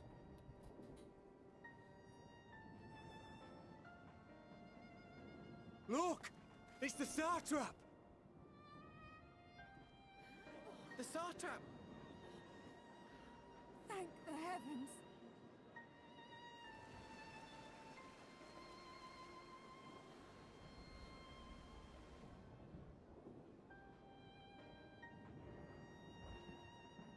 My countrymen, I am relieved and heartened to see you strong and safe. While the danger has not yet passed, far from it, allow me to assure you that the beasts that raged within the city walls have been exterminated to the last. Outside this sanctuary, the brave men and women of the Radiant Host and our dragon ally continue to battle our unholy foes. I pray these tidings put your minds at ease and help you calm your hearts. Have faith that we shall soon conquer this terrible trial. Your Excellency, is there any word from Palaka's stand? My grandson was bound for there yesterday, and I worry for his life. We are still awaiting a report, but I promise you, as soon as I have aught to share...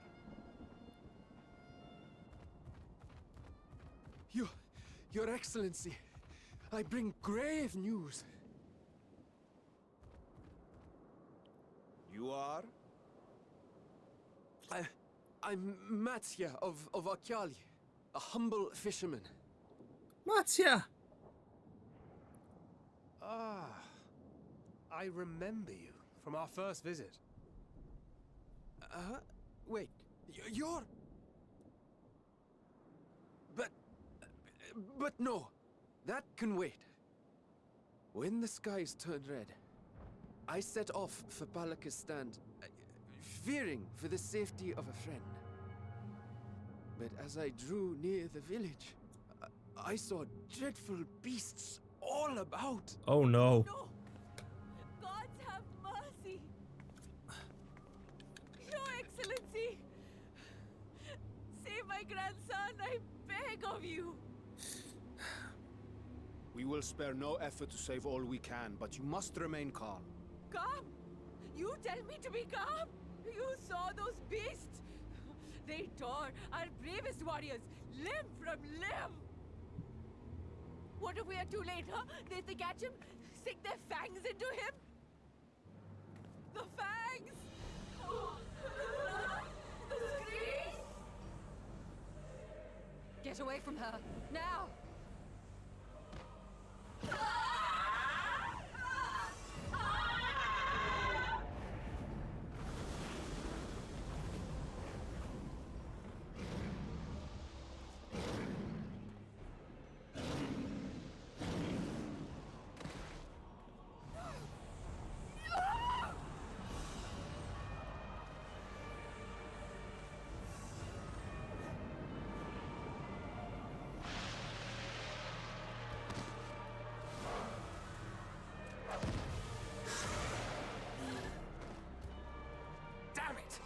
We've got to kill them before it spreads. We'll handle this. See the townspeople to safety.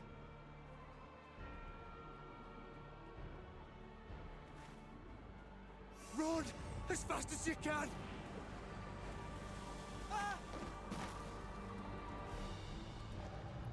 No man left behind.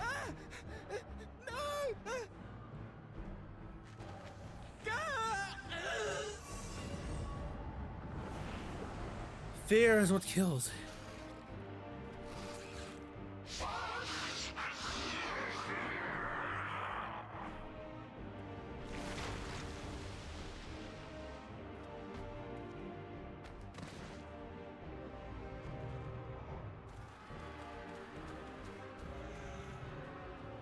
It seems we have no choice.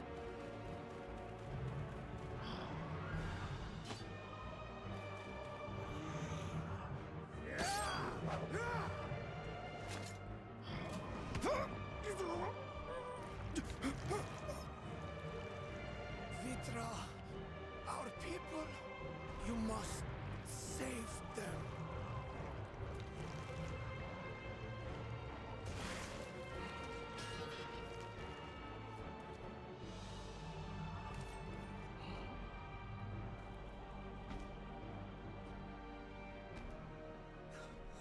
My soul.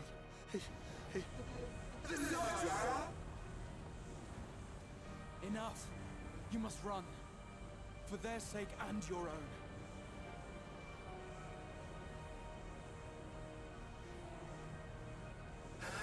Hold on. You will survive. You must.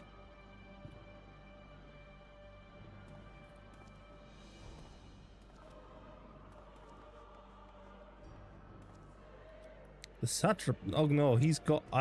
Other one is gone.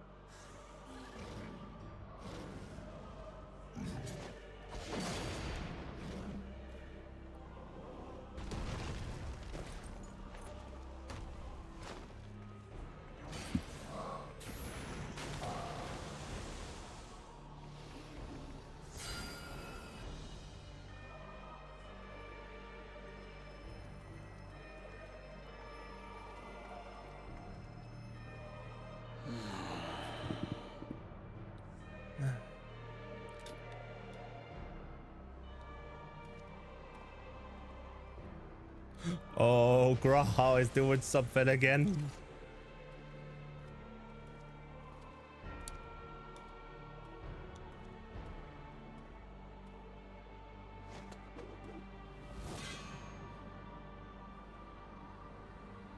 Be strong, my friends! Fear not, for we will defeat these abominations! Graha just channeling the... Brave men and women of the Radiant Host, lend your Stola and Thancred your aid. let not a single beast escape. The rest of you, flee this place. Carry the wounded if you must. Head indoors or underground. Above all, stay calm. No beast will follow you. We will see to that. Do not give in to fear, for fear is the mind killer. Leave the city to us, and make for Palaka's stand at once! Matsya, show my friends to the village. I promise you, they're more capable than the host's finest. Right. Go with them, will you? We will save these people, as many as we can. Please tell me I get dialogue. Nope, I just get a nod. I wanted to say yes, Crystal Exarch. Because I really felt like he channeled his inner Crystal.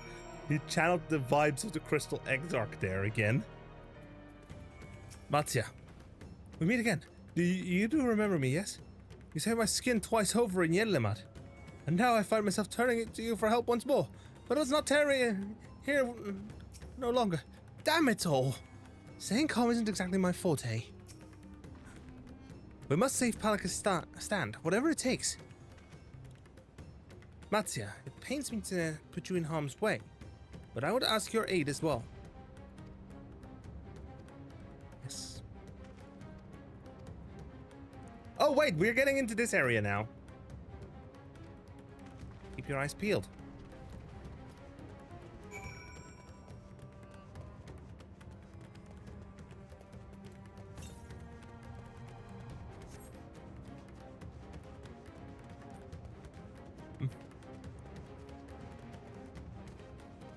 That's a marble shoot.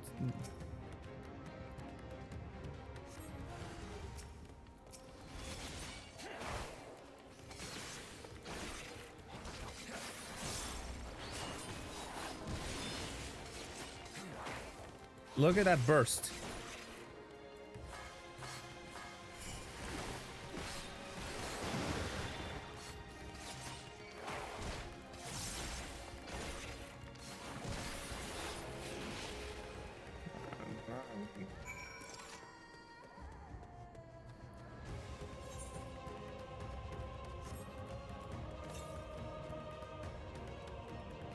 Free West.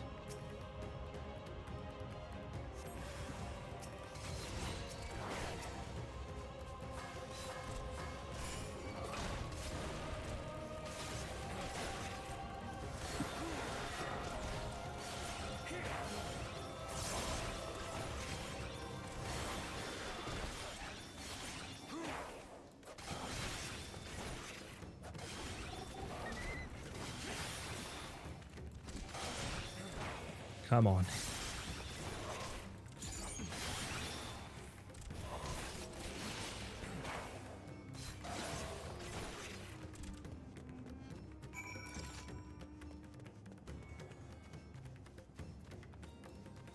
Now I'm going to do a slight deviation of the plan. And I'm going to go ahead and run around to grab the Aether Current.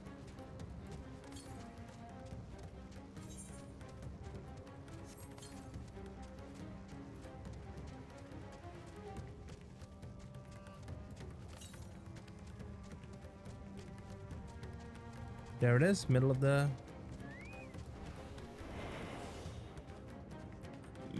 river.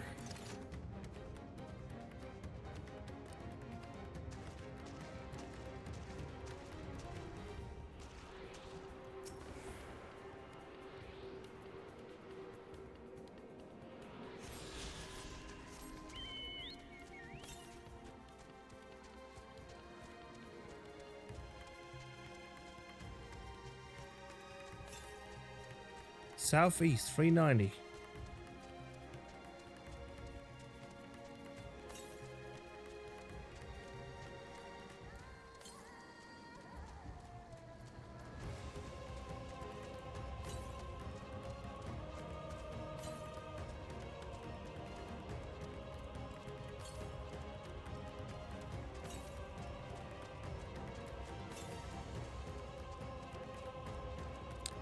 281. 150 east.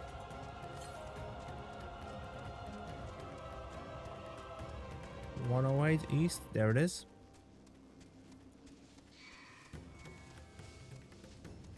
And we have ads coming in, so.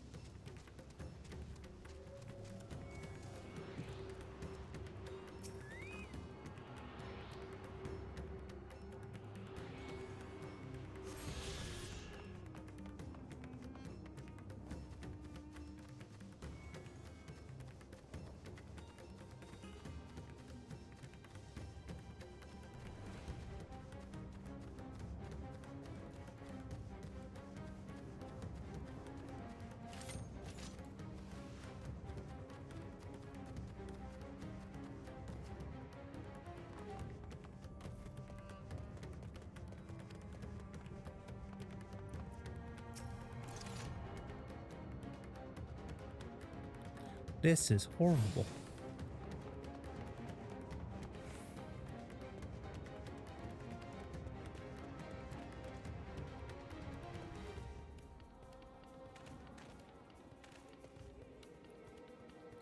But yeah, we are waiting for ads, so I'm gonna go ahead and run a BRB and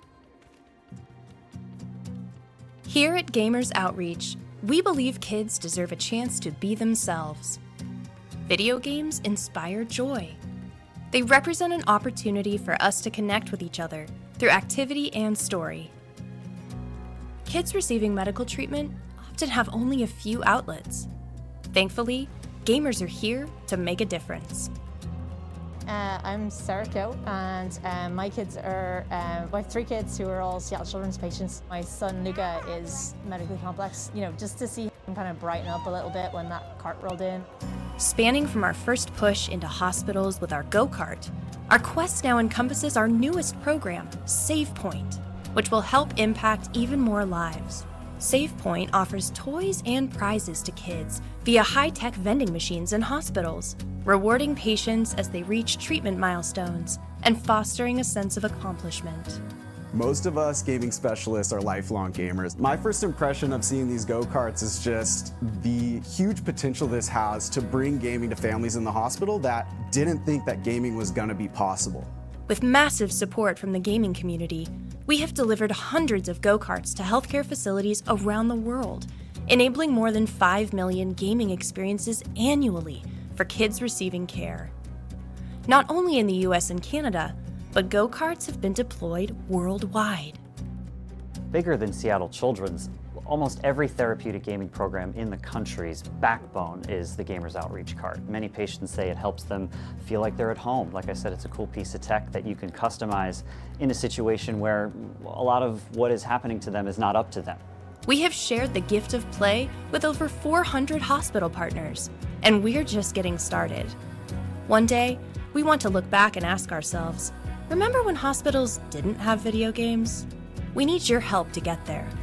Together, we can help others level up.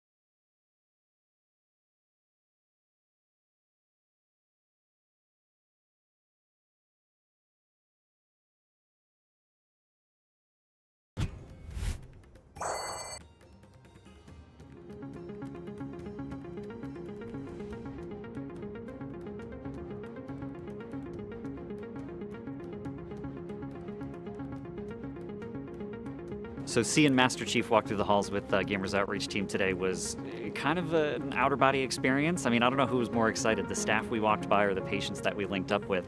It was very encouraging to see how impactful games could be for helping people heal, for helping people feel connected, for helping people be in the moment instead of thinking about what they're dealing with, what they're going through. Just seeing what the power of video games, what this go-kart, and what Halo and Master Chief can bring to these patients, to see Paxton the way he did light up when we entered the room. I've witnessed the amazing power of gaming in the past couple years. I've been at Seattle Children's for 32 years. The Gamers Outreach carts have been an amazing addition to our hospital. They are so mobile and so easy to maneuver and store and get into tight spaces. When I roll in with the go-kart, it's always a look of amazement. You know, when you check in and ask what console they want, if the note that didn't have enough details or something like that, you know, you could say, I'm gonna bring you an Xbox, but the sight of the nice screen and the newest console, it's always a, oh wow, awesome. I've been a gaming specialist at 3 different hospitals for about 8 years, and I can say with confidence that Gamers Outreach is the backbone of the therapeutic gaming field. It's just an amazingly easy and efficient way to deliver the most robust video game technology to kids in the hospital. When there are people that need help, when there are people who need to be uplifted, when there are people who need to be taken care of, Spartans answer the call, and we know that the work that Gamers Outreach does helps people. I'm gonna ask that you suit up and that you join with me.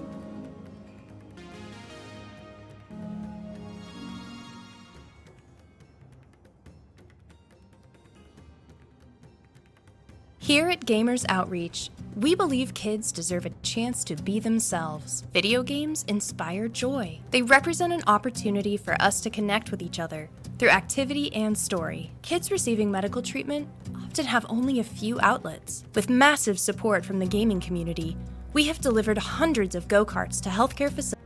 And we're back. So,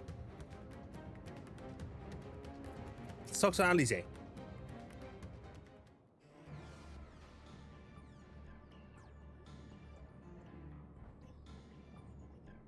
It cannot be.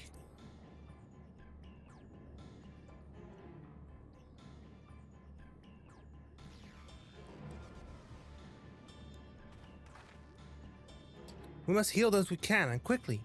I see no beasts, but stay on your guard. One moment will say, go ahead and reset tracking, because I feel like I am not lined up. There we go.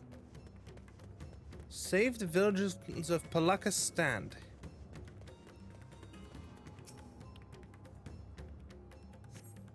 The villagers no pulse, nor do they appear to be breathing. Cooling body has already begun to stiffen. The massive wounds suggest the villager was gored by a terrible beast.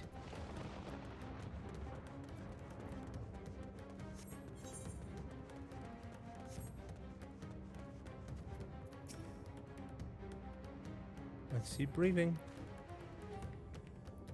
Though the villager's injuries do not appear to be life-threatening, he does not respond to your effort. His breathing grows more ragged and shallow, and his vacant eyes are those of a man who has lost the will to live. Even if the nightmare goes on, no, leave me to sleep. You call out, but the man doesn't respond.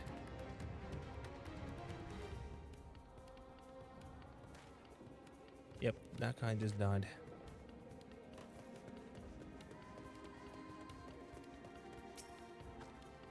His wounds are deep, but he may yet be saved. Go and help the others!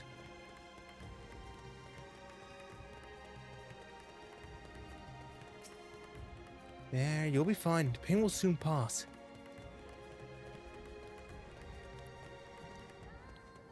In the hut. Oh, behind the hut. What do you mean you can't? I can't run underneath it. A frightened aura.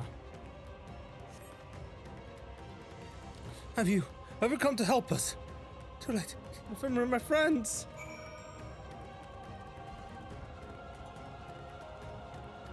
Alfino. Are these the only villagers who survived? can only hope the others managed to flee. But if the rest have been turned to beasts, by the 12. Let us do what we can to see that the damage spreads no further. And no matter what comes, we must keep our spirits high, lest we ourselves suffer a similar fate.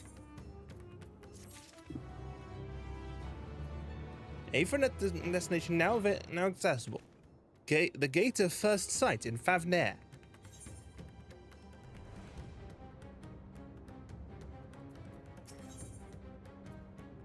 Alphino is determined to offer the villagers what succor he can.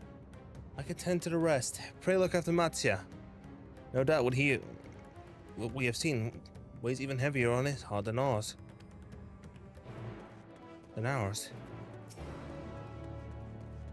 Mattia.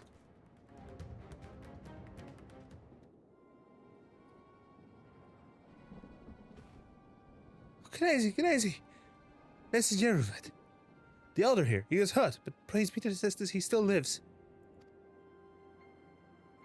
Young Mattia here has told me everything. I have not the words to express my gratitude for your aid.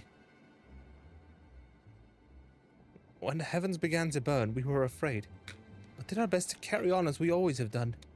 Until today, when those unholy beasts came pouring into our village, a flood of midnight and death. There are no words to describe what followed. Men and women I have known since they were but babes, struck down by the creatures, only to rise again to join the murderous horde, in the guise of those same hideous fiends. In the chaos, a handful of our villagers fled for their lives. I can only hope they have found their way to safety. Mattia, do you perchance remember Kirosef and Mevan? The young couple who always brought your freshest catches. How could I forget, Elder? When I first came to peddle my wares, desperate to eke out a living, they showed me such kindness. Others shunned me as an outsider as their way. But Kirasov and Mivan bought my fish and sung its praises. They turned my fortunes around. So I fear they are in terrible danger. I saw them running towards a Gama temple. One of those beasts in close pursuit. They had their child, still but a tiny babe. To elude these fiends while caring for one so young is an impossible task. Surely, I beg of you, go to their aid.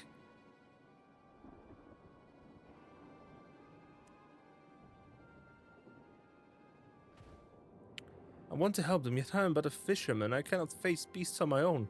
Will you come with me? Of course. Thank you. A Gama temple lies to the west of here. We must hurry. I'll finish this quest, and then I'm gonna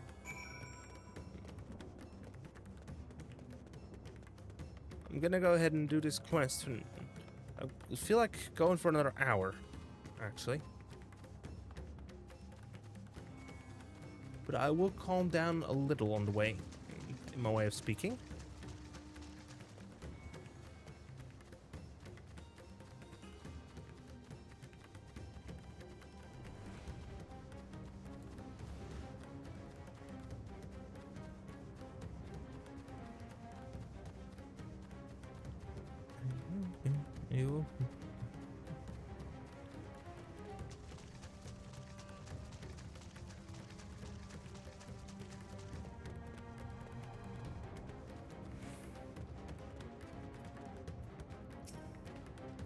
The temple is just ahead. It was built by those who worship Saint Agama, but has sadly fallen into disrepair in recent years.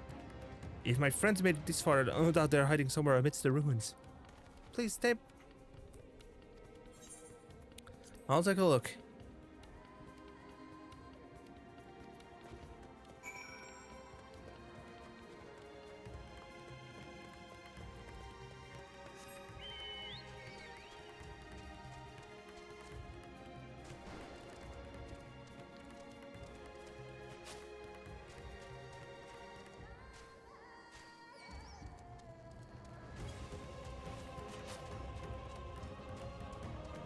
Gotta lose aggro on the lemur first.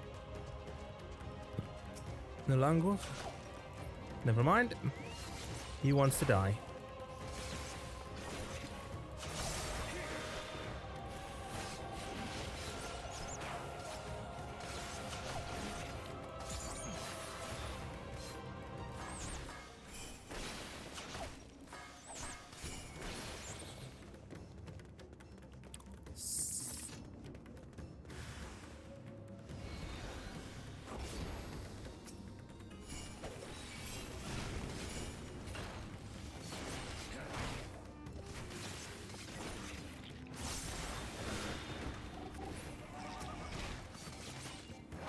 Kirasov.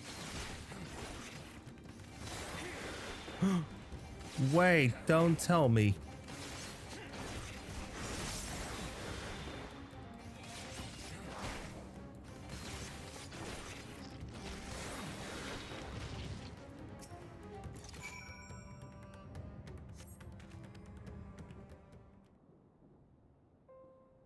Kirasov? The man lies motionless on the ground, bearing a grievous wound. Sorry, Knessi. I tried to stay behind, but I couldn't.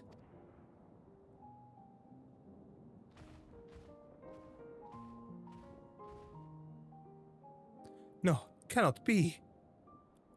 Anyone. My arms so heavy on my legs, I cannot feel my legs.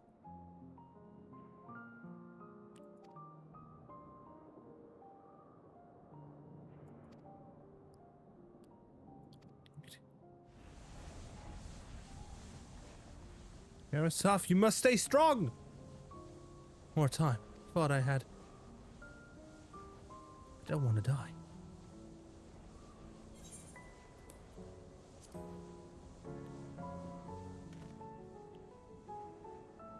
I will find them, and I will make sure they are safe. Do not worry.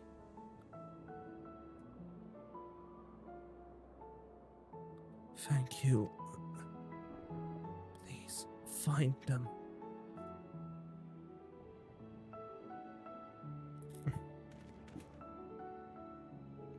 Mervan still lives, and she has their child. We must search the jungle between here and Balaka's stand. There is nowhere else she could have gone, I think.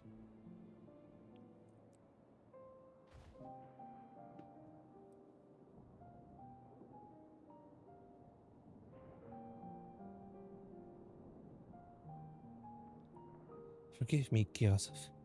Once we have saved your wife and child, we will return and lay you to rest.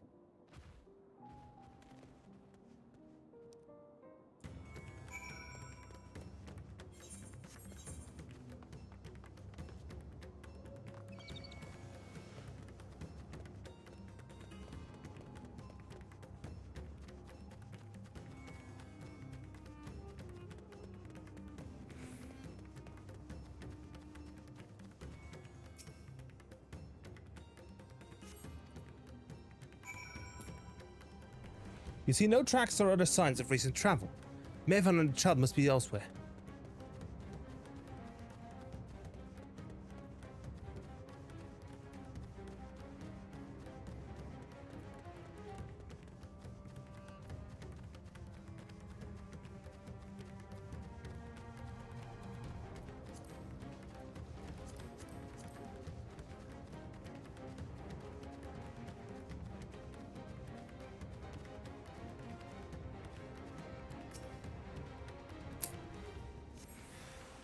Aha!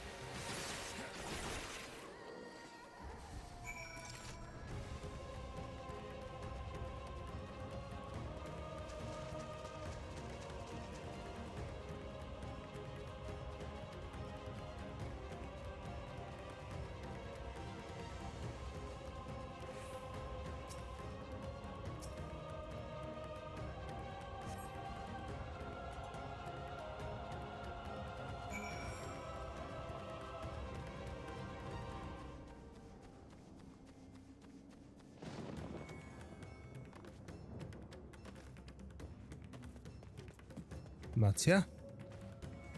Did you see any sign of them? I found nothing. Nothing.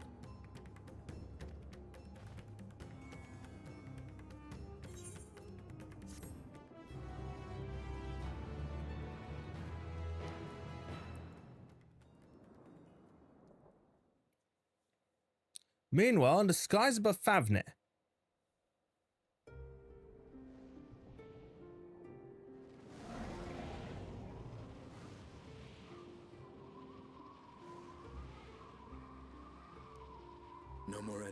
trouble us here.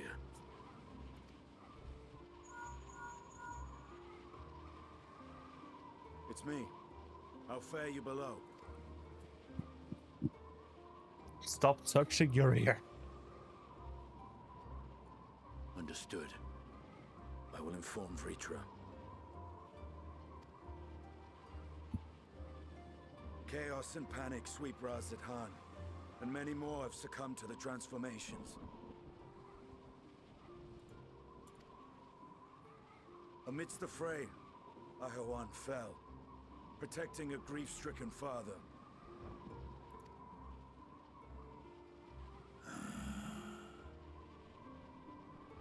My friends fight alongside your Radiant host to secure the capital. Beasts have been sighted in Palakistan as well. We have divided our forces in hopes of quelling the threat there. Of small solace is that we now know what triggers the transformation. As my companions tell it. Spare and grief and despair.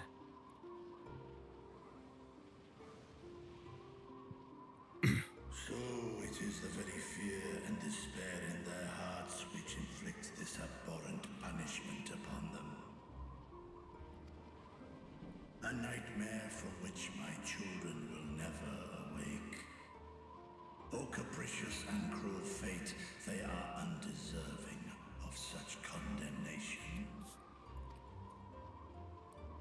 Will you wallow in sorrow or rise to the occasion?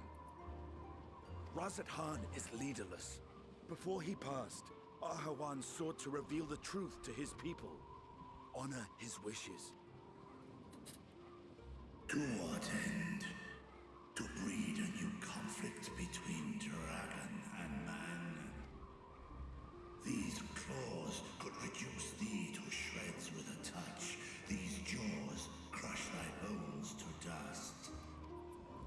Only through my proxy could I walk with my children. Without him, I am a bringer of fear, no different from the beasts which beleaguer them. Perhaps so. Only in death were Hraesvelgr and Shiva united. Indeed, whenever man and dragon have come together, death has ever been the inevitable result. It was our fear of your kind that sparked a nigh-endless war. Fear and hate of which Nidhogg drank deep as he laid waste to my homeland. And in turn, I took my revenge on his brood. Blood for blood, pain for pain. I thought nothing of theirs, only of mine. And yet, were the chasm Hasn't between been us this too vast and too deep. Hraesvelgr would not have borne his sail to battle and our rescue. He would never have entrusted a mortal champion with one of his eyes, and the Dragonsong War would still rage on. And I would still wage a never-ending war of violence and vengeance. The future of our star be damned.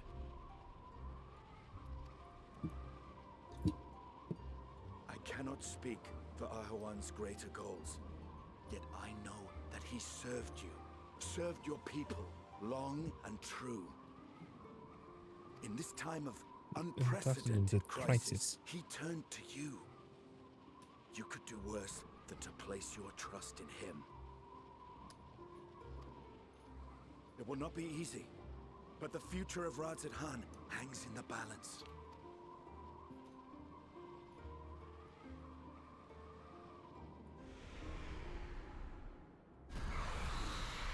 We have company.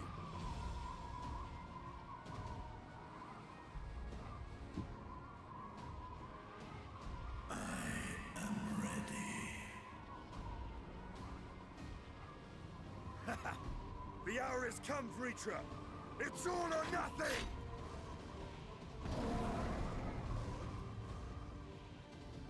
Well, that is actually quite the move.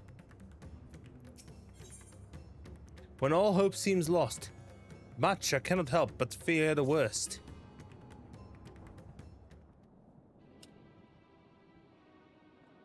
If Methon fled deeper into the jungle, sheer children in grave danger, whatever we do, gods of mercy.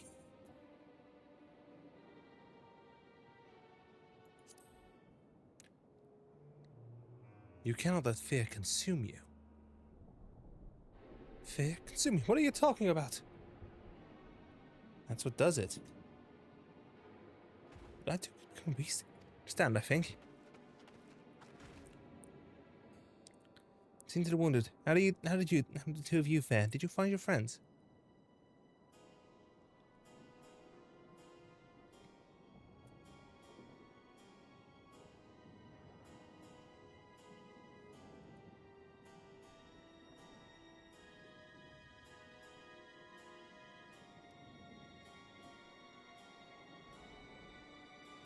I see. In that case, let us help you find the mother and child. Before we leave, we must ensure the village will be safe in our absence. Alice and I will patrol the area and search for more beasts. Would you and Matsia speak with Elder Yerovet? Pray explain to him the situation and join us as soon as you are able.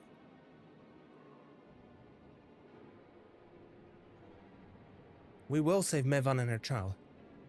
We can do that much for Karasov.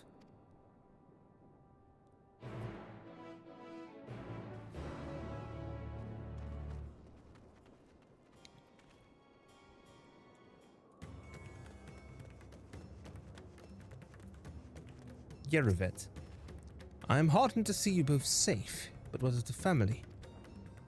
We found Karasov, but he...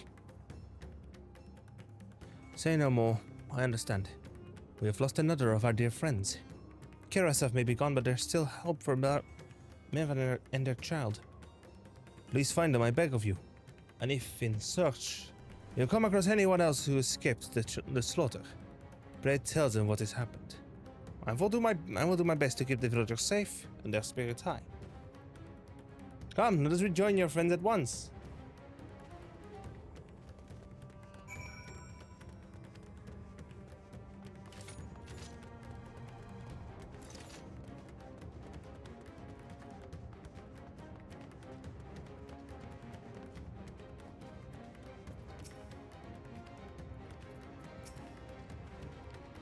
Beasts are on our patrol, thankfully.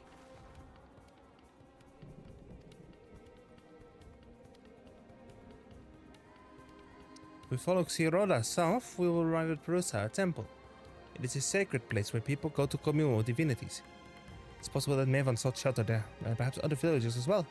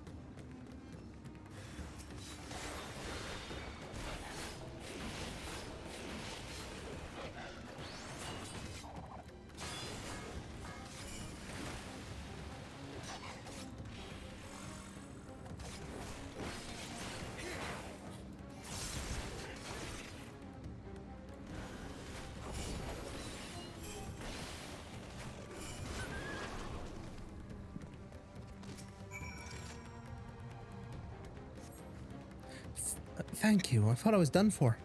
Mevan, she's a friend of mine too, but I have not seen her. She must still be out there somewhere, trying to avoid the beasts. And with her child, oh god. Well enough for me. I can make my way back to the village on my own.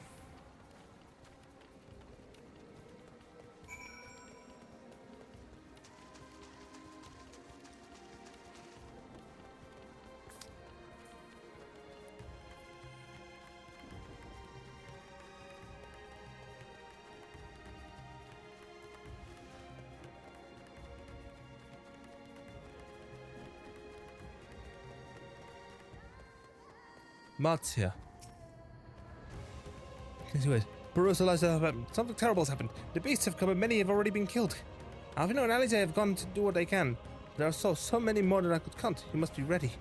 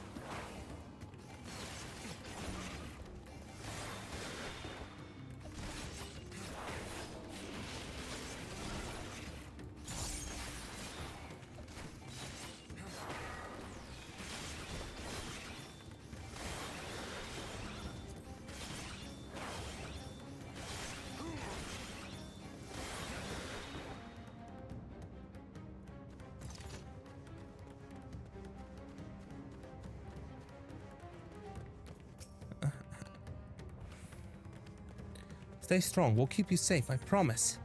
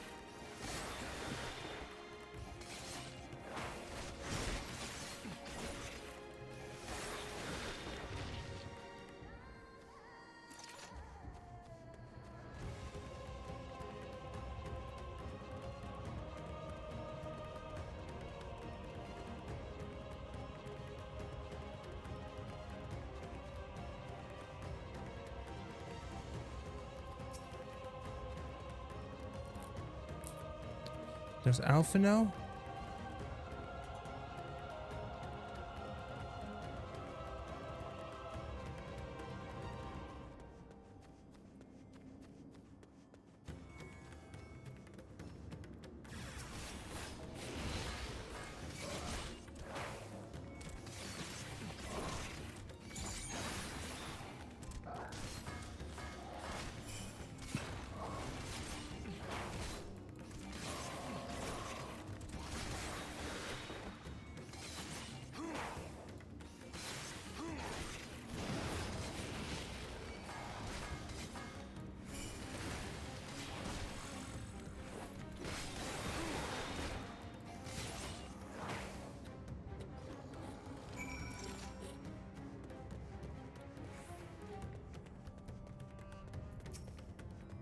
Huh.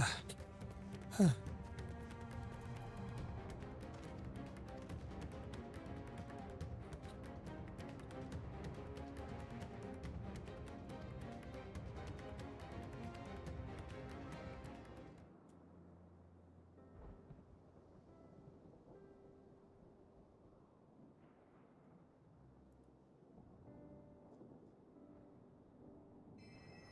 Courage, friend. The pain will pass. Has anyone seen Mevan? Miffin. Yep. Where could she be?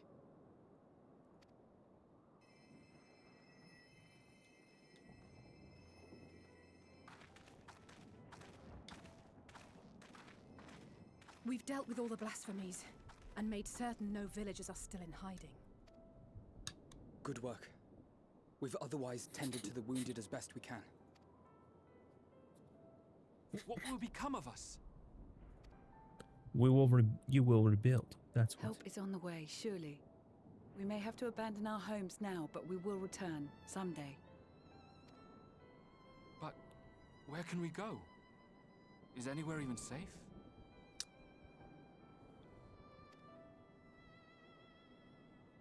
That I cannot say. Well, I can. Nowhere's safe. Run all you like, but there's no escaping these things. And even if I could, it's too late for my family.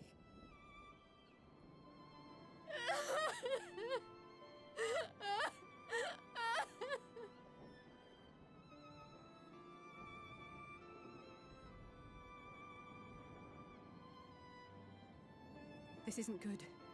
The more they dwell on the tragedy, the more likely we are to...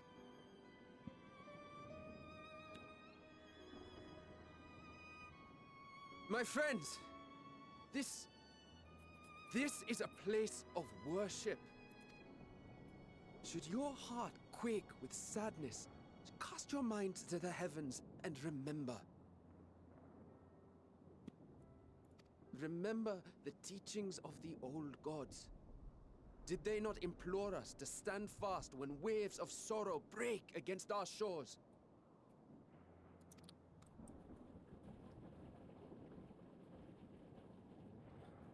Yeah.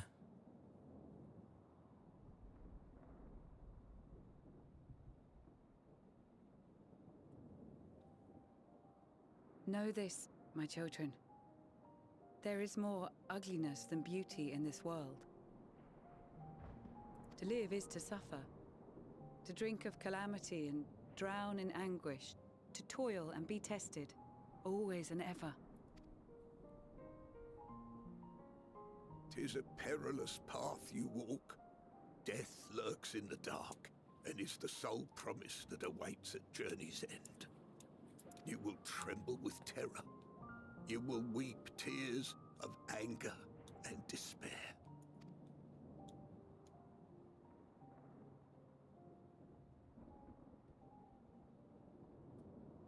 But do not avert your eyes. See your life for what it is. Then will you see how the hardships make you strong.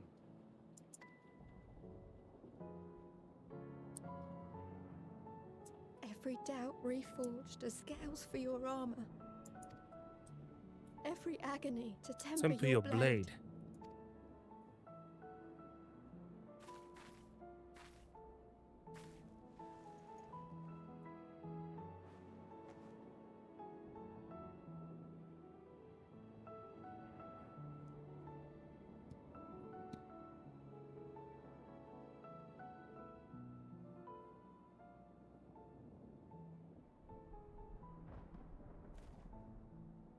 Thank you, lad. We'd almost forgotten who we are.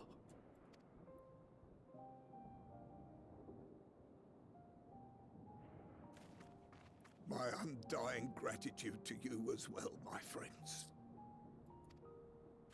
You were searching for Mevon, no? We must return home. I pray you help the boy find his friend. Gladly. We dispatched what beasts we could, but the roads are still dangerous. Stay together and go in safety.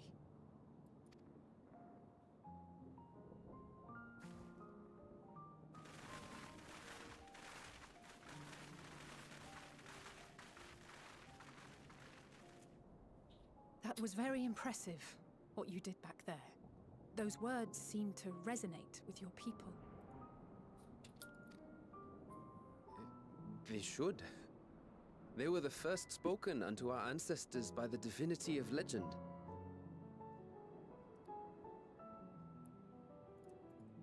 I'm easily upset, and fish are wont to flee a temperamental hand, so I recite the teachings over and over to calm myself.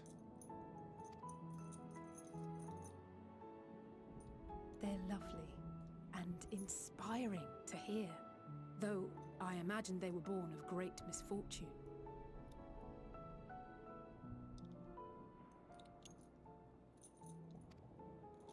They are born of life. There's as much bad as good in it. More, many would attest. All the more reason to appreciate the good. I won't argue with that.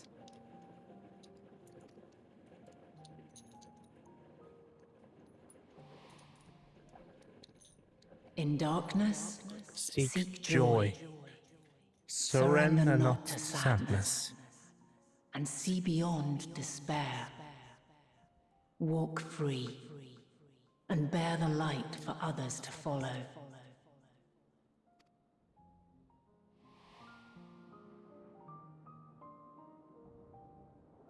And with that, let us see if we can't find Mev.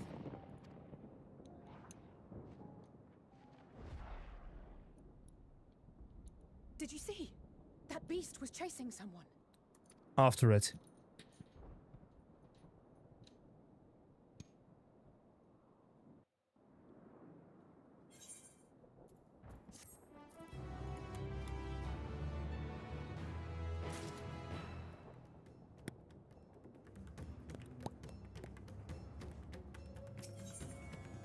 Warm hearts, rekindled hopes. Over there, the view is blocked by the trees, but I'm sure I saw someone being chased by a beast.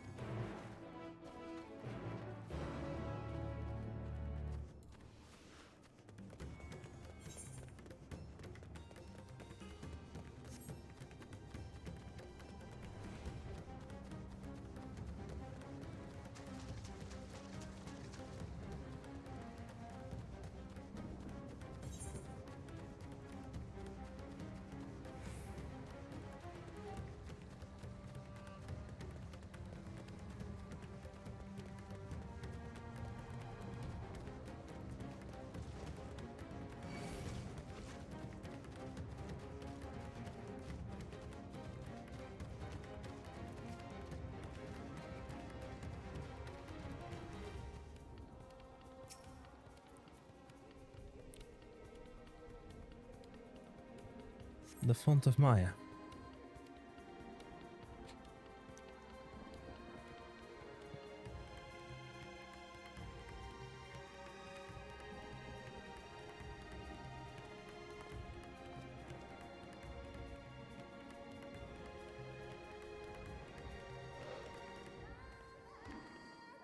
That's her! No, I'm sure of it!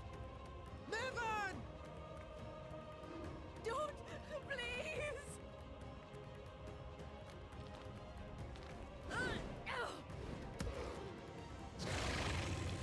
Great job, you just agitated the damn thing.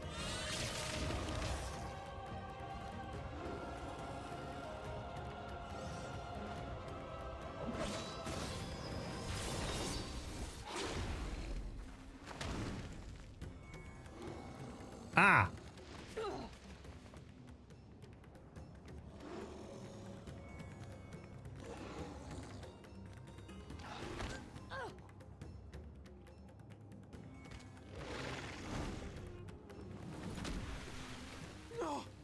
God have mercy!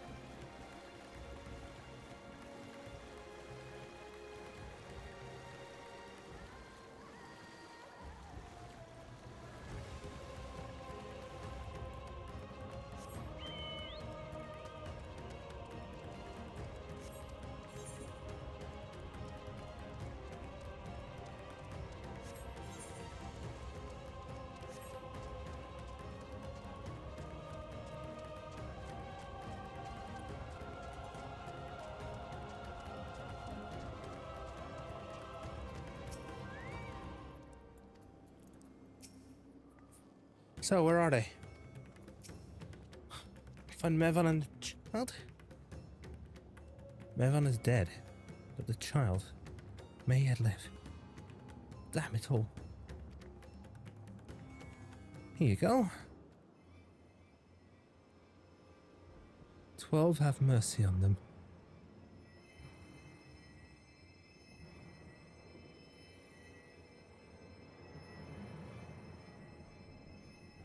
She's so cold, Elfino. The child is alert, and I see no wounds, and yet she grows weaker. My spells can do no more. What she needs is a change of clothes and a warm bed. We must hurry back.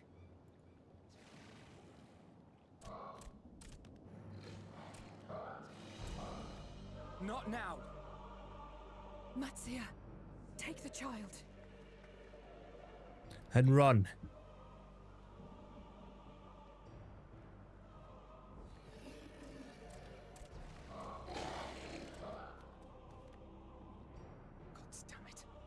It appears we've made enough noise to be heard for miles around. More will be upon us ere long. We make our stand here. Mattia, can you take her back to the village? But the child, all by myself. You can't be serious. Yes, we can. Beasts will follow you home unless we stop them here. And so we shall. Be strong, Matsia. Her life is in your hands. Right. I can do it. I know you can. We'll keep them busy, Matsia. Go! Quickly! Okay, here we go.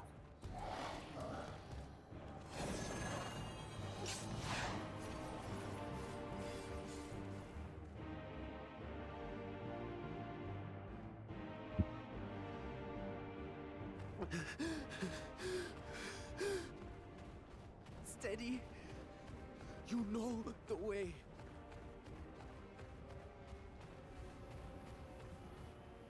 No.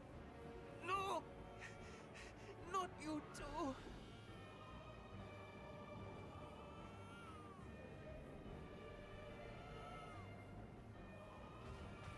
Don't be afraid.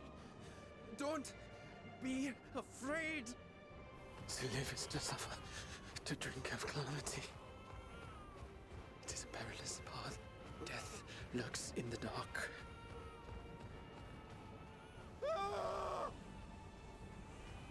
No!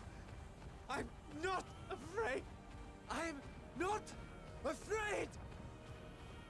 Ah!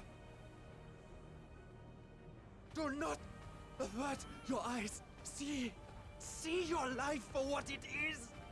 See how the hardships make you strong. Every doubt reforged.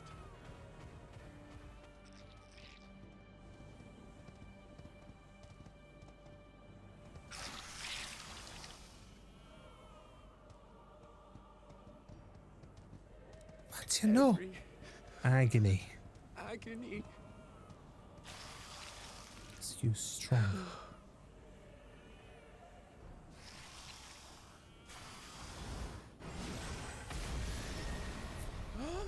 Good job, Estinian. First brood theme. I'll let Vitra just go ahead and blast them. The divinity. Nay, but one who would deliver thee just the same.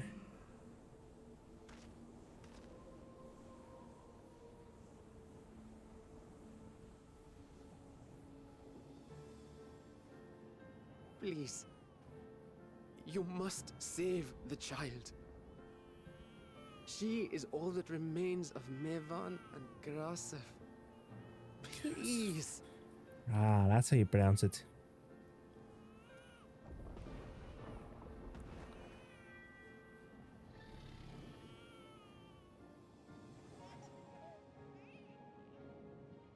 Well. Seems the babe's taken a liking to you. Oh. Thou art strong, little one. Let us convey thee to thy home.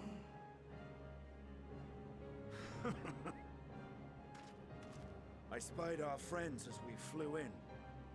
They appeared to be holding their own against the Horde.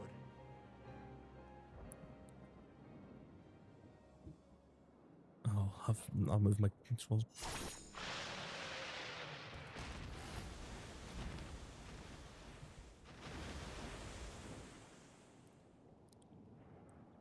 We are really drawing attention. Right. That's the last of them. We should hurry and find Matsia.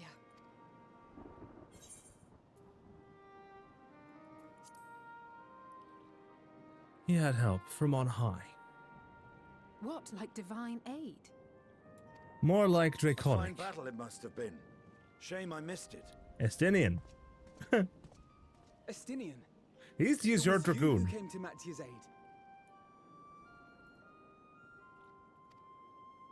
I was only along for the ride. Vritra was the one who saw the boy was in need. The two are headed back to the village. Where the worm will honor Ahiwan's wishes and finally reveal himself to his people. Perhaps so. Will you? Will you go and join them? There's something I need to do first.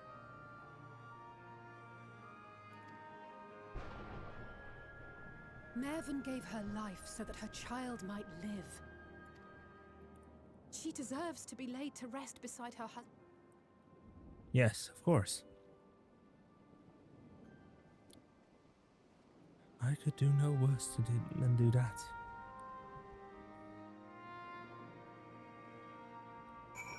May that child have the best medical care possible for this. And this was there we go. We've done what we can. 'Tis for the villagers of Palakistan to perform the funeral rite. If nothing else, Mevon and Karasov died as they lived, as themselves and not as beasts. Their souls will find peace in the ethereal sea.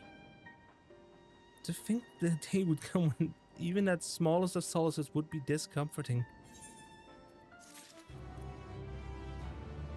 Estinian? Simple pleasures. Estinian stands in silence, a grim expression on his face.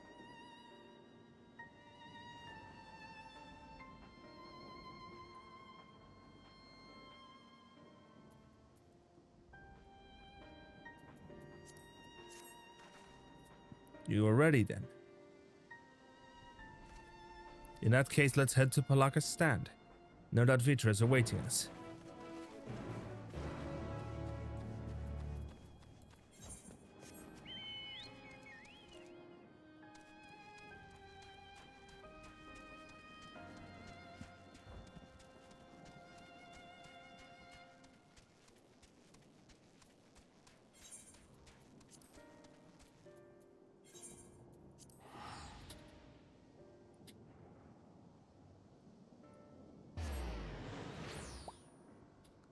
There we go.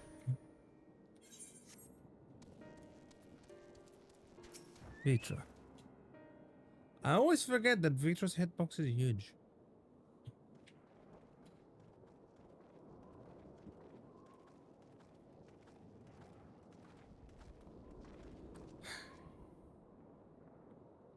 Rest easy, for all is well here. Young Matsia returned with the babe in safe arms, owing to a warm bed. The girl hath already begun to regain her strength.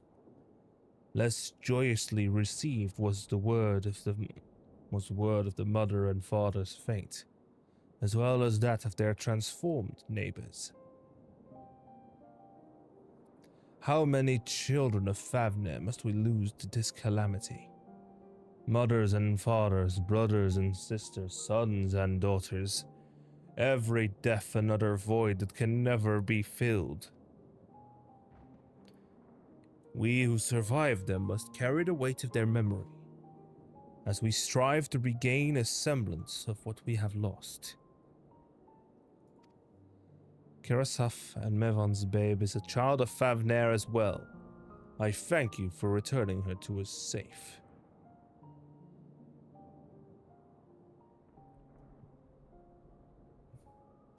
Oh, most great and merciful worm, I've not the words to express my gratitude.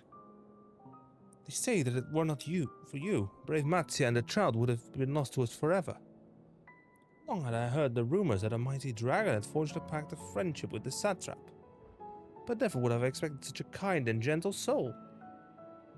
In truth in part, but not in whole.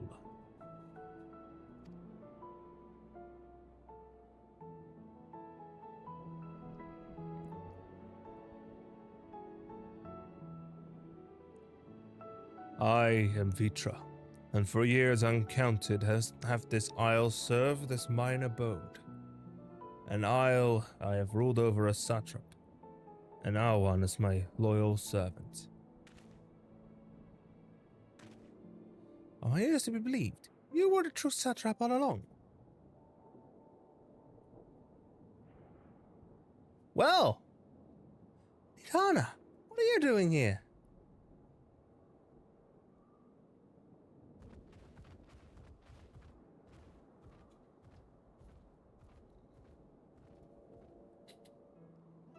I heard from the Radiant that you had gone to help the people of Palakastan in their time of need. And so I and several of my colleagues from the Great Work came to offer our services. The alchemists have already brewed up some potions for Mevan's daughter. But enough about us. You and your role are the far greater enigma. If you were the true satrap all along, could it be that young Varshan was created to serve as your emissary? Thou didst suspect the boy was but a simulacrum.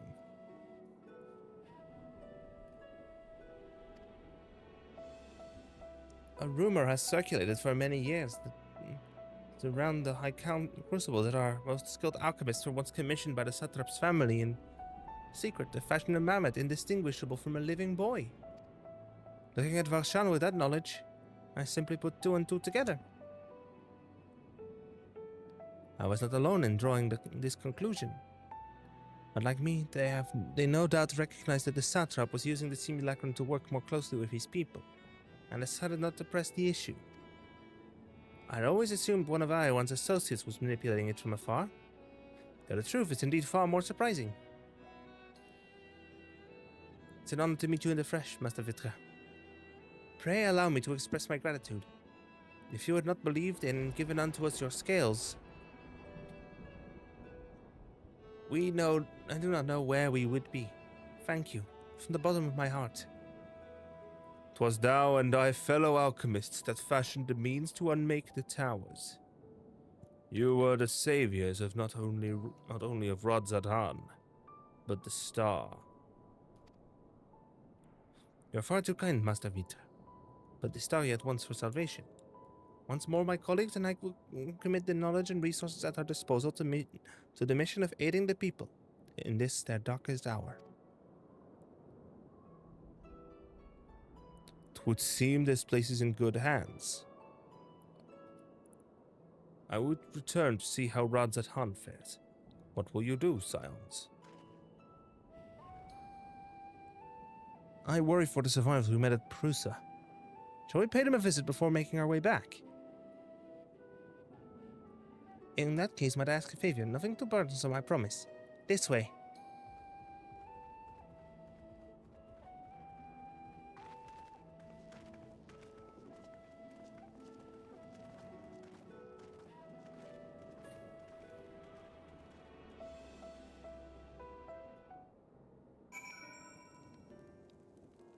Speaking of which, I need to check something. Travel, Ether Currents. Ah, I still need to do a bunch of quests for the... Need to simmer a bit longer, I'd say. In the meantime, I was hoping I'd ask you a few questions. The Red Sky, these terrible beasts. What in the name of the sisters is happening here in Favnair? A phenomenon known as the Final Days, unfortunately. Oh my, that's rather a lot to take in.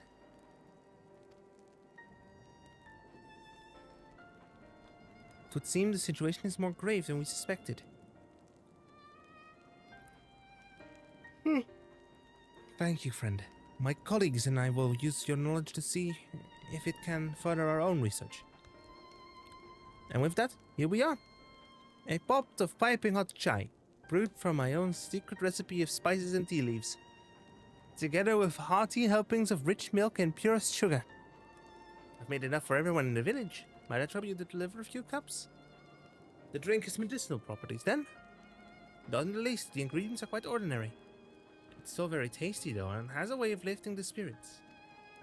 The spicy aroma and distinctive sweetness of chai is a simple, everyday pleasure on our island. Sometimes the best medicine is the simplest. A lovely sentiment. Nidhana? By all means, allow us to assist.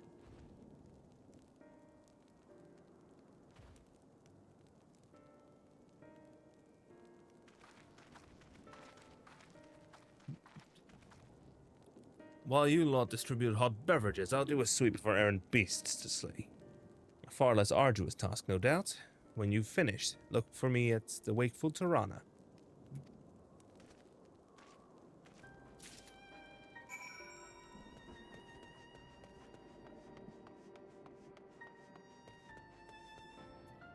Nob Shira? Look at them all, lazing about, knowing full well the beasts might strike again at any moment.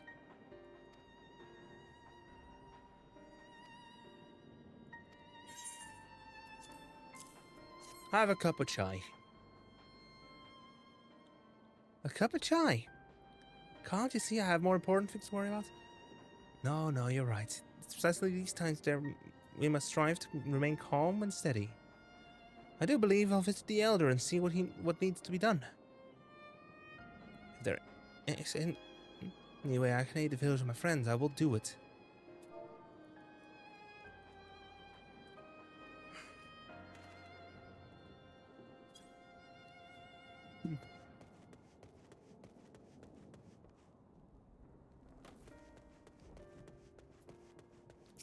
Thank the Chocobo Keep.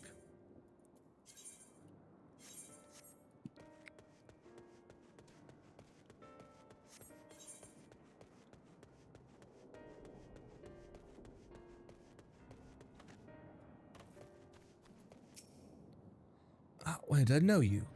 You're the one who saved us from those beasts back at the temple. Were it not for you, let's not even think about that. At times like this, we mustn't dwell on what might have been, but look to the future. But what future awaits us? How can Radzat Han recover from this? Most of my friends are gone, and I don't know where to turn. Have something to drink, and think. It will help clear your mind. A cup of chai, if you insist. That aroma has a way of clearing the mind. Come to think of it, we've faced our fair share of trials in the past as well. And no matter how hard the times, we've always come together as a people united. One day at a time, one step at a time. That's all any of us can do. Yes, back to work. Once I finish this cup, thank you.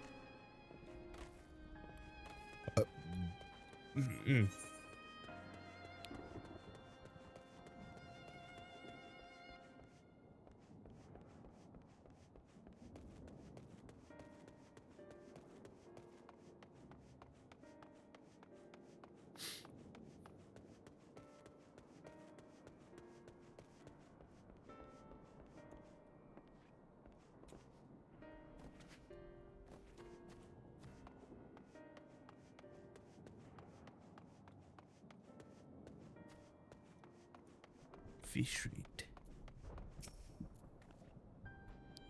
I'm sorry, I just want to be left alone. My best friend and I, we fled the village together. One of the beasts took him and it's all I could do was run. All the while I could hear that monstrous voice screaming my name.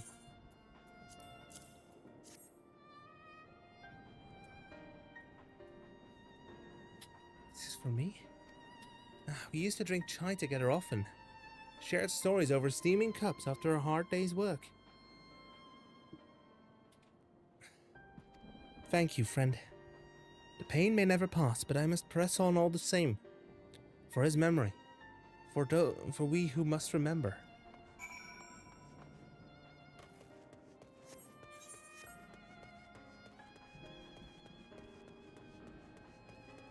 I'll do the side quests here tomorrow off stream to unlock flight. Thank you for delivering the chai, Kinesi. Did it help to lift the village's spirits? That is heartening to hear indeed. The final days show no signs of abating. But that's all the more reason that we must try to keep our composure. Our lives may have been forever changed. People we have lost will never return to us. These tragedies will long weigh on our hearts. But we have the capacity to live with our suffering, to carry the agony till we too join the fallen in death. It's not a surrender, but a recognition.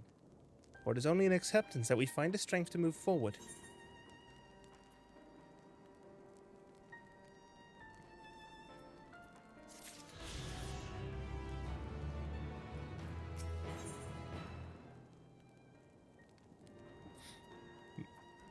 Just one last... Let me check.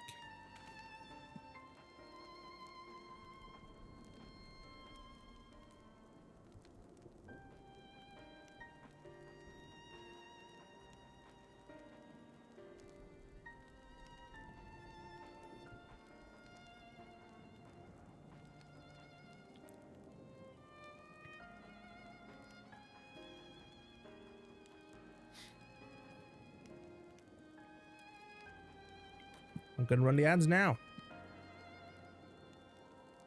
And I'm gonna press this button. Here at Gamers Outreach, we believe kids deserve a chance to be themselves. Video games inspire joy. They represent an opportunity for us to connect with each other through activity and story. Kids receiving medical treatment often have only a few outlets. Thankfully, gamers are here to make a difference. I'm Serco, and my kids are, I have 3 kids who are all Seattle Children's patients. My son Luca is medically complex. You know, just to see him kind of brighten up a little bit when that cart rolled in. Spanning from our first push into hospitals with our go-kart, our quest now encompasses our newest program, SavePoint, which will help impact even more lives.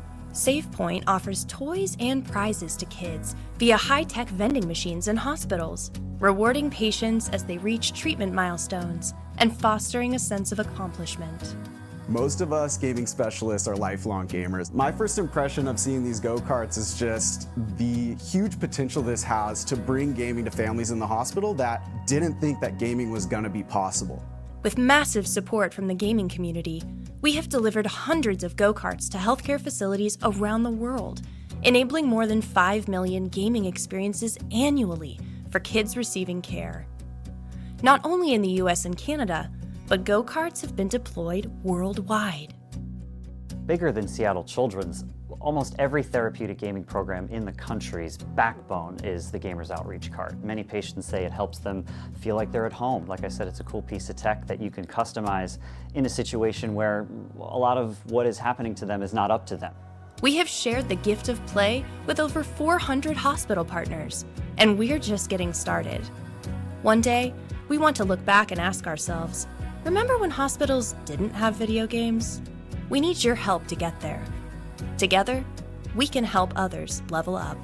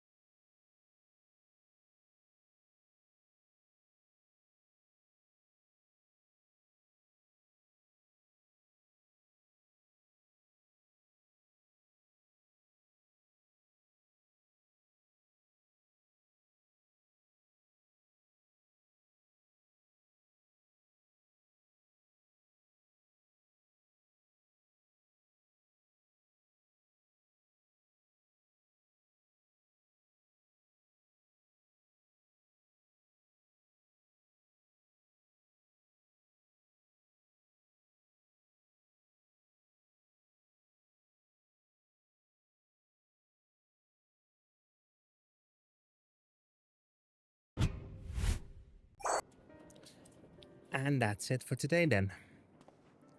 I think it's about time we wrap up. So,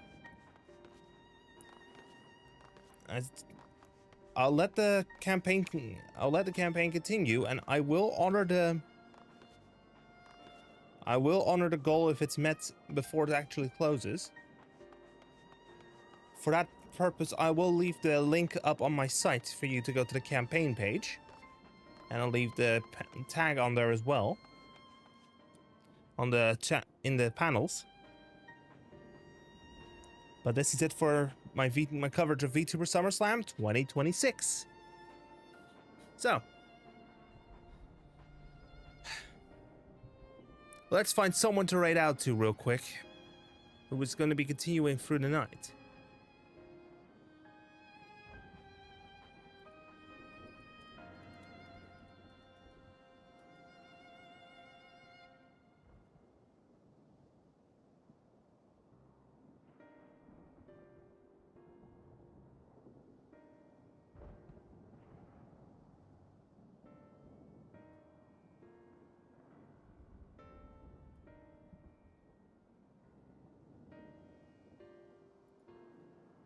Let's raid out to the Fila, who is currently playing 100% Orange Juice. We've played that one before on stream, and well, it's a fun game. I'll tell you that. Good night, everybody.